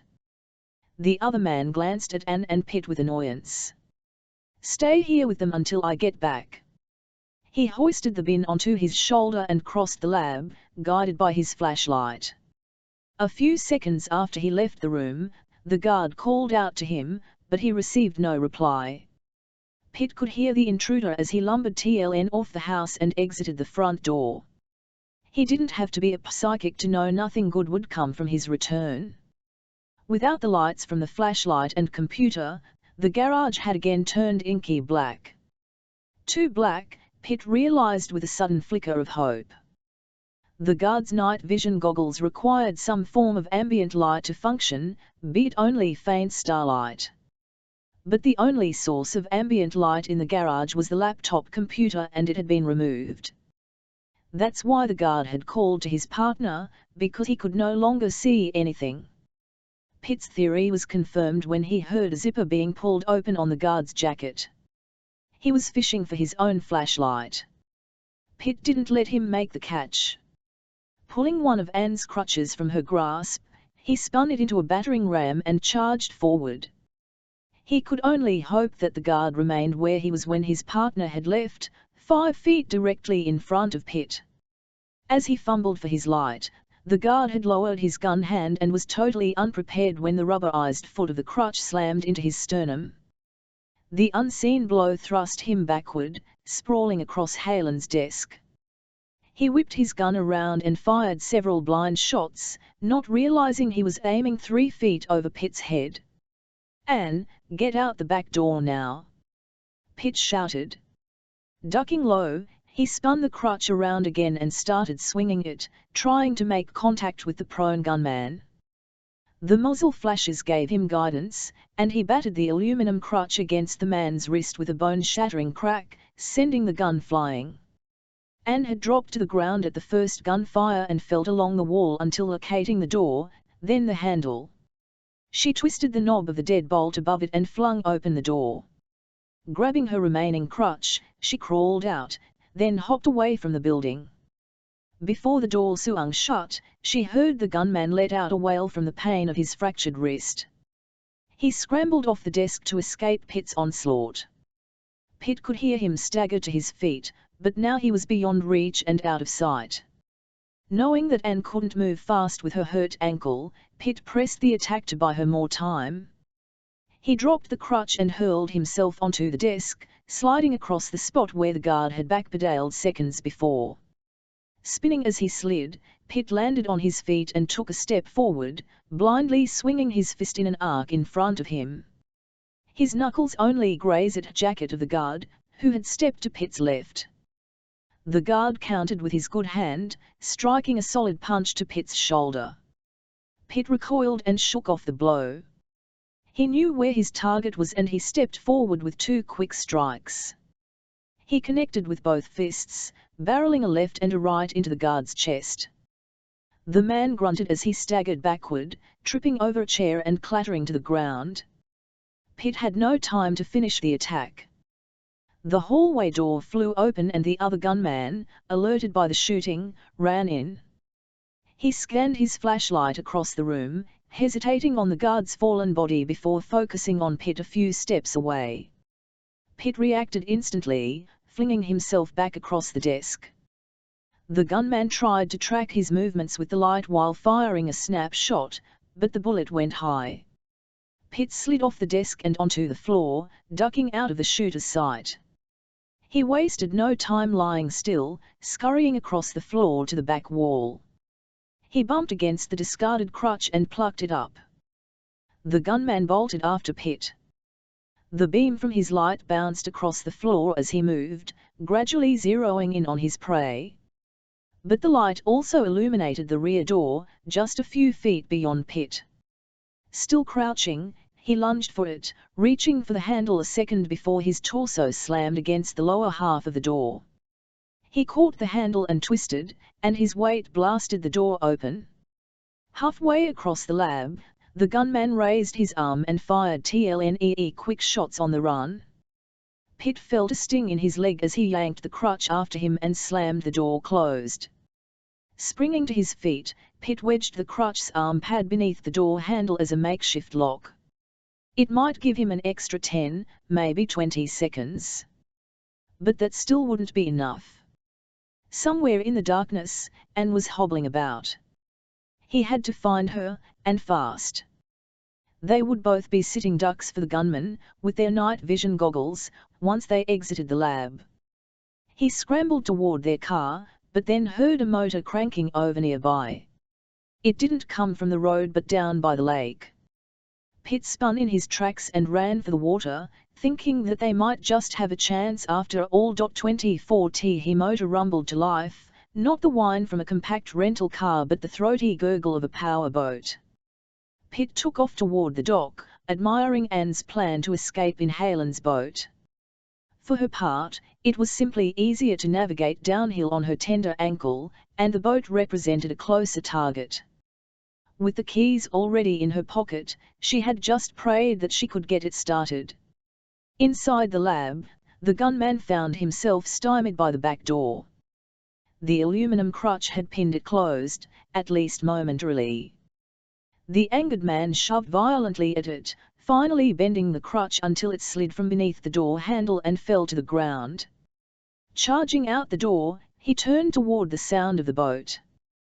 He spotted the shadowy blur of Pitt running amid the shoreline trees and took off in pursuit. Pitt was breathing hard, and his left leg ached, as he reached a gravel footpath that led to the lakefront. He could faintly make out the figure of Anne standing in the boat's cockpit, looking in his direction. Having heard the crash of the lab door opening, he didn't have to look behind him to know the gunman had no plans to let them get away. "Cast off, Anne," he shouted. "Don't wait." Anne crawled onto the dock and untied the stern line, then limped over and released the bowline. She was sliding back into the passenger seat when Pitt pounded onto the dock. As Pitt approached, he was surprised to see the boat was an old dual-cockpit runabout, built of mahogany. Had there been sufficient light, he would have recognized it as an early 1940s Chris craft. Not losing a step, Pitt crossed the dock and leaped into the rear cockpit. He bounded off the cushion and vaulted into the front pilot's seat, jamming down the boat's throttle. As he fell into the seat, the old boat charged away from the dock with a bellow from its vintage six-cylinder Chrysler engine. "This was fast thinking," he told Anne as he guided the boat away from shore. "I was afraid you'd never make it out of there." He looked back at the dock to see the dark figure of the lead gunman charge onto the platform. "Better get down," Pitt yelled, spinning the wheel hard over. The cockpit floor was spacious enough for both of them and they ducked beneath the cowl as the boat jutted left. Pitt reached up and eased back the wheel, letting the boat run blindly ahead. His move had turned the boat parallel to shore as it sped across the lake, its occupants hidden from view. The gunman ran to the end of the dock and aimed at the pilotless craft, firing until his clip was empty. The roar-off engine drew Ned out the gunshots, but Pitt detected several faint thumps when a few rounds struck the hull. He waited a minute, then popped his head up for a quick look. The dock was lost from view among the trees as the boat skittered toward shore. Pitt slid into the seat and bumped the wheel over to keep them in deep water. Once on course, he pulled Anne up beside him. With all focus on their escape, he had ignored the throbbing pain in his leg, and the sticky wetness that told him he was now bleeding. "Are you all right?" he asked. She nodded. "That was a little too close for comfort. It would have been even closer if I hadn't had your crutch handy. Sorry to leave you off balance. I was so scared, I didn't even think about my ankle. I just saw it was downhill to the dock and remembered I had the house keys in my pocket." Fortunately, the boat keys were also attached. She unconsciously rubbed her ankle, now noticing the pain. "Where to now?" she asked. The wheels of justice had already been turning in Pitt's mind. "Simple," he said. "We head them off at the pass." There was only one road out from Helen's cabin. Pitt knew the thieves would have to pass through Bayview to escape with the stolen documents. They could be stopped, but only if he and Anne got there first. It was a race that would depend on a 70-year-old boat. Though long in the tooth, Helen's Chris craft was no turtle. The custom runabout was fitted with the company's Model M engine, which churned out 130 horsepower. The old speedboat was as stylish as she was speedy, featuring a varnished mahogany finish, dual cockpits, and a rakish barrel-back stern. A desirable boat when it had left the Algonac, Michigan, factory in 1942, it was now a prized collectible for classic boat lovers. The elegant boat cut easily through the waves as Pitt kept the throttle down, mustering full speed from its inboard engine. Although they had a healthy head start, Pitt knew the gunman would be desperate to escape and could travel the road back at nearly twice the boat's speed. A star-filled sky gave him ample light, and he nudged the boat near the shoreline to trim the distance. After a few minutes of hard running, a wide inlet appeared on Pitt's left, and he angled the boat into it. The lights of Bayview appeared off the bow, mingling at the far end of the aptly named Scenic Bay. Pitt glanced toward the shoreline road but didn't spot any headlights. "How do we stop them?" Anne shouted. Pitt had been ruminating on that question since they had cleared the dock. Sitting weaponless in a 70-year-old boat with a woman who could barely walk did not give rise to many options. The obvious course of action would be to storm into the Navy facility and request help. But such an assault would more likely get them shot or arrested than gain them immediate assistance. Peering ahead, he spotted a marina dock close to the lab's fenced security entrance. The road from Halen's cabin intersected the town's main street just a short distance away. He pointed out the dock to "I'll run us in there," Pitt said. "See if you can make it up to the guard hut and convince them to call for some security to seal the road. I'll see if I can find something to slow them down." "Okay, but be careful." She reached into the rear seat for her lone crutch and braced herself to exit the boat.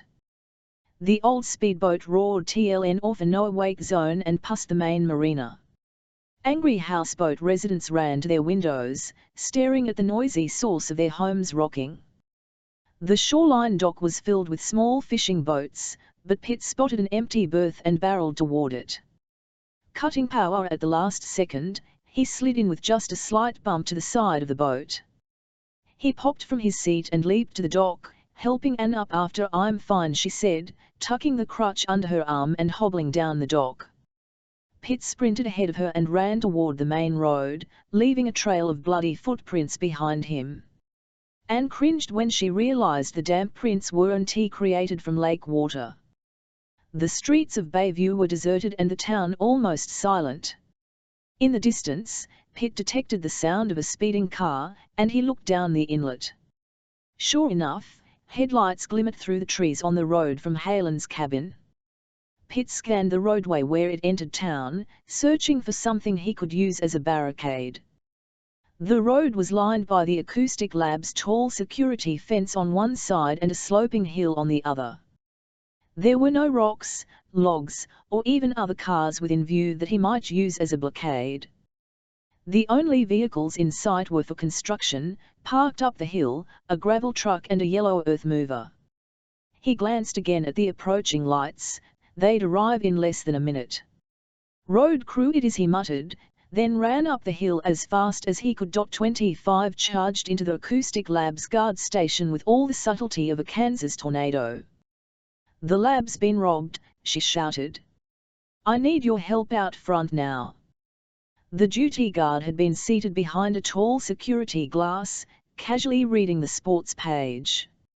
He flew out of his chair as if stung by a cattle prod. "I can't leave my station," he stuttered.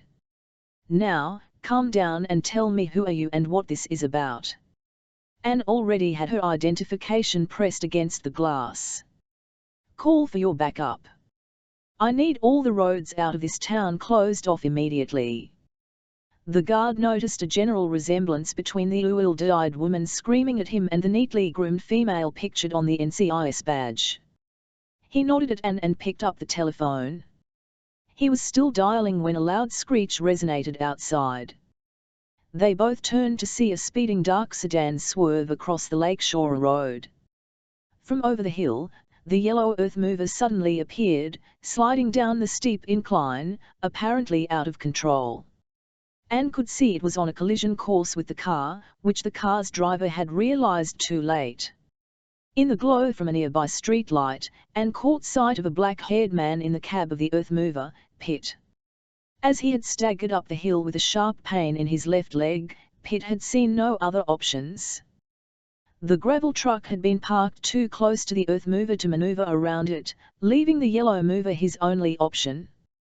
The construction workers in this quiet town hadn't bothered to lock either vehicle. Pitt climbed behind the controls, looked down the hill, and saw the headlights of the fleeing car already skirting the naval center. In seconds, it would pass directly below him. Pitt depressed the clutch and slapped the gearshift lever into neutral, releasing the parking brake with his other hand. The big machine lurched forward downhill, prompting Pitt to tap the unassisted brakes. He gripped the rubberized steering wheel and tested the play. The well-used earth mover didn't have a locking steering column, so Pitt had some maneuverability as long as he could muscle the wheel. Glancing again down the hill, he saw the car emerge from the trees a short distance away. He had no time to waste. Releasing the brake pedal, he let the earth mover roll forward a few feet to gain momentum, then pulled the steering wheel sharply to his right. The two front wheels turned easily, slicing TLN off the earth at the foot of the hillside. The big steel blade scraped into the berm, slowing the mover momentarily before lurching ahead. The ungainly machine nearly jackknifed as it tumbled over the ledge, managing to right itself with a heavy bounce. The steep hill dropped almost 50 feet, causing the mover to accelerate quickly. Pitt straightened the wheels, hoping to keep it upright. The glare of oncoming headlights filled his right windshield. Had the car's driver not been speeding, he might have been able to brake to a stop ahead of the runaway earth mover. But his rate of speed, combined with the shock of seeing the big piece of construction equipment bounding down the hill, caused him to overreact. Rather than brake first, he instinctively flicked the steering wheel to the side to escape the mover. He then stood on the brakes. It was the worst choice. The car skidded 20 feet before the right front fender slammed into a telephone pole. Sitting unbuckled in the passenger seat, the man who had played guard in Helen's house flew into the windshield. His neck snapped, and he died instantly. The driver suffered only a crushed leg, but his reprieve was temporary. He looked up over a now deflating airbag to see the charging yellow monster only inches away. The prow of earth mover struck the driver's door square, knocking the car clear of the telephone pole and driving it sideways. Pitt dropped the mover's steel blade, sloughing the mover as a shower of sparks erupted from the asphalt. It was just enough to halt the momentum of both vehicles. When the passenger side of the car smacked against the Navy Labs fence, both jarred to a halt.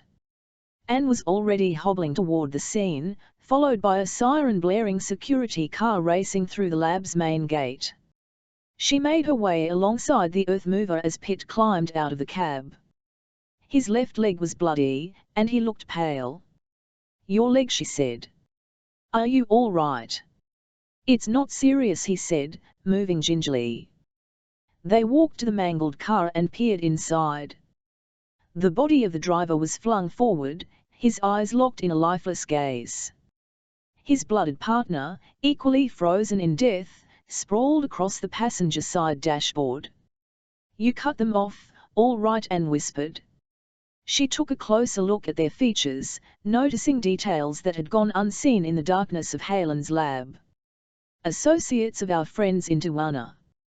They might have accessed Helen's office in Del March and tracked down his cabin here," Pitt said. He looked again at the gruesome scene in the car as the Navy security car pulled up. "I hope it was worth it." Anne limped to the rear of the car and pried open the crash-damaged trunk. Inside was the bin containing Helen's documents. She gazed at Pitt with a look of grim satisfaction. It was 26T. Gulfstream's wheels touched down WRTH, a thump, jarring and awake. The excitement of the past few days had finally caught up with her, and she had slept since the plane left the ground in Idaho. She yawned and glanced across the aisle at Pitt, who sat engrossed reading a Jeff Edwards novel. "Home at last," she said. Pitt looked up and smiled, then gazed out at the grey gloom hanging over Reagan National Airport as evening fell. "I was beginning to have my doubts we'd ever make it back." He had spent the better part of the morning being interrogated by Navy, FBI, and local Idaho law enforcement authorities about the previous night's fatal accident. Anne redirected the questioning as best she could and ultimately gained his release, along with Helen's plans salvaged from the wrecked car. The Gulf Stream rolled off the runway, bypassing the commercial terminals for a private hangar reserved for government aircraft. A blue Ford Taurus shot onto the tarmac and pulled alongside as the jet's wheels were chocked. Dan Fowler climbed out of the car and stood by, tapping his foot and checking his watch, until the jet's door opened. He rushed over to Anne, took her hand, and helped her down the steps. "Anne, are you okay?" "Dan, I wasn't expecting to see you here. We're both a little tired, but holding up fine. I thought you could use a lift home." Pitt followed her out of the plane and handed her a new pair of crutches. "Good to see you, Dirk." Fowler reached out to shake Pitt's hand. "After the last 2 days, I'm not sure I'm so happy to see you," Pitt said, returning his handshake. Fowler noticed Pitt was moving with his arm limp. "Were you hurt, too?" "A bullet grazed my calf. I got off easier than Anne." "I can't tell you how sorry I am," Fowler said. "We obviously had no idea of the danger you both were walking into. We had only speculated that someone might be trying to obtain Helen's research when he disappeared. We certainly had no idea of seriousness of the threat." "You mean threats?" Anne said. "At least they ended up as failed threats." Fowler gave Anne an anxious look. "Do you have Helen's plans?" Pitt ducked into the Gulf Stream and returned with the bin containing Helen's laptops and research journals. "It's all here," Pitt said. Fowler looked relieved. He stepped to the rear of his car and opened the trunk. Pitt followed, shooting the security director a sharp glance as he dropped the bin in. "You may not know it," Fowler said, "but that represents a priceless bit of naval technology." "Then why didn't you arrange an armed security escort to keep it safe?" "Someone is willing to kill for that data." "Don't worry. It's headed to a secure room in the bowels of the DARPA headquarters building just as soon as I take Anne home." Pitt retrieved Anne's bag from the Gulf Stream and placed it in the trunk beside the bin. "Can I give you a lift, too?" Fowler asked. "No, thanks," Pitt said. "I actually live within walking distance of here. After being cooped up the last few hours, I could use a good stretch of the legs." He turned to say goodbye to Anne. "Good luck with the investigation." Anne threw her arms around Pitt and gave him a tight hug and a kiss on the cheek. "Thanks," she whispered. "You take care of that leg." He helped her into the car, and waved as they drove off into the gloom. Pitt's left leg ached from the bullet wound, while his right shin was still tender from his boat collision in Chile. He paused and sucked in a deep breath of the night air, cool and crisp from a recent rain shower. Hoisting his duffel bag over his shoulder, he ambled across the tarmac, his tight limbs slowly loosening as he moved. The whine of engines sounded from across the tarmac as he made his way past a row of private jet hangars toward a little-used section of the airport. He crossed an empty field and approached a lone hangar that looked as if it hadn't been occupied in 50 years. High weeds surrounded the structure, which was coated in equal parts of rust and dust. A bank of windows beneath the roof's eaves showed a continuous web of cracks, with shards of glass scattered on the ground near a battered trash can. Only an expert eye examining the building up close could discern that the derelict appearance was in fact a facade designed to deter attention. Pitt stepped to a side door illuminated by a dim yellow bulb and reached for an industrial-grade light switch. The switch assembly flipped open on a hinge, revealing a concealed keypad. Pitt entered a code that deactivated the alarm system and opened the door's lock.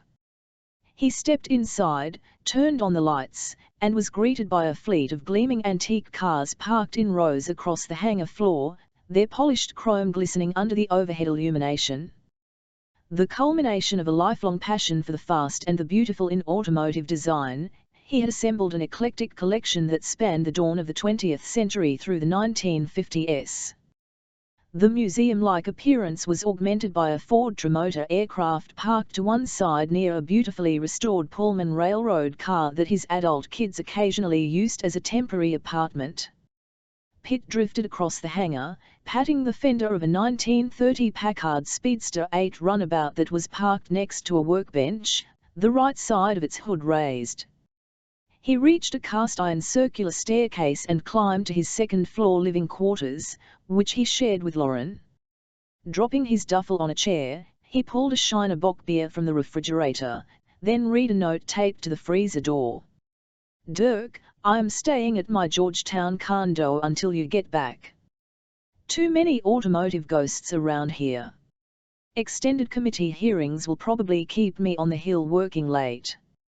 Missed you." Lauren put down the beer and returned to the hangar floor. Something was gnawing at him about the Hayland case, something he couldn't quite put his finger on. Replaying the recent events had failed to spark a clue, so he slipped on a mechanic's jumpsuit and made his way over to the old Packard. With a careful devotion, he began disassembling its updraft carburetor. By the time he had the mechanism overhauled an hour or so later, he knew exactly what was troubling him. 27-1 Guess it was a good call, enlisting Pitt on the case, Fowler said as he drove away from the airport. He's quite a resourceful man. Anne stared out the window and considered her impressions of Pitt. He saved my life twice. He evidently has quite a track record for averting disaster, Fowler said. I'm sure he can be trusted, but, just for the record, did he become aware of Hayland's work and its capabilities? He has the basic idea, but he didn't press for more. He seemed primarily concerned about the safety of his ship and crew. Anne reached down and rubbed her ankle. We really should have told him all the facts in the beginning. Couldn't be helped. Tom Cerny was firm that discussion of the technology was off limits. I think we were all surprised by the tenacity of those chasing after it. Fowler cleared the gates of the airport and stopped at a red light. You live in Alexandria, right? Yes, I'm near Old Town, right off King Street. Just take the Jefferson Davis Highway into Toth. Fowler nodded and turned south. Any updates from the FBI while we were in the air? Anne asked. Nothing yet. It will probably be several days before we learn anything from the Mexican agencies. And you probably know more than me about the two guys in black from Idaho. They were Latin in appearance. If they are in fact connected to the men in Tijuana, I suspect they may be operatives from Central or South America. Venezuelan rogues. Possibly. There is certainly no shortage of world powers that would like to use that technology. China or Russia probably head the list. Maybe they've got a surrogate working for them. Don't forget the Iranians. Fowler gunned the car to clear a yellow light. He turned onto King Street, a main drag that bisected Alexandria. The attackers were pretty brazen, and said, and well informed. Yes, it sounds like they were fearless. You thinking what I'm thinking? Anne asked. What's that? Fowler said, turning down a side street. Inside help. There must be a security leak, possibly at a high level. Possibly, but you know how much classified information winds up in the press. It may not have been that difficult for someone to figure out that Hayland was working on something important. Since he wasn't working in a secure environment, he made an easy target. You may be right. Anne pointed down the street. I'm up ahead on the right, just past the big oak. Fowler spotted an empty space at the curb and pulled in behind a car that was idling with its lights off. Anne recognized it as a Chrysler 300 sedan. Why don't you take the day off tomorrow? Fowler said. You've been through the ringer the last 48 hours. You could probably use some rest. Thanks, but I'd go crazy just sitting around. I need to find out who these people are. Fowler turned off the car's engine, and Anne climbed out. As she turned to retrieve her crutches, she was grabbed from behind. She just caught a glimpse of her assailant, a tall black male, who wrapped his hands around her and hurled her onto a small patch of lawn. The heavy man was on her instantly, jamming his knee into the small of her back while mashing her face into the grass with a plate-sized hand. She struggled to break free, then relented when she felt a gun barrel press against her temple. "Don't even breathe," the big man said. She heard Fowler cry out, followed by the dull thumping of a body being pummeled. A few seconds later, car keys jingled, and the Ford's trunk was popped open. From the corner of her eye, Anne saw a second man carry something to the back seat of the Chrysler, then jump into the driver's seat. The thug on her back leaned down and whispered into her face with foul breath. "Now, you lay nice and still for 5 minutes or else old Clarence will have to come back and hurt you." He eased himself off her, loped over to the Chrysler, and climbed casually into the passenger seat. The car shot forward with a chirp of its rear tires and sped down the street. Anne looked up to scan the car's rear license plate, but it had been temporarily covered with a few strips of duct tape. Pros, she thought. They'd rip the tape off a block away, then meld into traffic, driving safely under the speed limit. Anne jumped up and limped to the far side of the Taurus, where she found Fowler lying face down next to the front wheel.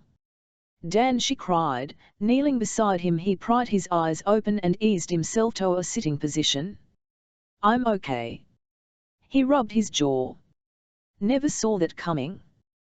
His eyes gradually focused on Anne. "Are you hurt?" "No, I'm fine." But that was no random stick-up.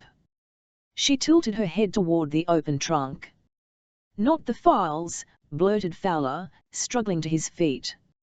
Holding each other for support, they stepped to the rear of the car and peered into the open inside sat Anne's travel bag.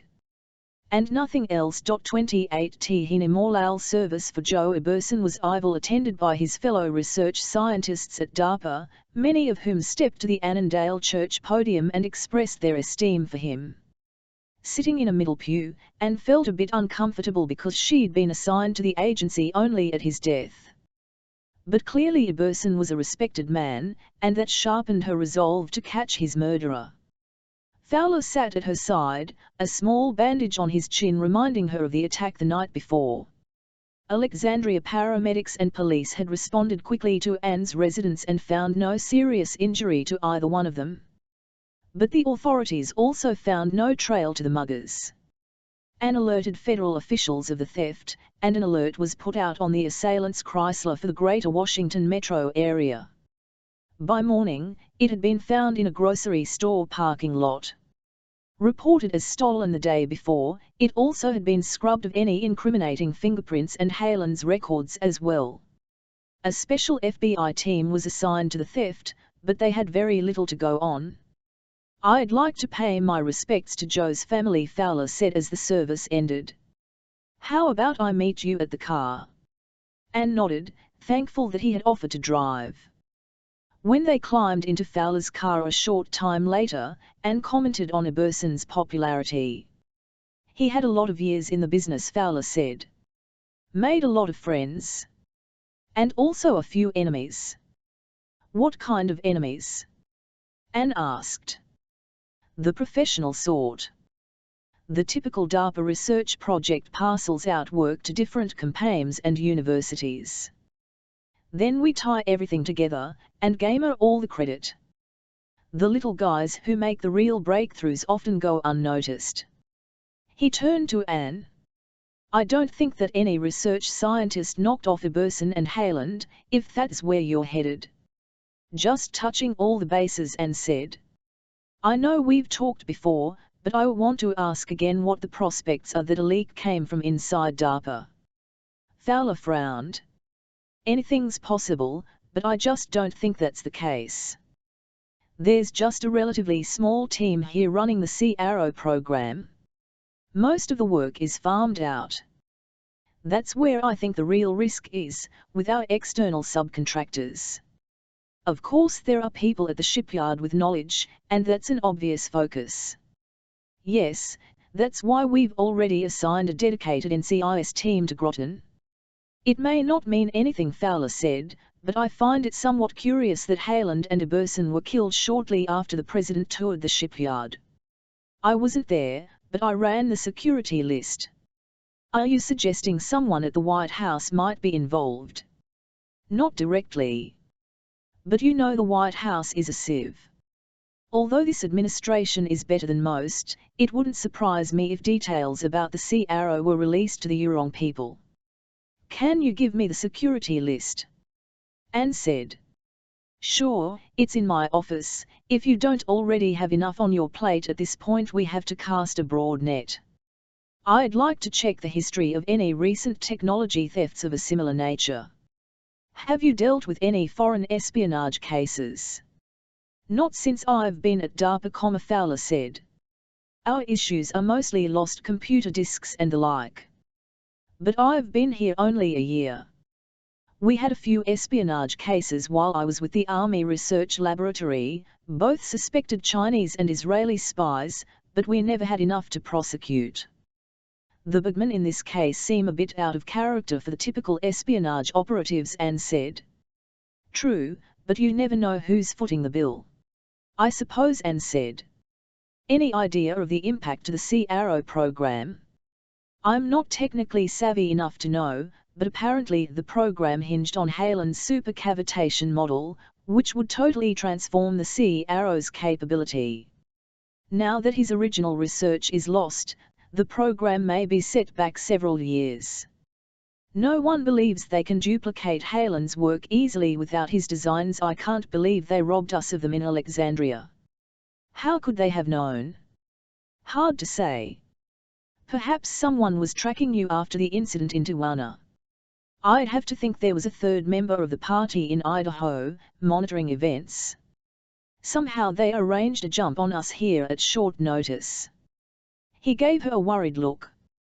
Maybe you should check into a hotel for a few nights, just to be on the safe side. No, I'm fine, she said, her own safety not a concern. Still, I'll follow up with the Alexandria police to make sure they patrol your townhouse on a regular basis.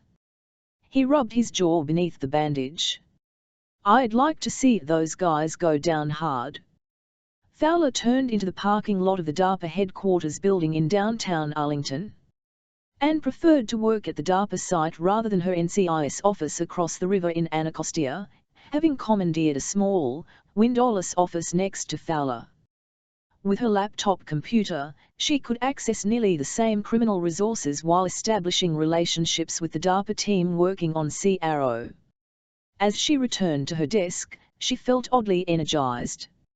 Aside from its importance to national security, the case had become personal. She shrugged off the physical and emotional drain of the past few days, motivated to dig into the evidence and discover who was behind the thefts and murders. Her first call was to the FBI field office in San Diego. An agent named Wyatt was managing the local investigation. Have you heard anything from Mexico yet? She asked. A few things, Wyatt said. The two deceased males, both in their early 30s, were not Mexican nationals. Colombian passports were found on both bodies. I can give you the names, but in all likelihood they are phony. We checked with the State Department in Bogotá, and both names came back negative with the Colombian government. The passports were fake.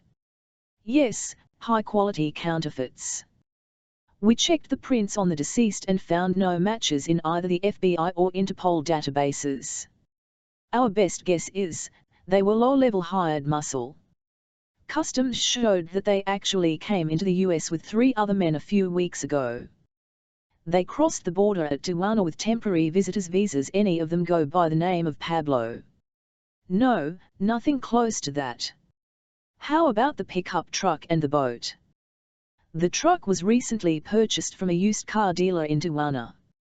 Paid cash, registered to one of the Colombians at a taco stand's address in Rosarito Beach. I'm afraid the Mexicans haven't found anything on the boat. Any record of their activity while in the U.S. We're still looking. Interesting thing is, 5 individuals were recorded crossing the border in the truck, but only 3 returned. We followed up your tip about a possible break-in at Halen's company office. Surveillance video shows a janitor entering Halen's office after hours. The individual appears to match the passport photo of one of the Colombians. Wyatt, I suggest you call the Spokane field office when we're finished. 2 men were just killed in Bayview, Idaho, after a break-in at Halen's lake house. I'll wager a month's salary that those are your 2 missing. How about a bonus if one is our janitor? Wyatt asked. They seem to be a persistent bunch, that's for sure. Agreed. Do you have anything else? We had an explosives expert examine Halen's boat. He confirmed that a charge of low-grade plastic explosives was embedded in the boat's interior and mechanically detonated. The wiring looked to have been in place for some time. So Halen triggered the explosion, she said. Pitt had been right after all. Any idea why? He may have been aware of the threat or maybe just sensitive to the nature of his work. Was it anything worth killing over? It would seem so. There's one more bit of mystery tied in with the event. What's that? The autopsy report on Eberson. Based on the physical evidence and the position of his body at the back of the boat, we believe he was not killed by the explosion. His feet were tangled in fishing line and said, I assume he panicked when he couldn't get clear of the boat and ended up drowning. Actually, the pathologist says he was dead before he hit the water. Was he shot? No, Wyatt fumbled for the proper description. His skin showed signs of severe burns. His death was attributed to trauma related to burn damage. Anne had seen his gruesome blackened limbs but assumed it had to do with his body's submersion at such depth. Why doesn't the pathologist think he was killed by the explosion? Because his surface burns were atypical of fire damage, and extended beneath the skin. In other words, he cooked from both inside and out. Anne shook her head. From the inside. The damage is consistent with acute microwave irradiation. Anne fell silent, trying to make sense of the report. Could it have anything to do with the equipment Halen was testing? Wyatt asked. I can't imagine. It was still in its case. Understood. It's got everyone here stumped, too. I'll send you the report, and we can talk again. Thanks, Wyatt. And let me know if you hear any more from Mexico. Eberson's death was an odd twist that didn't make any sense. If Pablo's crew was going to kill him, why didn't they simply shoot him? And what could have caused the microwave irradiation? Anne beat Wyatt in phoning the FBI's Spokane field office, and confirmed what she'd already guessed. The 2 men killed in Bayview had also carried phony Colombian passports. They had arrived in Idaho on a private chartered flight, which accounted for their ability to bring in weapons. The charter operator was being investigated but had no apparent connection to the Colombians. Anne opened her laptop and began scouring national law enforcement databases, searching for criminal acts in the U.S. by Colombian nationals. In the National Crime Information Center system, she assembled a list of such felonies prosecuted in the past 5 years. Aside from a few random murders and a bank robbery, the major crimes were primarily drug-related, concentrated in Miami and New York. A search of the FBI's Guardian threat tracking system also failed to trigger any obvious links. Until the FBI completed DNA testing on the bodies in Idaho, she was only chasing ghosts anyway. So she turned her attention to potential internal leaks. Fowler had given Anne detailed profiles of 15 DARPA scientists and administrators assigned to the Sea Arrow project. She spent the next hour sifting through the reports, keeping an eye out for the 3 Ds of non-ideological subversion, debt, drugs, and divorce. She made note for Fowler to check up on a female physicist who was undergoing a bitter divorce, as well as a lower-grade engineer who had recently acquired a new Corvette. But, on the surface, none of the employees fit the profile for a security risk. Got a second? Fowler appeared at her door, walked in and placed a thick folder on her desk. Here are the staff reports on the DARPA subcontractors working on Sea Arrow. Groton obviously has their own subs under review, plus the Office of Naval Research has a number on their end. What's the damage locally?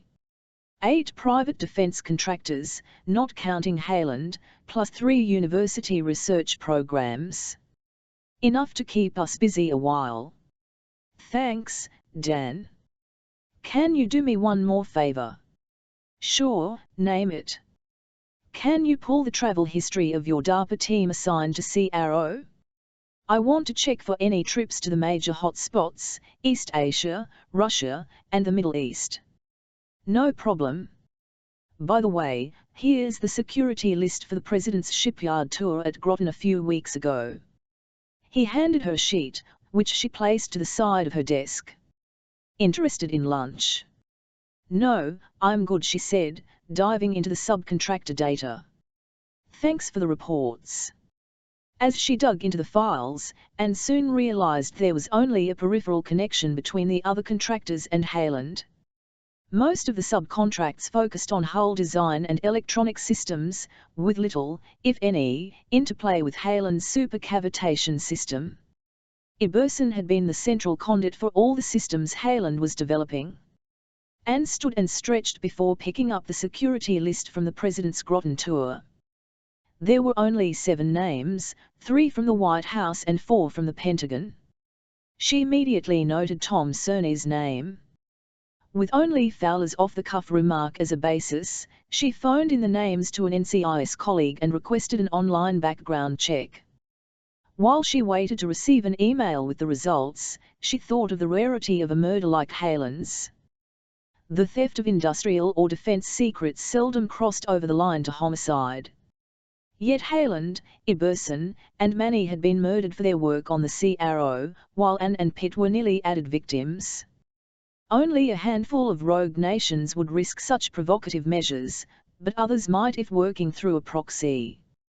The Colombian government certainly wasn't competing with the US in defense weaponry, so clearly the thieves were working for someone else. But who? Anne began examining other domestic espionage cases, searching for a pattern. Ignoring terrorist and computer hacking cases, she found that most spy busts involved diplomatic and policy secrets, from individuals or groups serving the old antagonists of Moscow, Beijing, and Havana. Of greater interest were a handful of cases involving military and commercial technology thefts by Chinese operatives.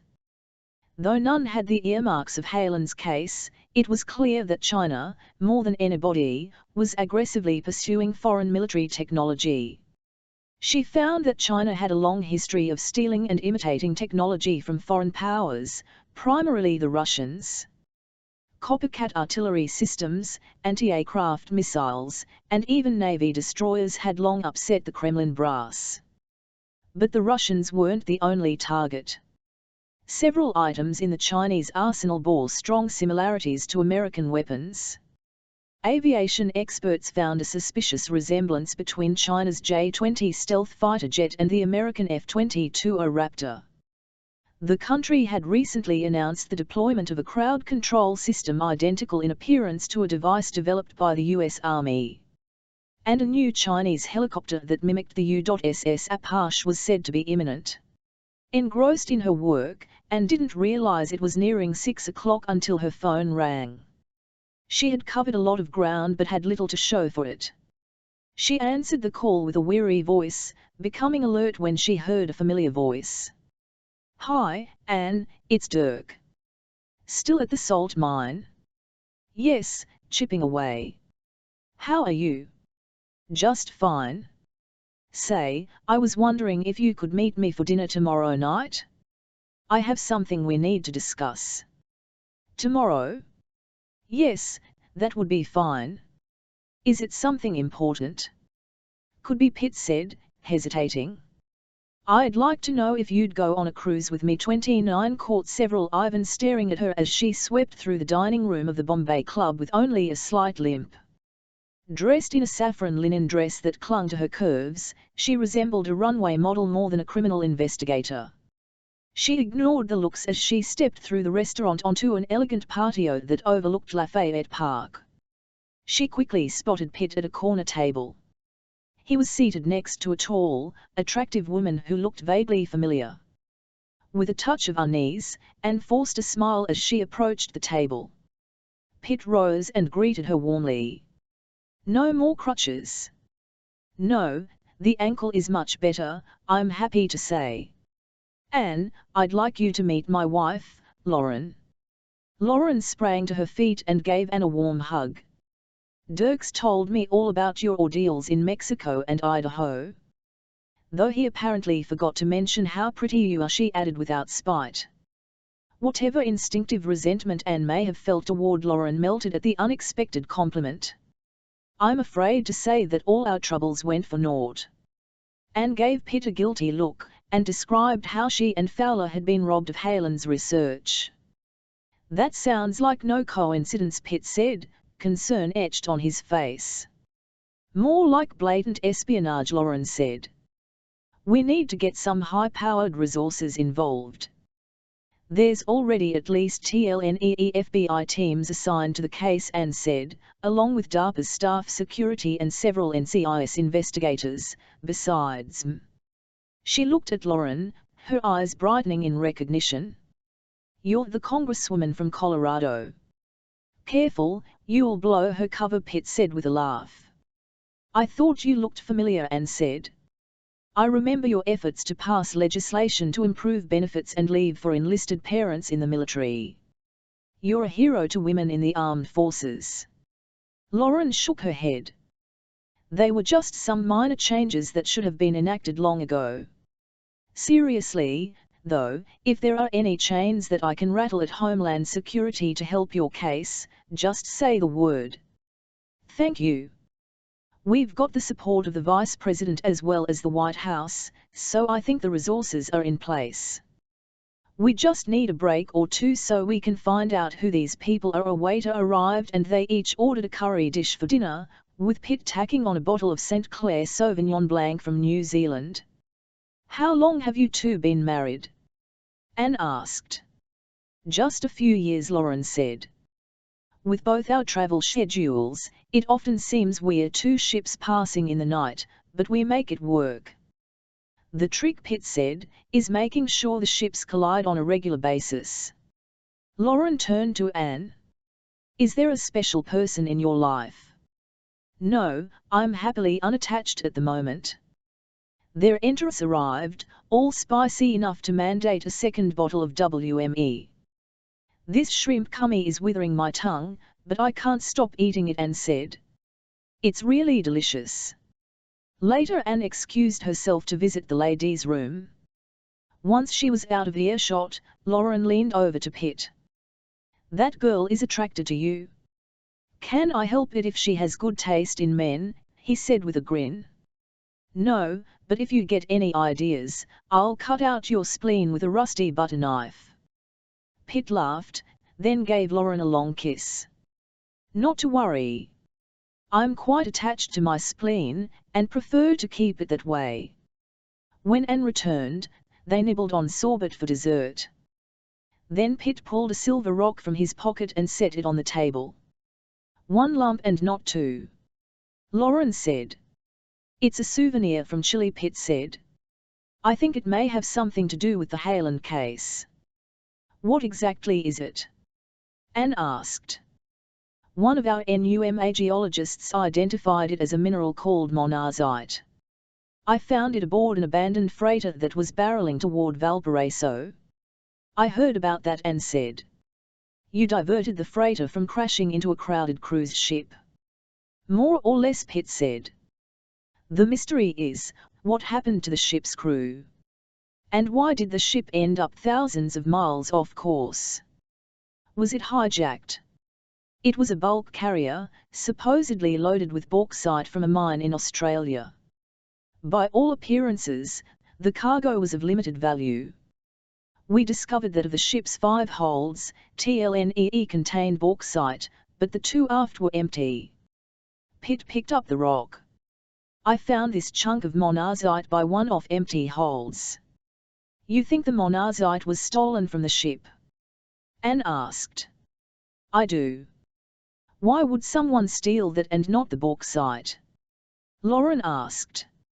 I had the rock assayed, and the results were quite interesting. This particular monazite contains a high concentration of neodymium and lanthanum. Lauren smiled. Sounds like a disease. They are actually 2 of the 17 elements known as rare earth metals, several of which are in very high demand by industry. Of course, Lauren said. We held a congressional hearing on the limited supply of rare earth elements. They are used in a large number of high-tech products, including hybrid cars and wind turbines. And a few key defense technologies, Pitt said. As I recall, Lauren said, China is the dominant producer of rare earth elements. In fact, there's only a handful of other active mines around the world. Russia, India, Australia, and our own mine in California round out the bulk of global production, Pitt said. Anne shook her head. I don't see what this rock has to do with the Hayland case. It may have absolutely nothing to do with it, Pitt said, but there are 2 interesting coincidences. The first is that clump of monazite in your hands. The neodymium it contains happens to be a key material in the Sea Arrow's propulsion motors. How could you possibly know that? Anne asked. My information systems manager at NUMA found that several rare earth elements were critical components in the propulsion system of the new Zumwalt class of Navy destroyer. Some additional digging and guesswork led us to conclude they would be even more important to the Sea Arrow's electric motors. I'd have to verify that, but I don't doubt that's true, Anne said. Still, I don't see a significant connection. Maybe not, Pitt said, yet there is a second curious link. The DARPA scientist killed on the cuttlefish, Joe Eberson. I'll wager that he didn't die by drowning but was killed by an acute dose of electromagnetic radiation. Anne dropped the rock, and her jaw followed suit. How could you have known that? I just received a copy of his autopsy report this morning. It confirms exactly that. It was on account of Eberson's condition. His extremities were bloated, and his skin was blistered and blackened. The bloating isn't unusual in a drowning victim, but the blackened skin was odd. We found a dead sailor aboard the freighter in Chile who exhibited even more extreme characteristics. Chilean authorities say he died from thermal damage believed to be caused by microwave irradiation. The same cause, Anne said. Eberson's pathologist failed to identify a possible source of the irradiation. How could they have died in that manner? Aside from falling asleep on a microwave antenna dish, it's hard to say. I asked a number of my scientists and we came up with a weak yet possible theory. I'd like to hear it. There's been a number of crowd control devices fielded in the past few years that use microwave beams to lightly burn the skin of people in its path. Our army has deployed one they call the Active Denial System, or ADS, often referred to as the PAM ray. The systems are not meant to be lethal, but we've learned that simple modifications could make them deadly. Could they be used at sea? Lauren asked. They are currently truck-mounted, so they could easily be placed on the deck of a ship. The ADS system has a range of up to 700 meters. People inside a ship would be immune, but anyone on deck or accessible through a window, such as on the bridge, would be susceptible. A powerful enough design might even damage the communications systems. It's also possible they might simply use it against a larger vessel as cover for an armed boarding party. You think something like that was used on both vessels? Anne asked. They could have used it to stun the crew of the Tasmanian Star to steal its monazite, Pitt said, and against the cuttlefish to kill Hayland, Manny, and Eberson in order to steal the Sea Arrow test model. They would have obtained the model directly from the cuttlefish if Hayland hadn't blown up the boat, Anne said. Any clue to the attacking vessel? We're searching, but haven't found anything yet. Then we don't seem to be any closer to identifying who these people. Pitt gave her a sly look. On the contrary, I intend to find out within the week. But you have no idea where to find them, Lauren said. Actually, Pitt said, I intend to let them find me. Just like baiting a trap with cheese to lure the mouse, only our cheese is a rock called monazite. He pulled a world map out of his coat pocket and spread it on the table. Hiram Yager and I were intrigued by the Tasmanian Star's hijacking, so we conducted a search of UN shipwrecks and vessel disappearances over the last 3 years. Insurance records show that more than a dozen commercial vessels sank either with all hands or without a trace. Of those, no less than 10 were named either rare earth elements or related ore. He pointed to the map. 7 of the ships were lost in the vicinity of South Africa, while the remaining vessels disappeared in the eastern Pacific. Anne could see small shipwreck symbols had been marked on the map, a few near a small atoll marked Clipperton Island. Why haven't the insurance companies investigated this? Many of the ships were aged freighters, independently owned and probably underinsured TLN off multiple carriers. I can only guess, but it's likely no single insurer has taken a large enough hit to detect the pattern. Why would someone go to the trouble of sinking or hijacking these ships, Lauren said, if they can buy the minerals on the open market? Pitt shrugged. The global supply is very tight. Perhaps someone is trying to control the reserves and manipulate the market. So what is your plan to identify these people? Anne asked. Pitt pointed to the clump of monazite. That bit of ore came from a mine in Western Australia called Mount Weld.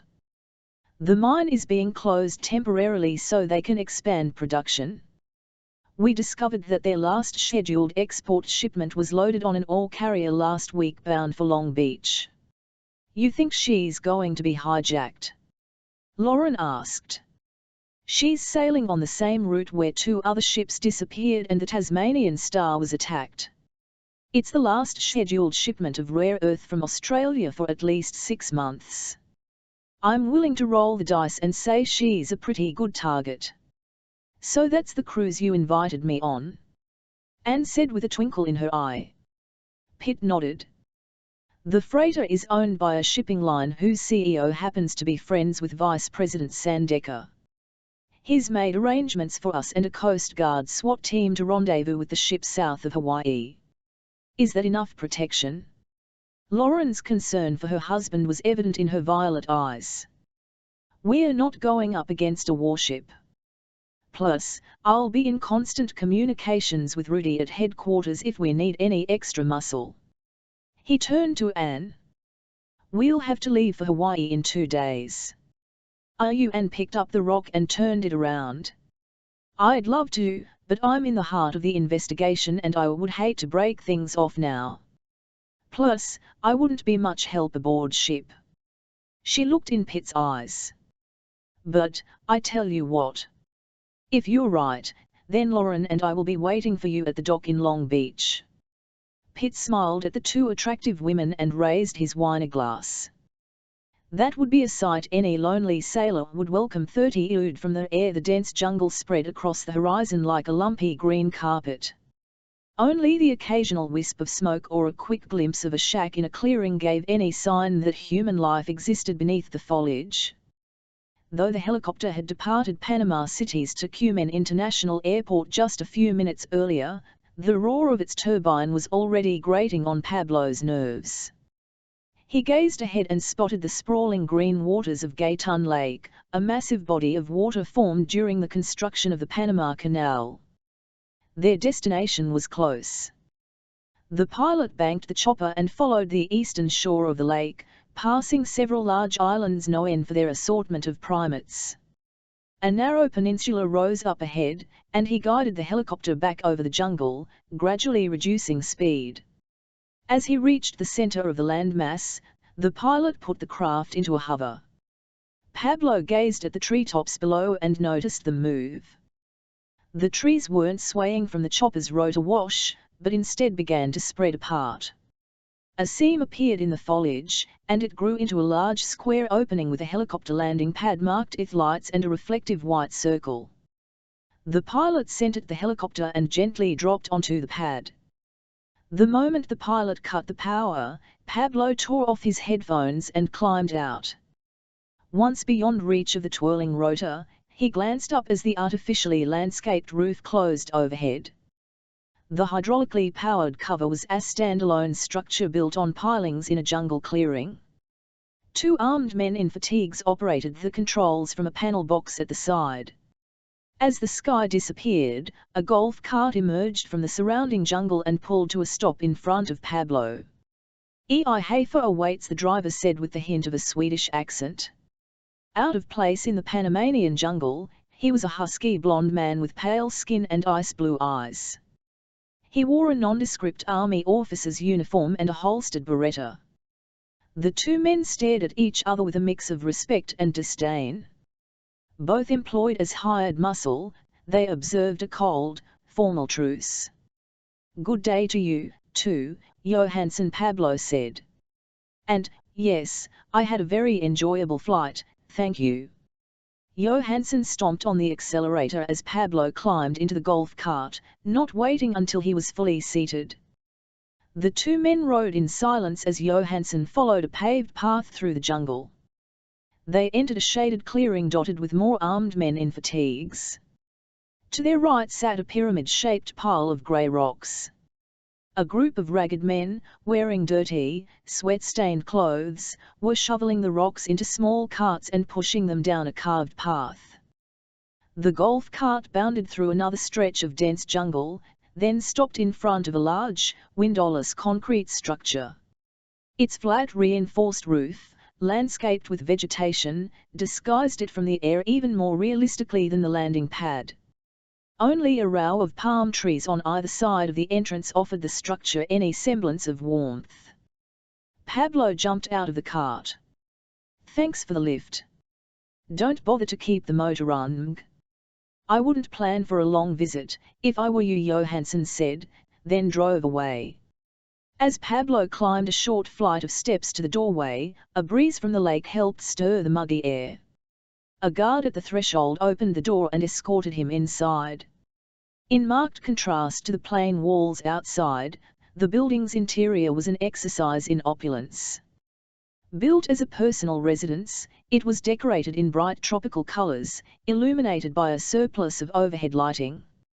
As Pablo was led down a white marbled corridor, he passed a sunken living room decorated with modern art on one side and an indoor, glass-enclosed lap pool on the other.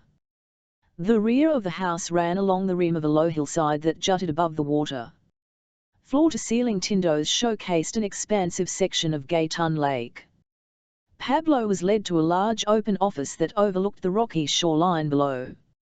In the distance, a container ship could be seen heading south through the canal on its way to the Pacific.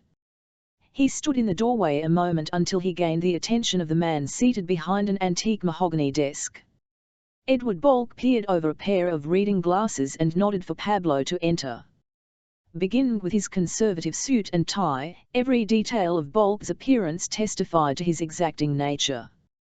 His silver hair was perfectly coiffed, his fingernails precisely trimmed, and his shoes highly polished. His office was almost Spartan in decor, his desktop devoid of clutter. Bolk took off his glasses, leaned back in his chair, crossed his arms, and stared at Pablo through hawk-like brown eyes. Pablo took a seat across the desk and waited for his employer to speak. "So what went you wrong in Tijuana?" Bolk asked, the words tinged with a German accent. "You know that Haaland destroyed his own boat during our initial operation," Pablo said.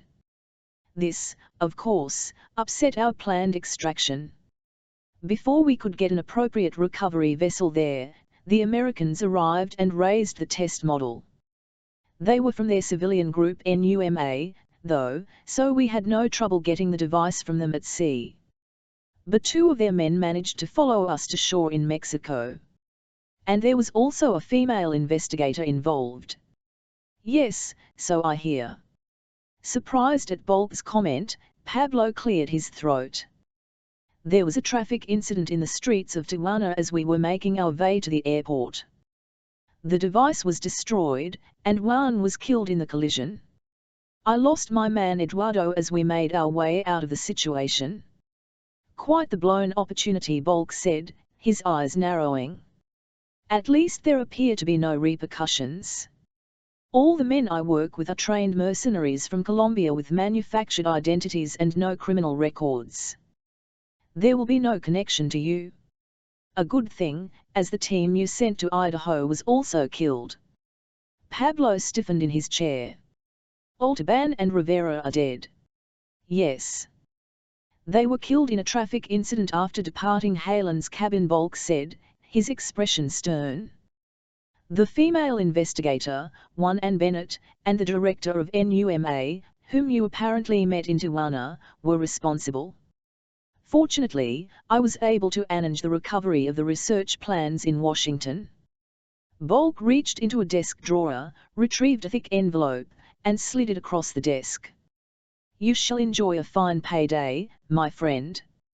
Your own wages, plus those of our 4 dead comrades. I cannot accept this, Pablo said as he reached over and grabbed the envelope. No, I pay for the job, not the results. In light of the events, however, I have decided to rescind the bonus I had intended to pay for your good work at the Mountain Pass mine. Pablo nodded, grateful to get his hands on the envelope. You have always been generous. I will not be so generous should there be any more failings. I presume you are prepared for the next assignment. He crossed his hands on the desk as he gave Pablo a fixed stare. Pablo avoided the gaze, instead looking at Bolk's hands. That's what gave the man away, the hands. They were thick, gnarled, and blemished by the sun. They weren't the hands of a man who had spent his life in corporate boardrooms, as Bolk appeared to be. They were the hands of a man who had spent a lifetime digging rocks. Born and raised in Austria, Edward Bolk had spent his youth scouring the Alps for gold and rare minerals. It was his means of escape after his mother had run away with an American GI, leaving him in the care of an alcoholic father prone to violence. The young Bolk's mountain hikes fostered a love of geology, which led to a degree in mineral resources engineering from Austria's University of Leoben. He took a job at a copper mine in Poland, and before long was hopscotching the globe, working tin mines in Malaysia, gold mines in Indonesia, and silver mines in South America. With an uncanny ability to locate the richest ore concentrations, he boosted recovery rates and profits everywhere he went. But in Colombia, life threw him a twisted bone. Bolk took an ownership interest in a small silver operation in the Tolima district. His astute analysis of the claim revealed a more valuable deposit of platinum alongside his property. He secured the rights and struck a major deposit, making him wealthy in a matter of months. While celebrating his good fortune in Bogotá, he met the vivacious daughter of a Brazilian industrialist and soon married. He led a storybook life for several years, expanding his riches from the mine, until one day he returned to his home in Bogotá to find his wife in bed with an American consulate worker.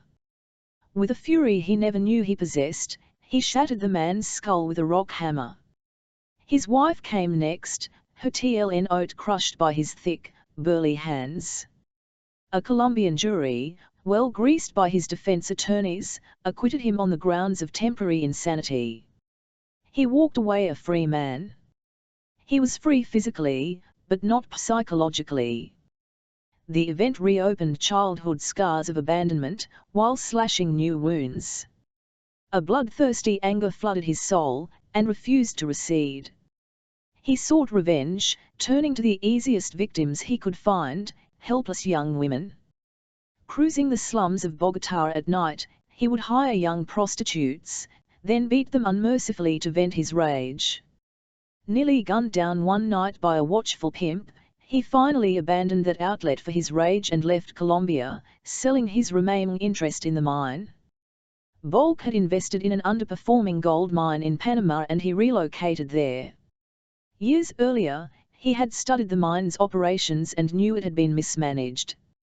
A privately held American firm with other holdings owned it, and to take control he was forced to purchase the entire company. But to enable the deal, he had to forfeit a portion of the mine's equity to Panama's corrupt government, headed at the time by Manuel Noriega. When the U.S. military ousted Noriega, the succeeding government laid claim to the mine and harassed Bolk into amassing a mountain of legal bills before he reacquired ownership at a considerable cost.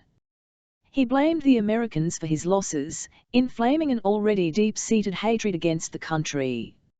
As part of the mining conglomerate, he found himself ironically owning a small enterprise in America, a trucking firm, several commercial freighters, and a small security business. What began as a minor annoyance turned into a major opportunity for revenge. Every night the vision of his wife with the American officer haunted his dreams, replaying his childhood abandonment, and every morning he woke enraged. The perpetrators, though both long dead, remained targets of wrath, and, by association, their country of origin. The anger never left him. But rather than venting it through random violence, he turned down a new path of vengeance.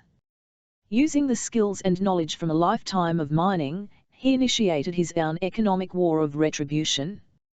Bolk's joyless dark eyes, set in a lean, hardened face, probed his visitor while his hands flattened on the desk. Pablo spoke uneasily.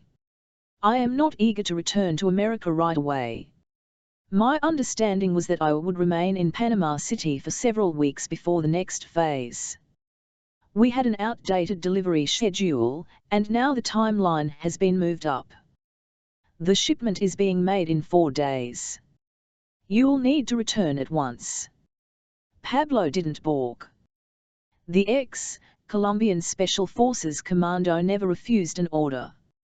He'd worked for the old Austrian for more than a dozen years, since first being hired to help quell a labor unrest at the mine. His unwavering loyalty had been well rewarded over the years, particularly as his boss drifted further over the line. "I will need to assemble a new support team," Pablo said. "There is no time. You will be assisted by 2 American contractors outside. Help cannot be trusted." "We will have to take that chance," Bolk snapped. "You lost your entire team. I can give you some of Johansson's men, but they are untrained in your line of work. My Washington representative assures me these contractors are reliable.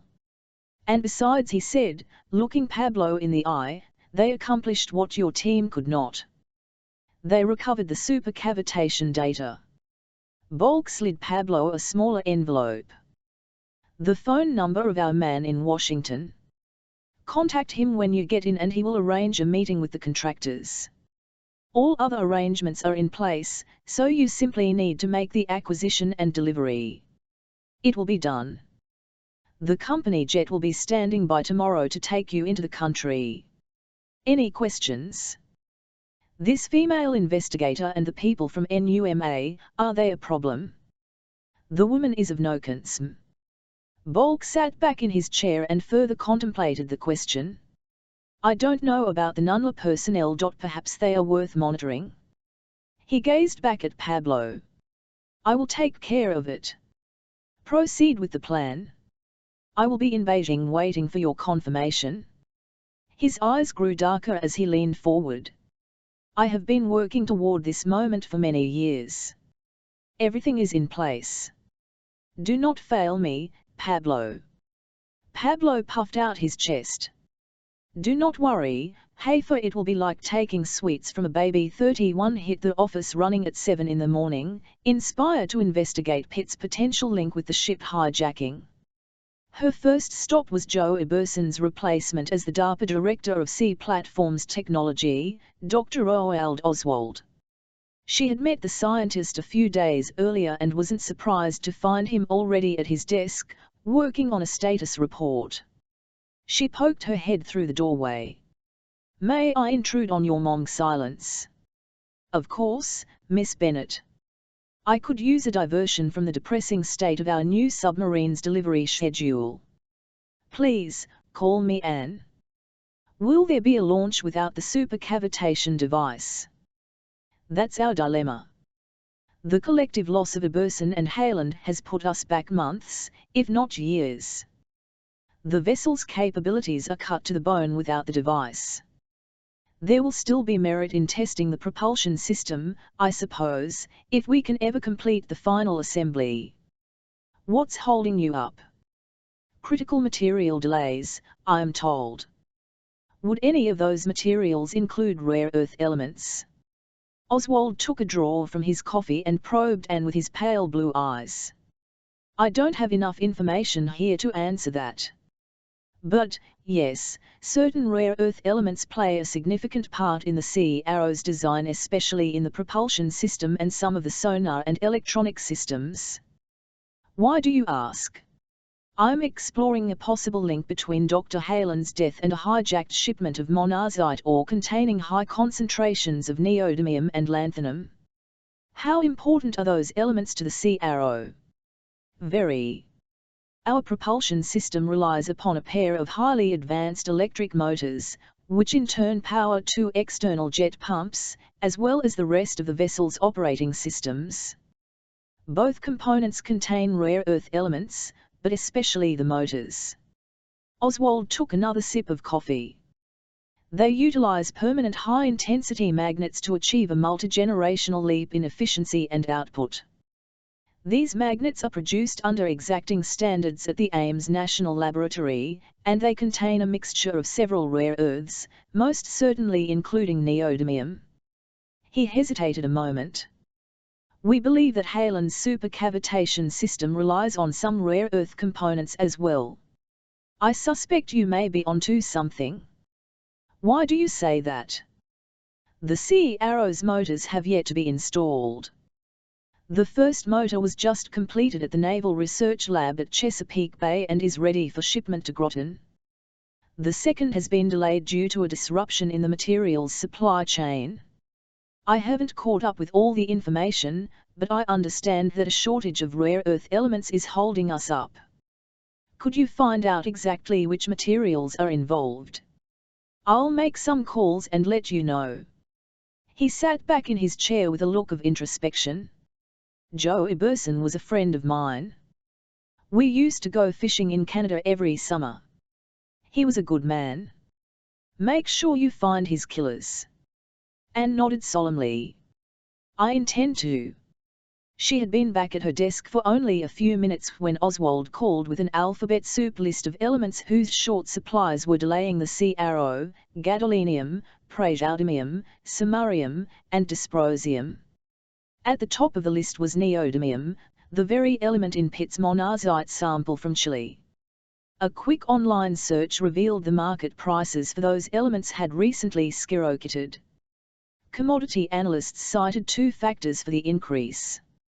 One was a fire that had devastated the facilities at Mountain Pass, California, the site of the only active rare earth mine in the U.S. The second was something Anne already knew, an announcement by the owners of Australia's Mount Weld mine that they would temporarily cease production to modernise and expand the mine. As she digested all this, Anne picked up the sheet Fowler had left on her desk. It was the file of biographies for all the non-military personnel who had toured the Sea Arrow. Skipping those who worked at DARPA and ONR, she studied the remaining names. Her eyes widened when she scanned the bio of White House aide Tom Cerny. She reviewed it a second time, jotted down some notes, and printed the entire file. Fowler appeared at the door and stepped into her office with a doughnut and coffee. You're rustling the leaves early. Where is the hunt taking you today? Would you believe the South Pacific? She told him of Pitt's suspicions about the ore carrier in Chile and his plans to protect the ship inbound from Australia. It's carrying rare earth elements. Yes. I think he said she was called the Adelaide, sailing from Perth. You're not going to join him, are you? I considered it, but he's leaving tomorrow. It's probably a wild goose chase, and frankly, I feel like I'm making some progress here. She slid the bio of Tom Cerny across the desk to him.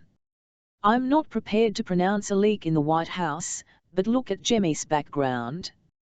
Fowler read aloud a few of Cerny's biographical entries. Green Beret officer, served as military advisor in Taiwan, later Panama and Colombia.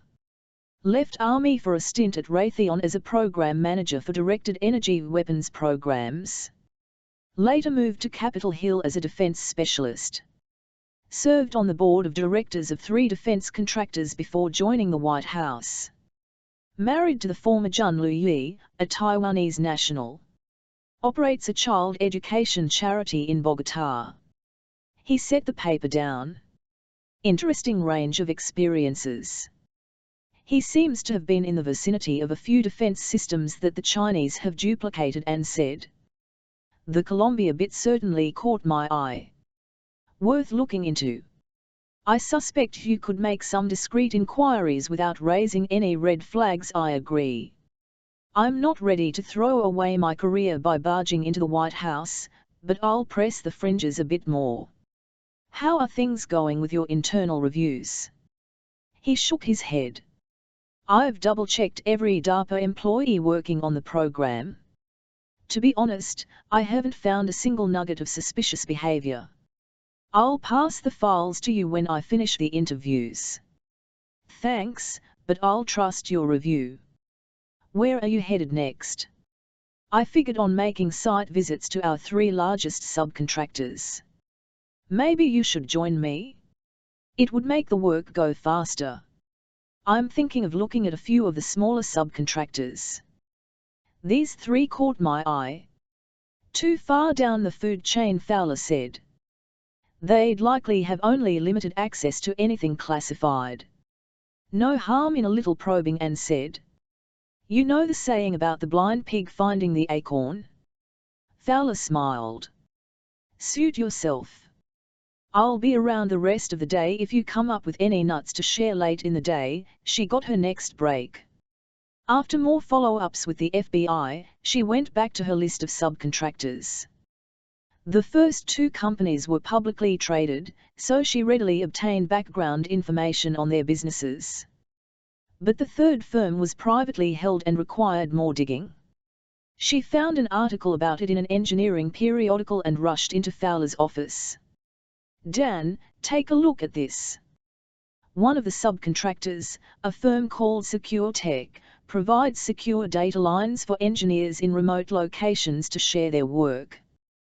Without having their own security clearance, they could gain access to private engineering work. That's probably harder to pull off than you think. More interesting is this. SecureTech is part of a small conglomerate based in Panama that also owns a transportation company in the US and a gold mine in Panama. Okay, but I don't see where that leads. The company holds a minority interest in Hobart Mining. Hobart owns a mine in Australia called Mount Weld. All right, so they've expanded their mining operations.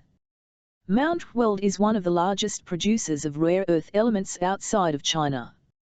Dr. Oswald told me this morning how vital rare earth elements are in the Sea Arrow's development, and how shortages have delayed the program. There could be a connection. Seems a bit tenuous, Fowler said, shaking his head. That's the motivation. The mine owner should be happy we're buying what he produces, not cutting off one of his best customers. I think you're letting Dirk Pitt lead you astray. Maybe you're right, she said. It seems like we're grasping at straws. That happens. Maybe things will look different in the morning. I find exercise helps me in solving problems. Every morning, I take a run along the Potomac, and find it's a great way to relax my mind. You should it. Maybe I will. Just do me one favor, will you, she said. Add Secure Tech to the list of contractors on your site visits that I'll be happy to do, he said. Anne took his advice and stopped at a health club on the way home and ran a few miles on a treadmill before grabbing a chicken salad to go at a cafe. She thought of Pitt on the way home and called him the second she entered her townhouse. There was no reply, so she left a lengthy message about her findings and wished him luck on his voyage. As she hung up, a deep voice grumbled from the hallway. I hope you remember to say goodbye. Anne nearly jumped out of her shoes. She wheeled around to see two large black men emerge from her darkened bedroom. She recognized the first man and began to tremble. Clarence smiled coldly as he walked into the room and leveled a .45 at her head. 32 Jushing had the face of a peasant. His eyes were set close together, his chin was almost non-existent, and his nose listed to starboard from a long-ago fracture. A pair of jug ears and a pauper's haircut completed the rural simpleton appearance. It was a countenance perfectly suited to the undercover intelligence agent. Aside from allowing Ju to fit into almost any field situation, it habitually caused his superiors in the Chinese Ministry of State Security to underestimate his guile and ability. At the moment he was counting on the same effect for a less sophisticated crowd. Wearing the warm and dusty clothes of an unskilled laborer, he looked like most of the inhabitants of Bayanabo, a company town in Inner Mongolia that was itself worn and dusty. Ju crossed a paved street bustling with trucks and buses and made his way to a small drinking establishment. Even from the street he could hear the voices inside. He took a deep breath, then pulled open a wooden door emblazoned with a faded red boar. The scent of cheap tobacco and stale beer filled Ju's nostrils as he stepped through the door and scanned the confines with a practiced eye. A dozen tables filled the narrow room, occupied by a coarse and rugged assortment of miners off duty from the town's open-pit mine. A fat, one-eyed barkeep poured shots behind an elevated platform lined with hard-drinking locals. The bar's only decoration was its namesake, a stuffed and mounted boar's head that was missing several tufts of fur. Ju ordered a baijiu, a grain alcohol that was the locals' favorite, and slid onto a corner chair to study the clientele. Cloistered in groups of 2 or 3, most were well on their way to numbing themselves from the day's labor. He scanned from face to hardened face, searching for a suitable target. He found one a few tables away, a brash, loud-mouthed young man, talking the ears off his silent, towering partner. Ju waited until the talker had nearly drained his shot glass before approaching the table. Pretending to stagger, he flung an elbow against the talker's glass, sending it flying. "Hey! My drink?" "1,000 pardons, my friend," Ju said, slurring his words. "Please, come to the bar with me and I shall purchase you another." The young miner, realizing he had just scored a free round, rose quickly, if unsteadily, to his feet. "Yes, another drink." With a full ceramic bottle of baijiu in hand, Ju was welcomed back to the table. "I am Wen," the man said, "and my quiet friend here is Yao." "I am Tsen," Ju replied. "You both work at the mine?" "Of course." Wen flexed his biceps. "We didn't build this strength by plucking chickens." "What is your job at the mine?" "Why, we are the crushers," Wen said with a laugh. "We feed the mined ore into the primary rock crushers. They are as big as a house and can mash a boulder the size of a dog down to this." He balled his fist in front of Ju. "I come from Bauta," Ju said, "and am in need of work. Are there any jobs available at the mine?" Wen reached over and squeezed Ju's arm. "A man like you? You are too scrawny to work in the mines." He laughed, spraying a shower of saliva across the table. Then, noting a sad look on Ju's face, he felt a touch of pity. "Men get injured, so they occasionally bring on replacements. But there will probably be a long line ahead of you." "I understand," Ju said. "More baijiu?" He didn't wait for an answer and refilled their glasses. The silent miner, Yao, peered at him through listless eyes and nodded. Wen raised his glass and downed a shot. "Tell me," Ju said as he sipped at his drink. "I hear there is a black market mining operation at Bayanabo." Yao tensed and looked at Ju suspiciously. "No, it all comes from the same place." Wen wiped his mouth with a sleeve. "It is not safe to speak of," Yao said, breaking his silence with an earthy bellow. Wen shrugged. "It all takes place beyond us." "What do you mean?" Ju asked. "The blasting, the digging, the crushing, that is all performed by the state operation that pays Yao and me," he said. It's only after the crushing that other hands start dipping into the pot. What hands are those? Yao slammed his glass doorknob on the table. You ask a lot of questions, Chsen. Ju bowed slightly to Yao. I'm just trying to find myself a job. Yao's just touchy because his cousin drives a truck for the operation. How do they operate? I guess they are paying off some of the mine's truck drivers, Wen said.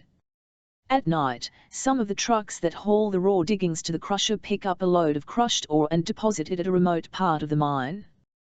Then Jiang and his private fleet of trucks come in and haul it away. Hey, there he is now. Wen waved over a squat, grit-faced man who had just stepped into the bar. The man moved with a determined swagger. Jiang, I was just telling my friend how you haul hot rocks from the mine. Jiang flung an open hand against the side of Wen's head, nearly knocking him out of his chair. You need to quit your babbling, Wen, or you'll lose your tongue. You're worse than an old woman. He sized Ju up, then regarded his cousin Yao. The big man faintly shook his head. Jiang eased around the table and stood close to Ju. He suddenly reached down, grabbed Ju's collar, and jerked the agent to his feet. Ju kept his arms at his sides and smiled harmlessly. Who are you? Jiang said, his face millimeters from Ju's. My name is Tsen. I am a farmer from Bouk.part. Now, you tell me your name. Jiang's eyes flared at his boldness. Listen to me, farmer. He held Ju's collar tightly. If you ever want to tread the soil of Bayanabo again, then I suggest that you pretend you never came here. You saw no one and talked to no one. Do you understand? Jiang's breath reeked of smoke and garlic, but Ju never flinched. With a pleasant grin, he nodded at Jiang. Of course. But if Phil was never here, then I didn't spend 80 yuan on drinks with your friends.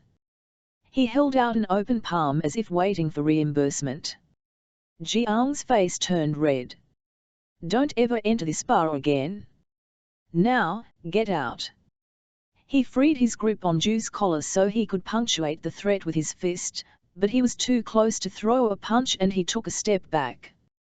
Ju anticipated the move and scissored his foot behind Jiang's, catching the back of the truck driver's ankle. Jiang stumbled, but still unleashed a hard right as he fell back. Ju moved left, absorbing the punch to his shoulder, then countered by shoving Jiang's torso. Jiang lost his footing and fell backward, out of control. Ju kept a grip on him, driving him toward the table, where Jiang's head smashed against the lip. He collapsed to the floor like a felled redwood, knocked out cold. At the sight of his cousin's takedown, Yao leaped up and tried to grab Ju in a bear hug. The smaller and more sober Ju easily spun away, then launched a sharp kick to Yao's knee. The big man buckled, allowing Ju to deliver several lightning strikes to the head. A final blow struck his throat. Yao turned and fell to his knees, clutching his throat while overcome by a false sense of suffocation.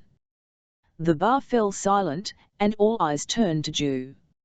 Drawing attention to himself was foolish, but there were times he couldn't help himself. No fighting, the bartender shouted. But he was too busy pouring drinks to bother throwing out any of the culprits. Ju nodded at him, then casually picked up his glass of baijiu from the table and took a swig. The other patrons returned to their drinks and jokes, ignoring the two men on the floor. Wen had watched the brief fight in a stupor, not moving from his chair. You have quick hands for a farmer, he stuttered. Lots of hoeing. Ju swung his hands up and down. What do you say our friend Jiang buys us a drink, he asked. Sure, Wen slurred. Ju reached into the unconscious man's pocket and took out his wallet. Finding his resident identity card, he memorized Jiang's full name and address. He replaced the wallet, but not before retrieving a 20 yuan banknote, which he handed to Wen. You drink for me, Ju said. It is late, and I must go. Yes, my friendson, if you say so. Wen raised himself in his chair with some difficulty. See you at the mine, Ju said. The mine? Wen asked.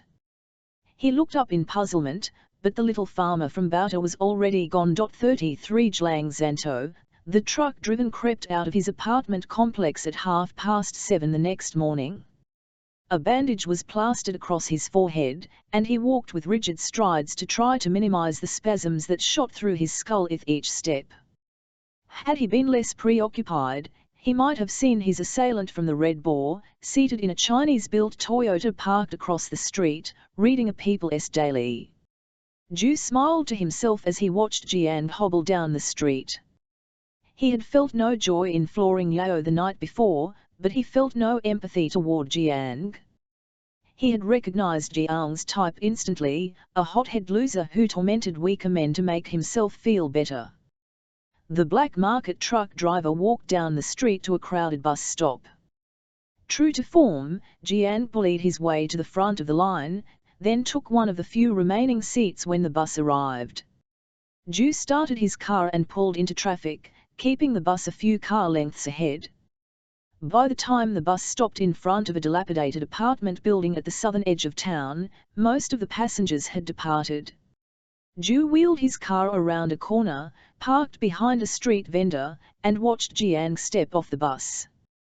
Pulling a brimmed hat low over his eyes, Ju locked his car and followed on foot.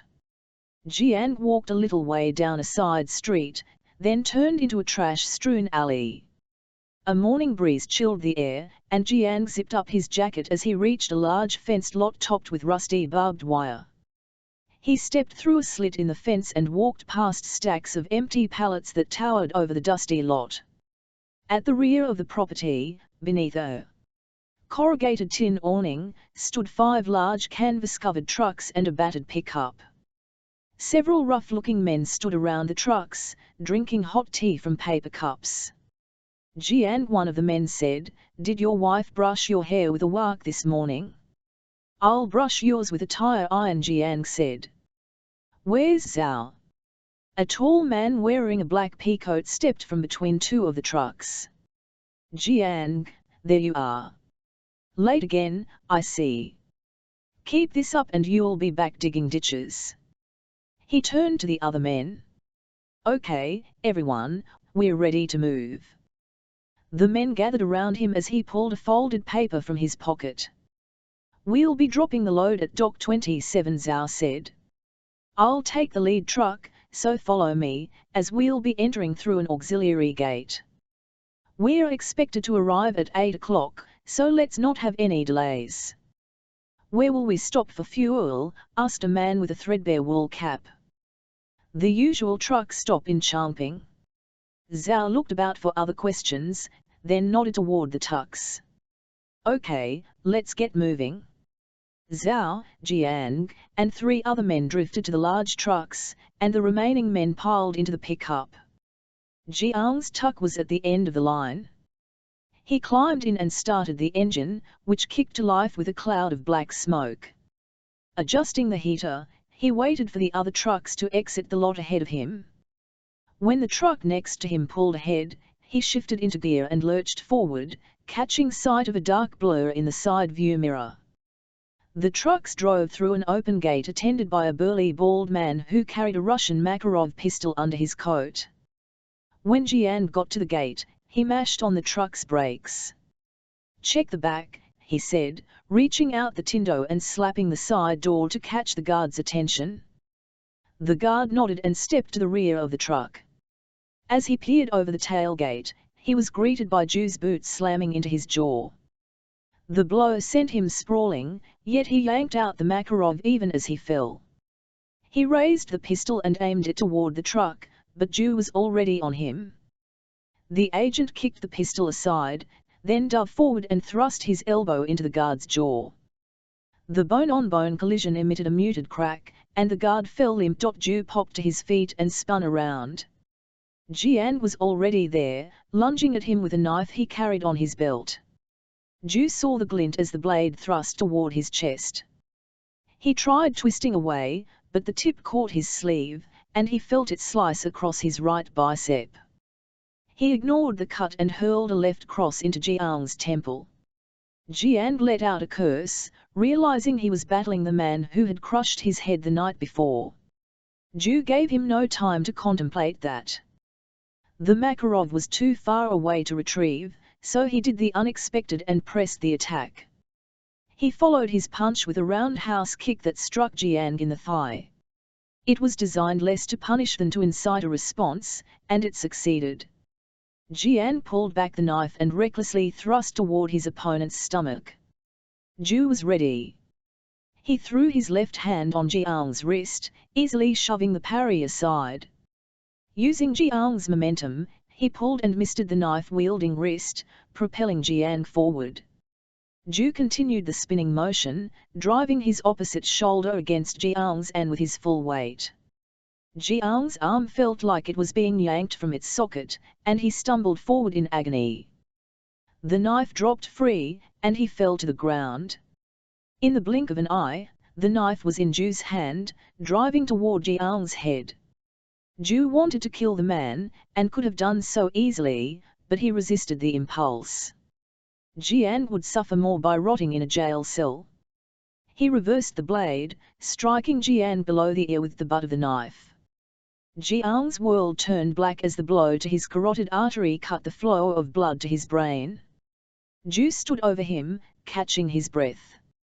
A phone call to the People's Armed Police would ensure the bully an unpleasant welcome when he awoke. But first Zhu had to catch the caravan.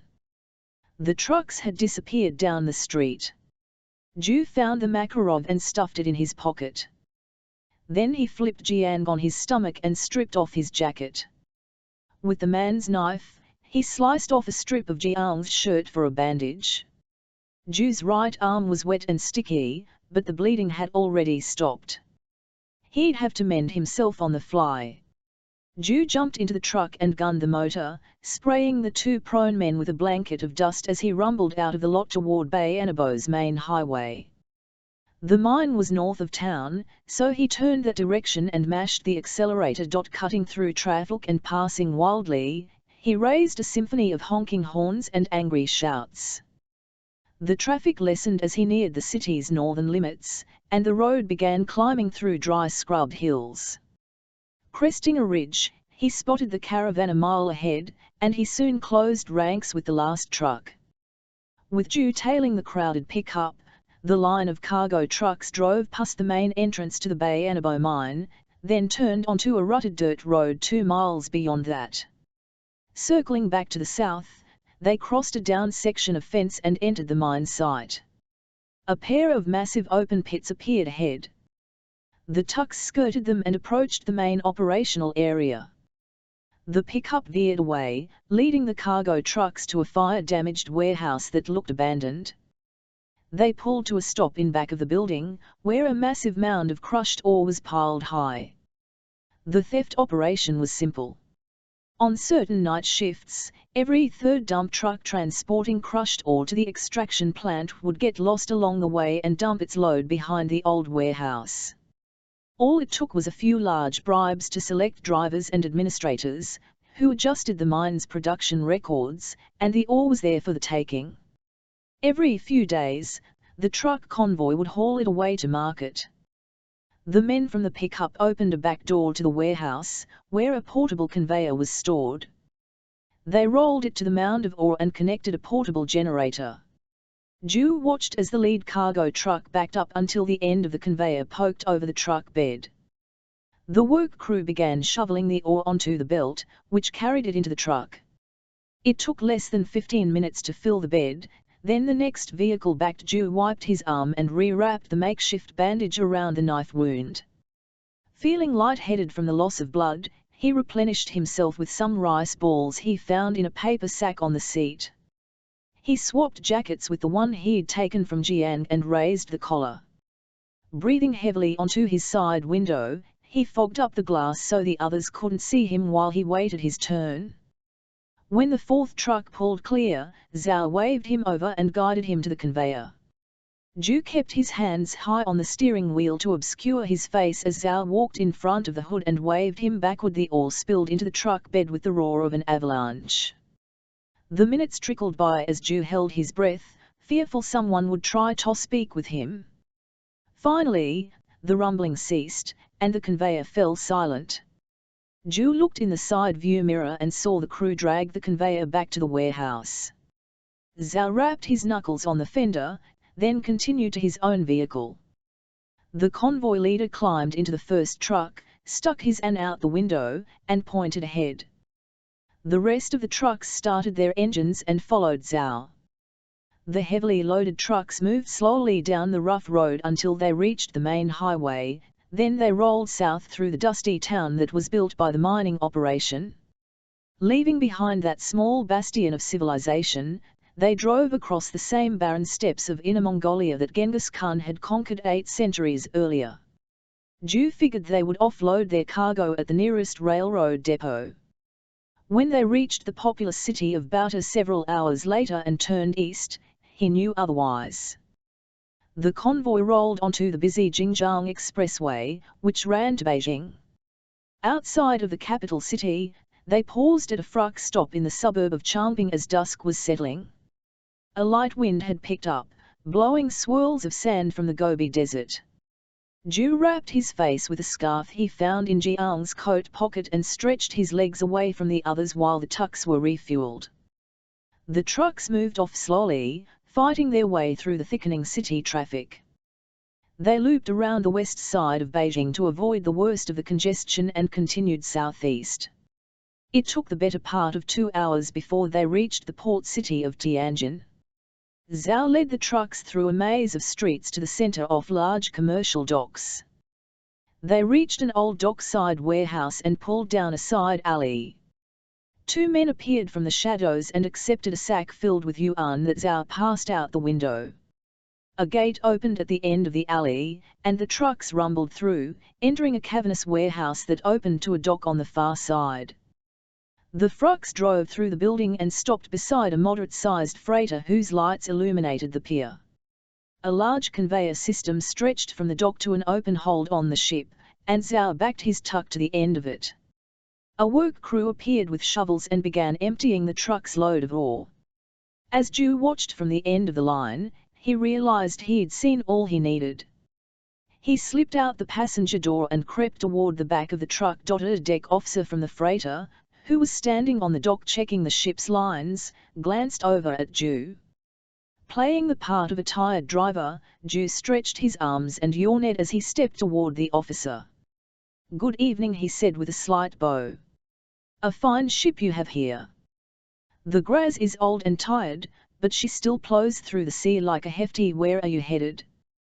"We do a cargo swap in Shanghai, then we're off to Singapore." He looked at Zhu closely under the lights, noticing a damp streak of red on the sleeve of his jacket. "Are you okay?" Zhu glanced at the blood and grinned. "It's transmission fluid. I spilled it, adding some to the truck." Zhu saw Zhao's truck was finished unloading and the next truck in line was moving to take its place. He nodded at the officer and smiled. "Have a safe voyage," he said, turning his back on the loading operations and walking away. The officer looked at him oddly. "What about your truck?" Zhu ignored the query, sauntering away from the dock until he vanished into the night. 34 THE 4 Arrows propulsion motor looked like a stretch limousine driven through an oversized tire. The limousine part, in fact, was a rectangular induction housing that drew in water and expelled it through a trio of gimbaled exhaust outlets in the back. Just forward of it, at the motor's midpoint, a donut-shaped nacelle contained the sophisticated jet pump that could push the submarine to high speeds. The entire motor was coated in a slippery black substance, which deflected water and gave the entire device a cold, futuristic appearance. High overhead lights shined starkly on the prototype propulsion motor as a crane lifted it from its floor blocks and placed it on a large flatbed trailer. An army of workmen secured it with steel cables and covered it with canvas tarps. A semi-truck, operated by a company that specialized in hauling secure freight, was backed in and hitched to the trailer. It was 6:30 in the morning when the truck pulled out of the Naval Research Laboratory's facility at Chesapeake Beach, Maryland. As it drove inland from the bay, the surrounding woods and fields were damp with morning dew, while a leaden sky obscured the sunrise. "What's our ETA to Groton?" the co-driver asked, suppressing a yawn. The truck's driver glanced at his watch. "The GPS says 7 hours. Probably longer if we don't beat the worst off Bell 5A traffic." In the lightly populated region of southern Maryland, the early morning traffic leading toward Washington was almost non-existent. As they rounded a sweeping curve, the two men noticed a wisp of black smoke rising ahead. When it became apparent that the smoke originated from the road, the driver downshifted. "Is that a car on fire?" his co-driver asked. "I think so. Looks like some old clunker." It was in fact a 20-year-old Toyota Camry that had been severely wrecked at some point in its life.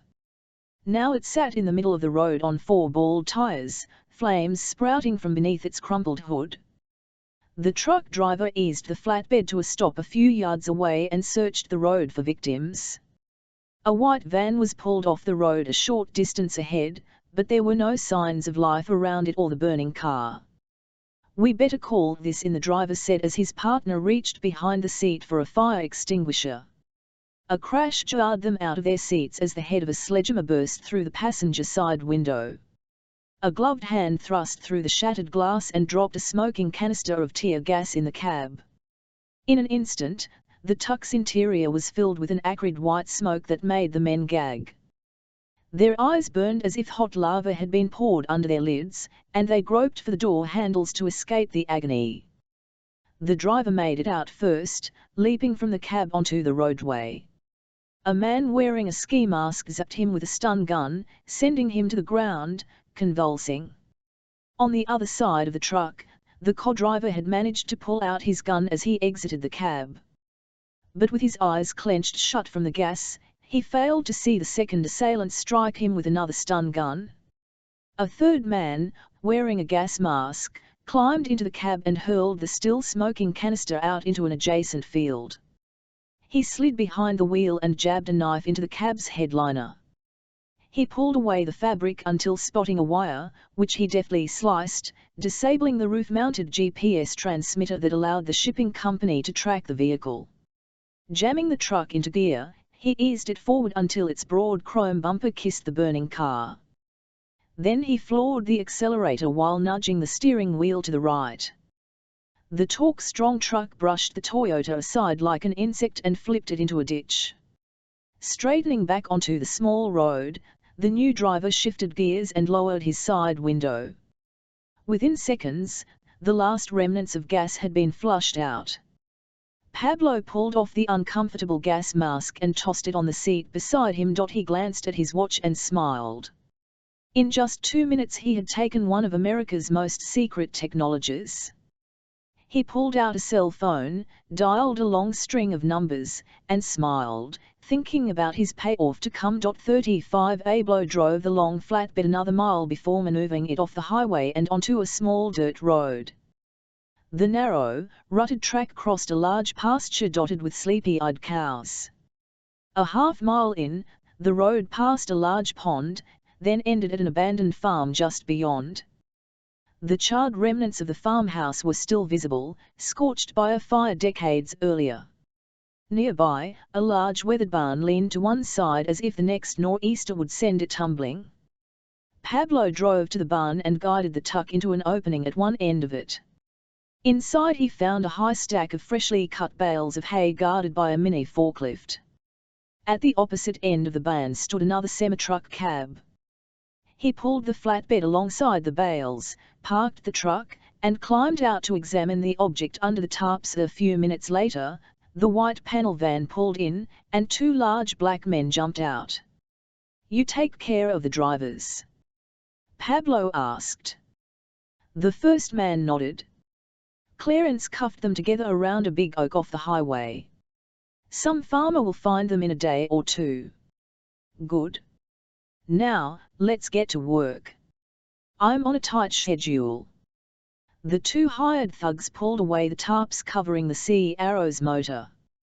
Then they donned heavy gloves and went to work on the bales of hay. Clarence started up the forklift, and using an attached device called a bale squeeze, he began hoisting blocks of multiple bales onto the flatbed. The second man stood on the bed, guiding the bales into place around the motor. Meanwhile, Pablo unhitched the truck from the flatbed.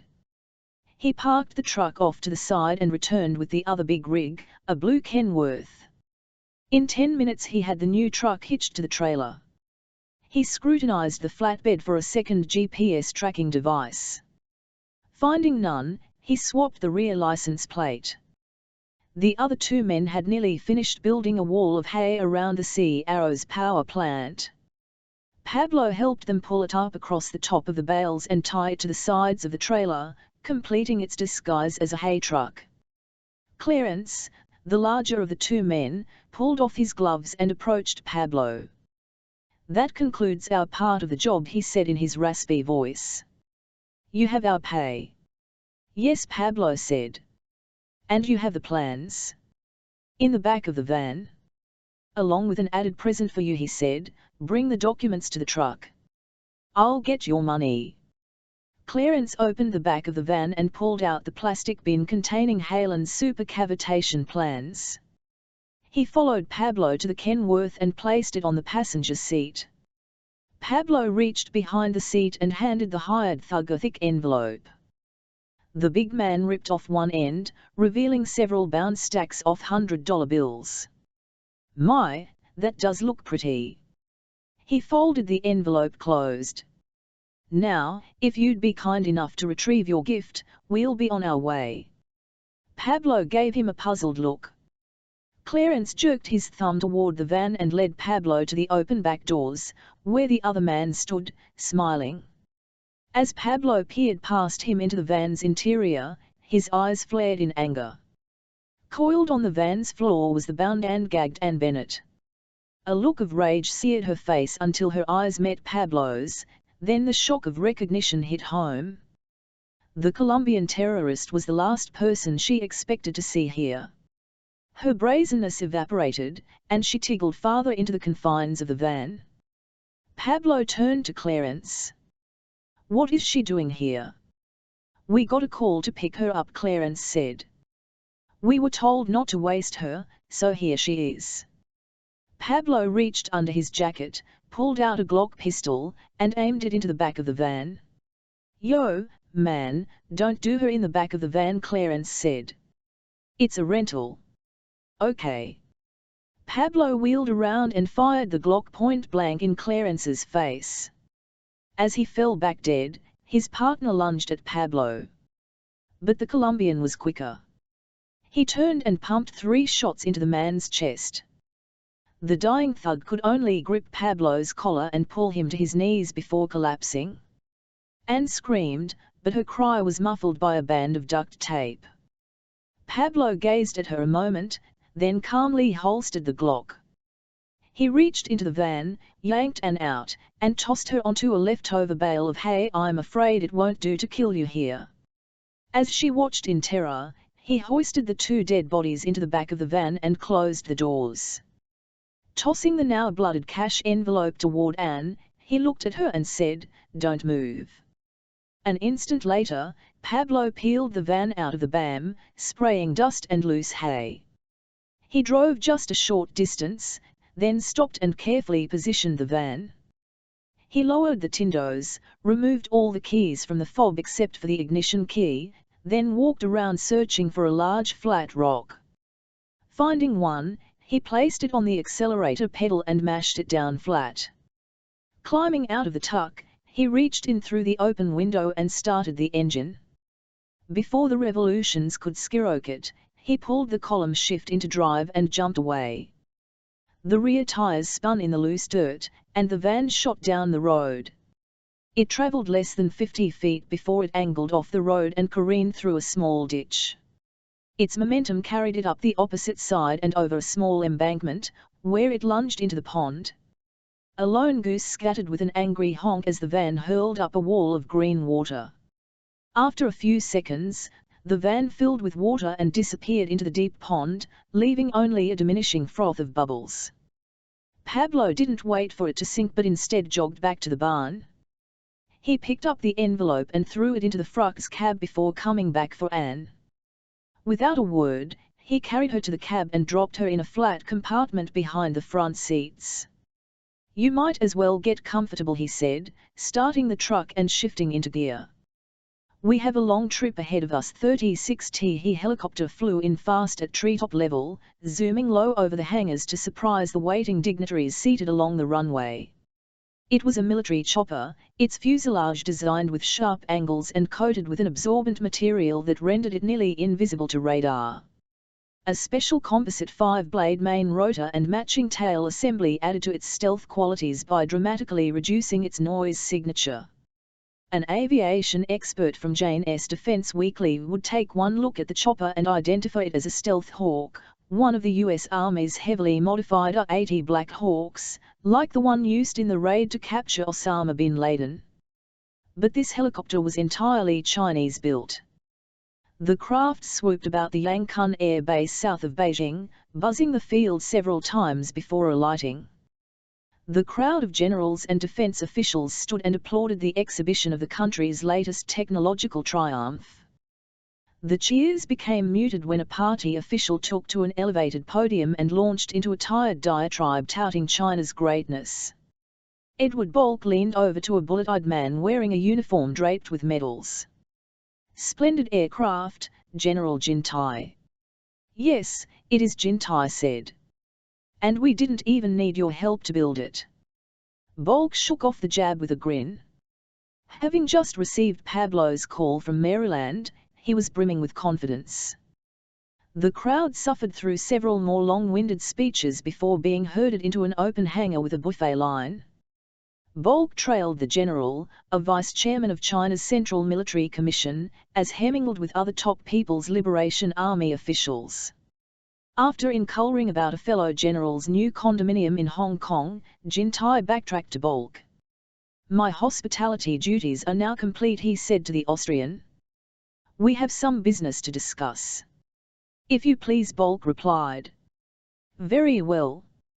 Let me find our chief spy master, and we'll speak in private." Jintai scanned the crowd until locating a slight, bespectacled man drinking a Heineken beer. Dao Liang was a directorate head in the Ministry of State Security, the agency that handled China's intelligence and counterintelligence activities. Dao stood talking with Zhu Xing, the field operative from Bayanabo, who calmly studied the assembled dignitaries. The peasant-faced man subtly alerted Dao that Jintai was stalking him while the general was still halfway across the room. "Dao, there you are," the general said. "Come, we have a business proposal to evaluate with our old friend Edward Bolk." "Our old friend Bolk," Dao said with an acid tone. "Yes, I am curious to hear his latest offerings." With Zhu following, the men crossed the hangar to a small private office. It had been prepared for them with a portable liquor cabinet and a platter of dim sum. Jintai poured himself a whiskey and sat down with the others at a teak conference table. "May I offer my congratulations, gentlemen, on your latest deployment," Bolk said. "It is an admirable day for China's guardians." "In a small way." He paused, letting his insult register. "I would propose that tomorrow, however, may bring a revolutionary day to your country's defense. Are you going to emasculate the Russian and American military for us?" Jintai said, chuckling to himself as he downed the last of his whiskey. "In a manner of speaking, yes, you are a miner and a petty thief, Bolk." "What are you saying?" Bolk peered at the general with narrowed eyes. "Yes, I am a miner. I know the value of important minerals, such as gold and silver. And rare earths." "We understand the value of rare earth elements," Dao said. "That is why we manipulate the price by using you as a broker to make acquisitions on the open market. It's no secret that China holds a near monopoly on the production of rare earth elements," Bolk said. but that monopoly has been put at risk by activity at two large mines outside your country. The Americans recently reopened their Mountain Pass mine, while Australia's Mount Weld operations are undergoing expansion. Jintai puffed out his chest. We will always be dominant. Perhaps. But you will no longer control the market. Bulk removed a large photo from his attach case.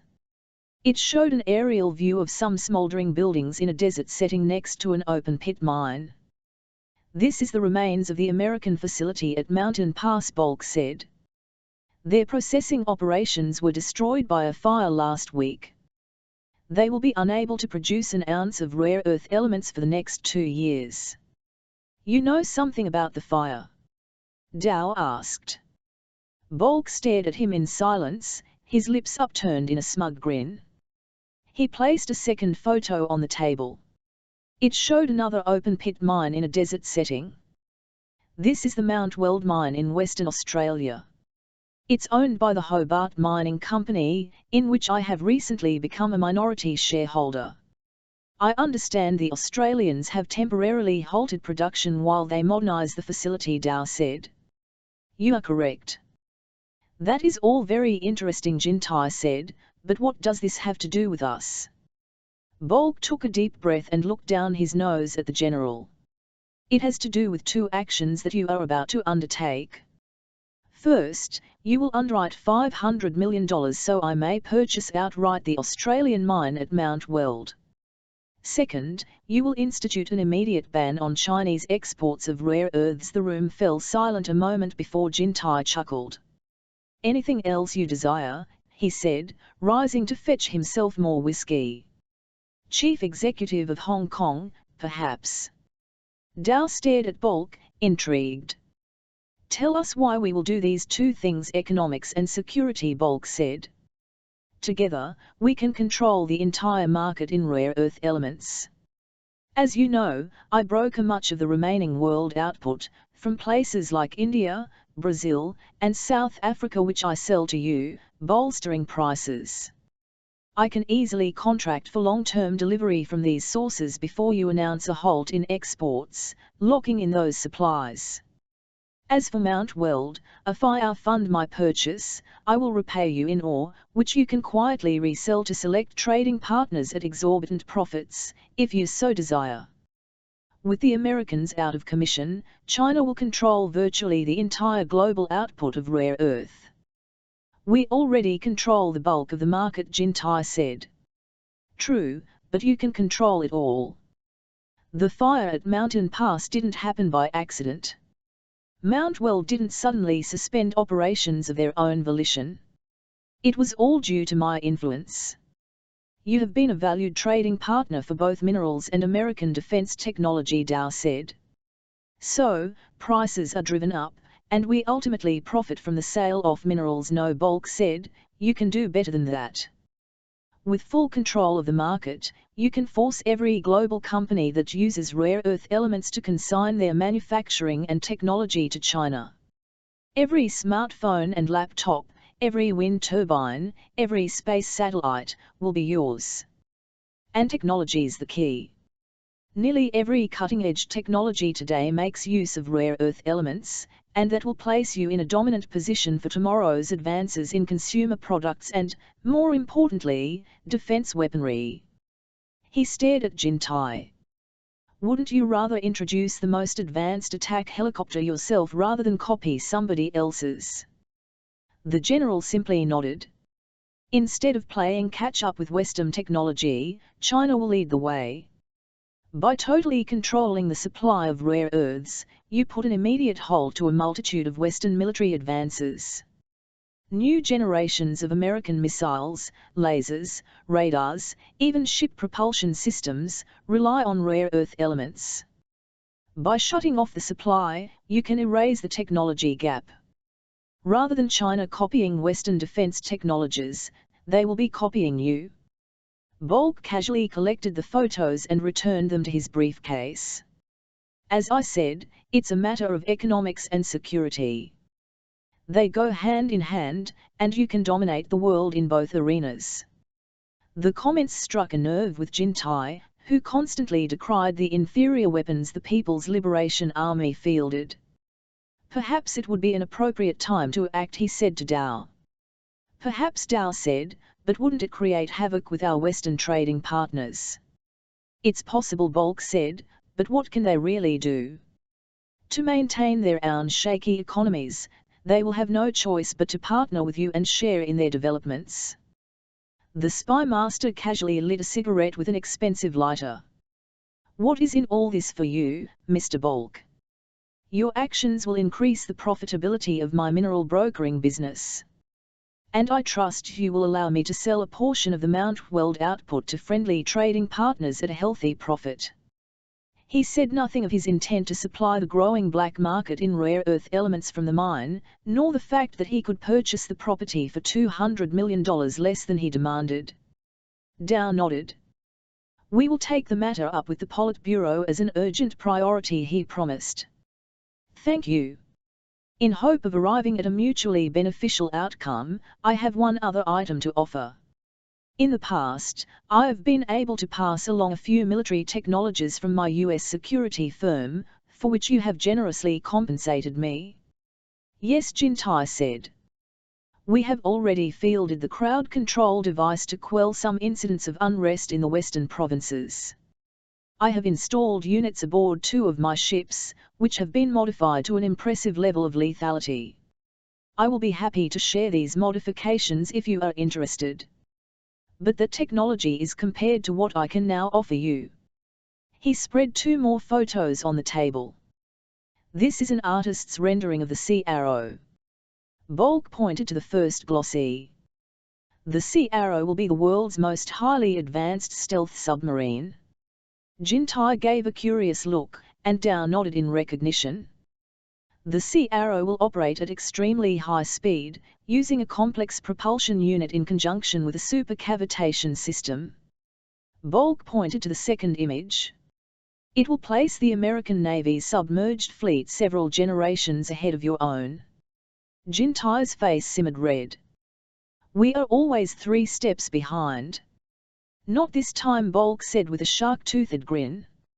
Less than 1 hour ago, I came into possession of the initial power plant that was scheduled to be installed on the Sea Arrow next week. In addition, I now have the one and only copy of the plans and drawings for the submarine's supercavitation system. He leaned over the table in a gloating pose. The Americans can duplicate the power plant only with rare earth elements. And without the supercavitation plans, their submarine is worthless. The Chinese officials did their best not to appear too eager. You are willing to share these items with us? Dao asked with feigned indifference. Sources tell me the Americans have secretly spent over $1 billion in developing the Sea Arrow. If we have a deal on the other items we discussed, I shall be happy to sell you the motor and the plans for an additional $50 million. Dao didn't blink. When could you deliver it? The motor and plans will arrive by ship in Panama in 5 days. I'll be happy to make the transfer there. It is an attractive proposal, Dao said. We will afford it appropriate consideration. Excellent. Bulk collected the photos and glanced at his watch. I'm afraid I have to catch a flight to Sydney. I've opened preliminary discussions for the acquisition of Mount Weld, so I'll eagerly await your reply. We will move as quickly as we can, Jintai said. The general called for an aide, and Bulk was escorted out after everyone stood and shook hands. Jintai poured a whiskey for Dao and another for himself. Well, Dao, our Austrian friend makes a compelling case. Since our economy is strong, we can afford to muscle the marketplace. And why not try to make the technological leap that will assure our safety for the next century? There could be potential economic repercussions that the General Secretary won't relish, Dao said, but I agree that it is worth the risk. Will he balk at the loan and cash payments? Not when I explain the value of the Sea Arrow technology. We've had agents trying to penetrate the program, but with no success. I don't question Bulk's estimate of their expenditures. In fact, He may be understating their costs. He studied his glass of whiskey. We must do what we can to obtain it. Jintai smiled. Then it is agreed. We will jointly support the proposal to the General Secretary. But there is one problem with our Austrian friend. Dao turned to Zhu, who had been sitting silent throughout the meeting. Please, tell the General what you have learned. Zhu cleared his throat. General, I was assigned to investigate thefts of rare earth elements from our primary mine operation in Bayanabo. There I found an organized crime ring that was systematically stealing crushed ore and transporting it to Tianjin. I tracked an illicit delivery that was loaded aboard a freighter called the Graz. He paused, glancing at Dao for confirmation to keep talking. Should the name mean something to me? Jintai asked. The Graz, Dao said, is owned by Bulk's shipping company. Bulk is orchestrating the theft of our own rare earth. Yes, Dao said. He was brought in as a consultant at the mine some years ago, giving him opportunity to establish the theft ring. But it's worse than that. He nodded at Zhu. I examined a number of port records to track the freighter's path, Zhu said. From Tianjin it sailed to Shanghai, and then to Hong Kong, where it offloaded 30 metric tons of crushed basanite that the Ministry of Commerce had purchased on the open market. The purchase was brokered through Bulk's firm, Habsburg Industries. Bulk is selling us our own rare earth.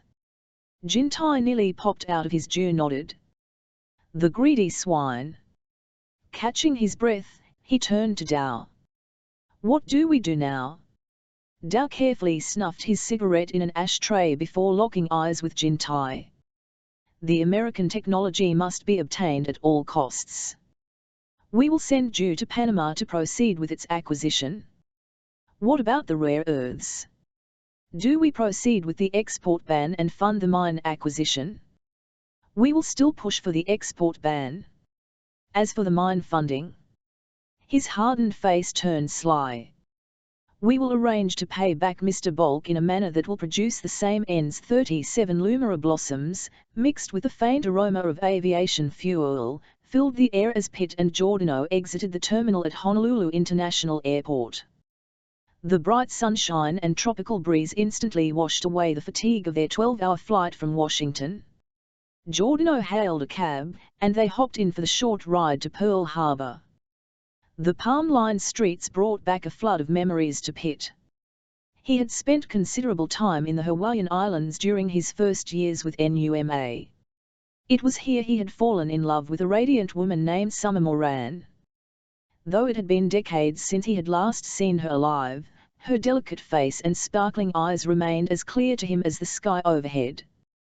The deceased mother of his 2 ground children, she lay buried in an Ocean View cemetery on the other side of the island.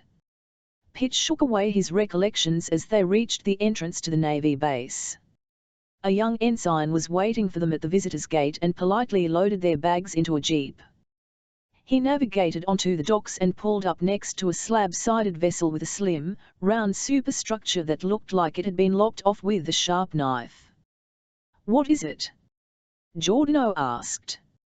Some sort of car ferry on steroids. You're not far from the mark, Pitt said. The Fortitude's design is based on a high-speed automobile ferry built by an Australian company. Catamaran hull. Giordano said, noting the ship's rotund bow was supported by Fivan vertical hulls. Yes, and made of aluminum. The Fortitude is driven by water jet propulsion. She's part of the Military Sealift Command, and is designed to transport troops and equipment quickly. The Navy's building a small fleet of them. As they retrieved their bags from the jeep, a lantern-jawed man in fatigues approached them. Mr. Pitt. Yes, I'm Pitt. Lieutenant Aaron Plugrid, Coast Guard Maritime Safety. The man reached out and shook Pitt's hand with an iron grip. My men are already secured aboard the Fortitude. I'm told we can shove off at any time. What's the size of your team, Lieutenant? I lead a squad of 8 men, well trained to combat piracy operations. If there's a hijacking attempt, we'll stop it. Plugrid and his men came from a little-known command called the Coast Guard Deployable Operations Group. Essentially a SWAT team at sea, they were trained in counter-terrorism, high-risk ship boardings, and explosives detection. One question for you, Sir Plugrid said. We received a crate from NUMA containing a dozen high-end hazmat suits. We went ahead and loaded the crate aboard ship. Those are for your men, Pitt said. Be sure each is issued a suit when we board the Adelaide. We have a theory that the potential assault may involve the use of a beefed-up microwave system similar to those developed by the Army for crowd control. I'm familiar with that system, Plugrid said. We'll take the necessary precautions. Pitt and Giordano boarded the sleek ship, where they were greeted by the Fortitude's captain, a prematurely grey Navy commander named Jarrett. He led the NUMA men to the bridge, where he outlined their proposed course on a navigation monitor. We'll be looking to rendezvous with the Adelaide here, Jarrett said, stabbing a finger at an empty expanse of ocean southeast of the Hawaiian Islands. It's about 1,100 miles from Oahu. We'll zero in on the Adelaide's course once we get closer, but we should catch her in less than 24 hours. 24 hours. Giordano shook his head. Do you have jet engines on this thing? No, just 4 big turbocharged diesels. On a good day, we can run close to 45 knots. Since we are carrying a light load, we should be able to sail close to that speed. Why fly and miss out on a nice sea breeze? Giordano said. That's what the Fortitude was designed for. We can transfer a battalion of men across the Atlantic in 2 days. Jarrett eyed a nearby chronograph. If you gentlemen have no objection, we'll get underway. The Fortitude's diesels started with a rumble. The lines were cast, and the 338-foot ship maneuvered out the narrow entrance of Pearl Harbor and turned southeast. It cruised past Waikiki and the towering face of Diamond Head before cranking up speed. The brick-shaped ship accelerated quickly, rising up on its sharp catamaran hulls. The seas were calm, allowing Jarrett to run at nearly full out. Pitt watched the navigation monitor in awe as the vessel easily eclipsed the 40-knot mark. In a few hours, the last of the Hawaiian Islands disappeared off the stern horizon as they raced into an empty expanse of the Pacific. Pitt and Giordano joined Plugrid and his team on deck, sharing insights on what they might encounter, as they reviewed defensive boarding measures. After dining in the ship's cave mess hall, they turned in for the night. Pitt detected the Fortitude's engines slowing later the next morning while he was exploring the hold with Giordano. The 2 men climbed to the bridge, where they spotted the Adelaide a mile off the bow. She was a dry bulk carrier, 600 feet long, sporting a forest green hull and a gold superstructure.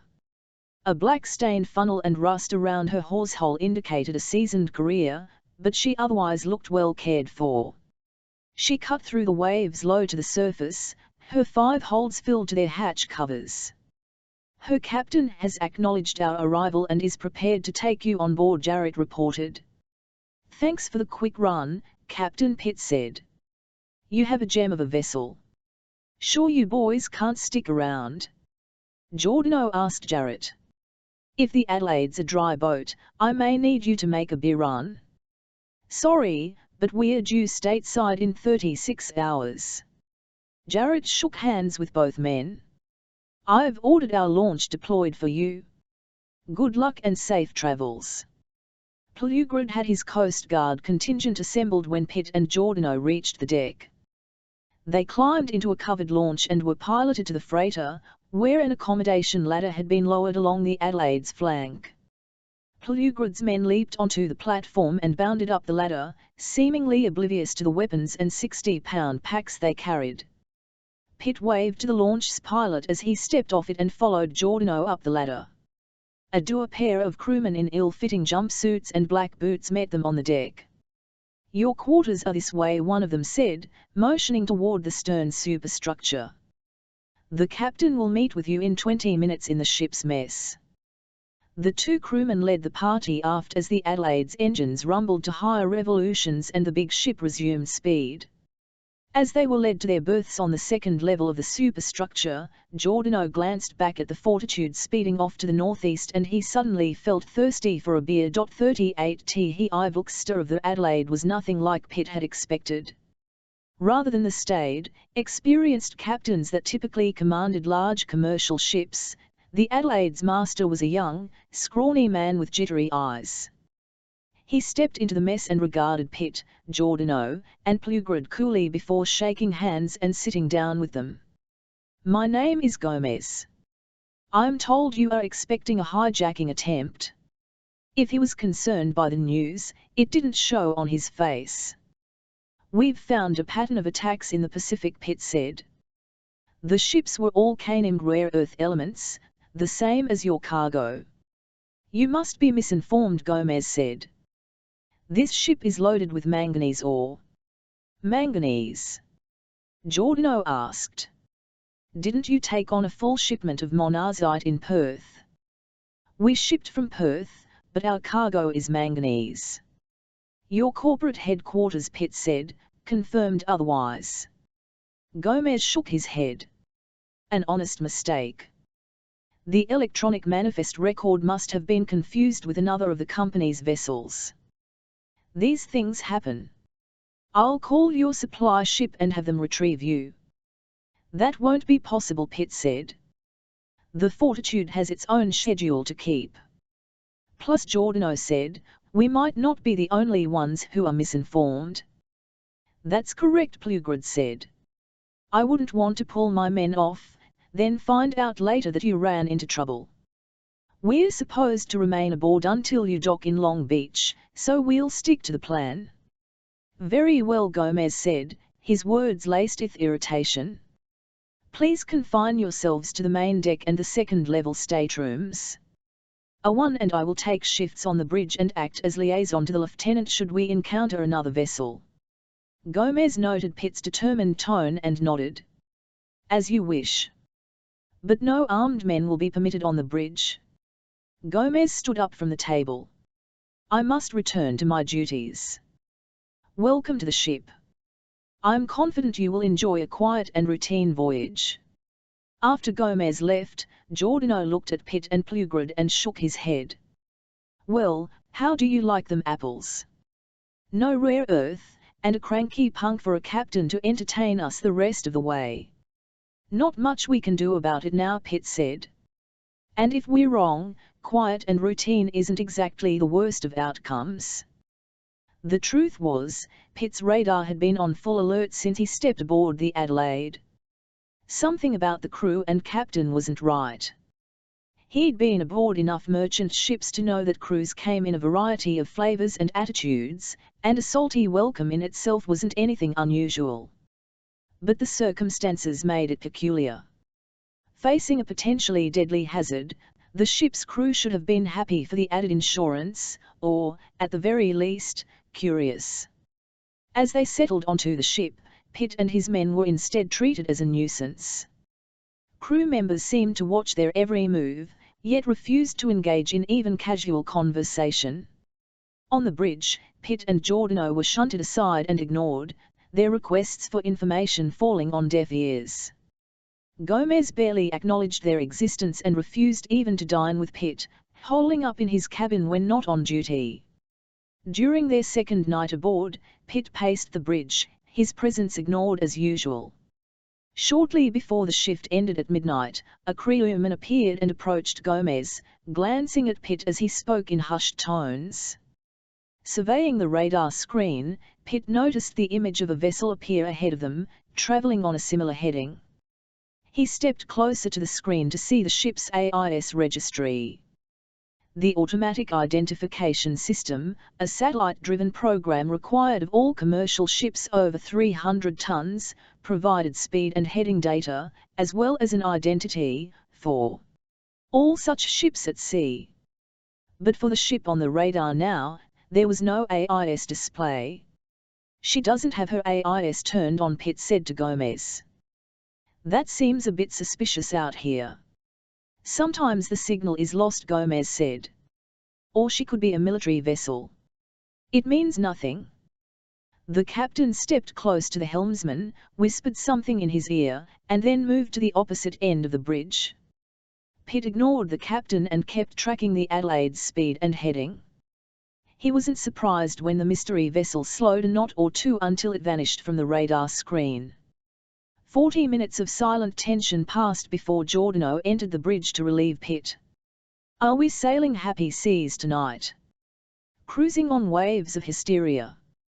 Pitt, preparing to leave, quietly reported the earlier encounter with the ship. A new helmsman arrived to relieve the one on duty, but Gomez remained on watch. As Pitt turned to depart the bridge, he glanced once more at the radar screen. Something caught his eye, and he hesitated, studying the numbers. It was the course heading. The ship had suddenly changed from an east-northeast heading to east-southeast. "Why are we running southeast?" Pitt asked. "There is a strong head current at this latitude," Gomez said. "We will drop below it for a day or two to maintain speed, then readjust our heading to Long Beach." Pitt's recollection was that the north equatorial current ran some distance south of their position, but he didn't argue. He turned and gave Giordano a skeptical look.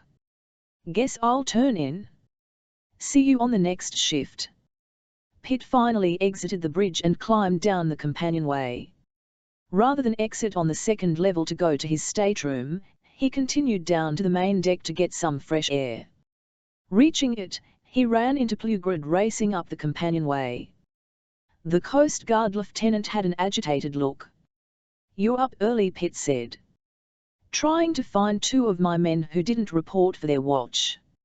"You didn't see them up on the bridge?" "No. I'd suggest the mess. They probably went for some coffee to stay awake." Plugrid grumbled an acknowledgement and trotted off toward the mess. Out on deck, Pitt found the night cool, with a fresh breeze rippling over the port beam. After several hours on the unfriendly bridge, the air felt refreshing. Pitt stretched his legs by hiking across the long, open deck, stopping at the prow and gazing over the rail. A faint light appeared briefly ahead on the horizon, vanishing and reappearing as the Adelaide rose and fell with the sea. The mystery ship was still there, directly ahead, at the edge of visibility for both eye and radar. Pitt watched for several minutes, confirming the other vessel was holding position, then ambled toward the deckhouse.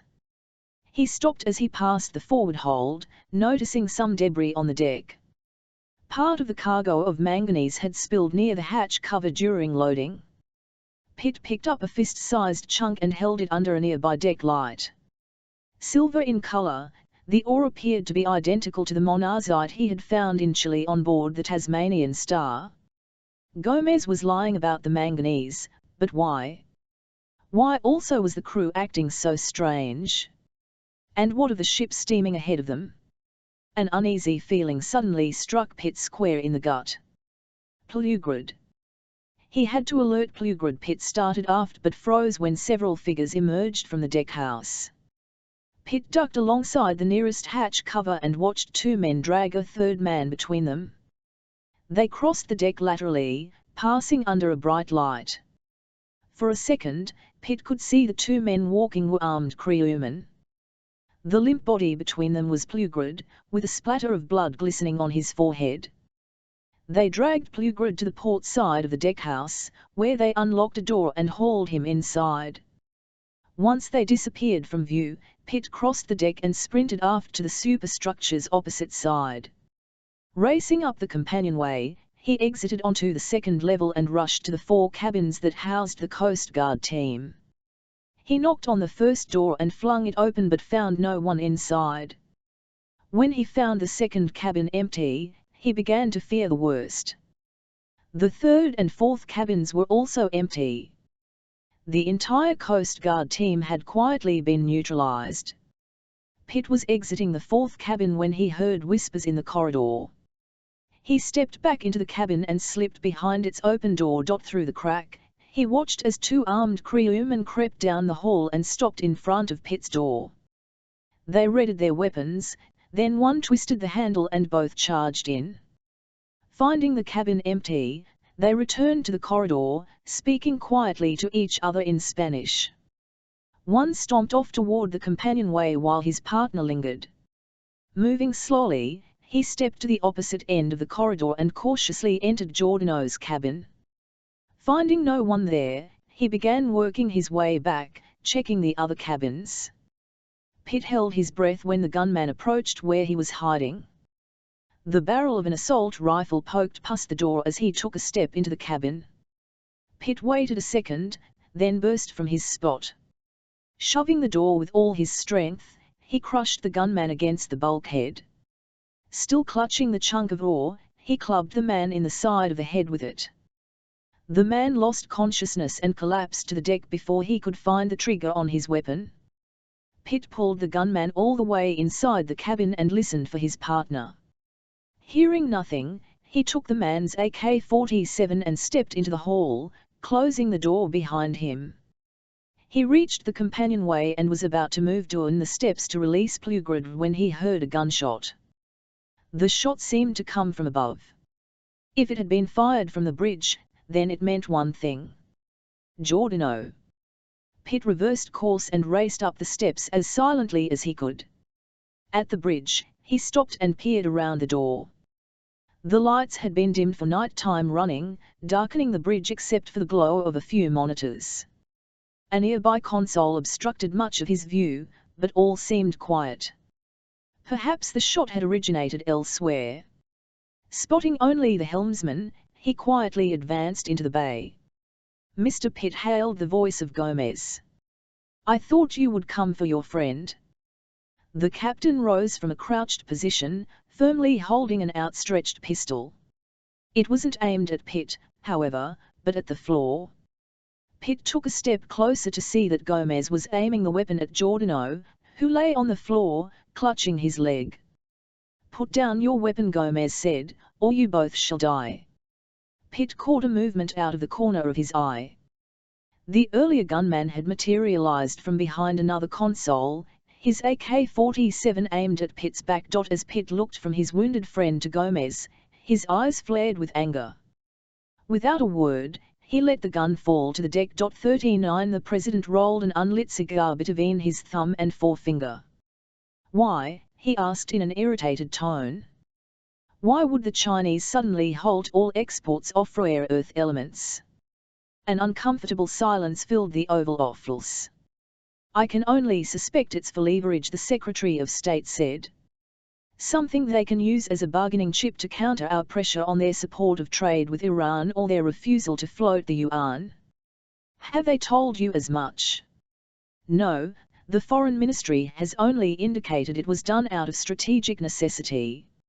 "Sure," said Vice President Sandecker. "The necessity to torpedo our economy." A cigar aficionado himself, he eyed the president's stogie with envy. "It is quite a bold move," the Secretary of State said. "I would have expected some hint of negotiation over the matter, but the Chinese are playing it close to the vest." The president turned to his national security advisor, a raven-haired woman named Dietrich. "How bad is it going to hurt us?" "Over 90% of our rare earth imports come from China," she said. "Commercially, it will devastate a number of industries, particularly electronics and the alternative energy fields. Almost every high-tech industry in the country will be affected." "Are we just talking higher prices?" asked Tom Cerny.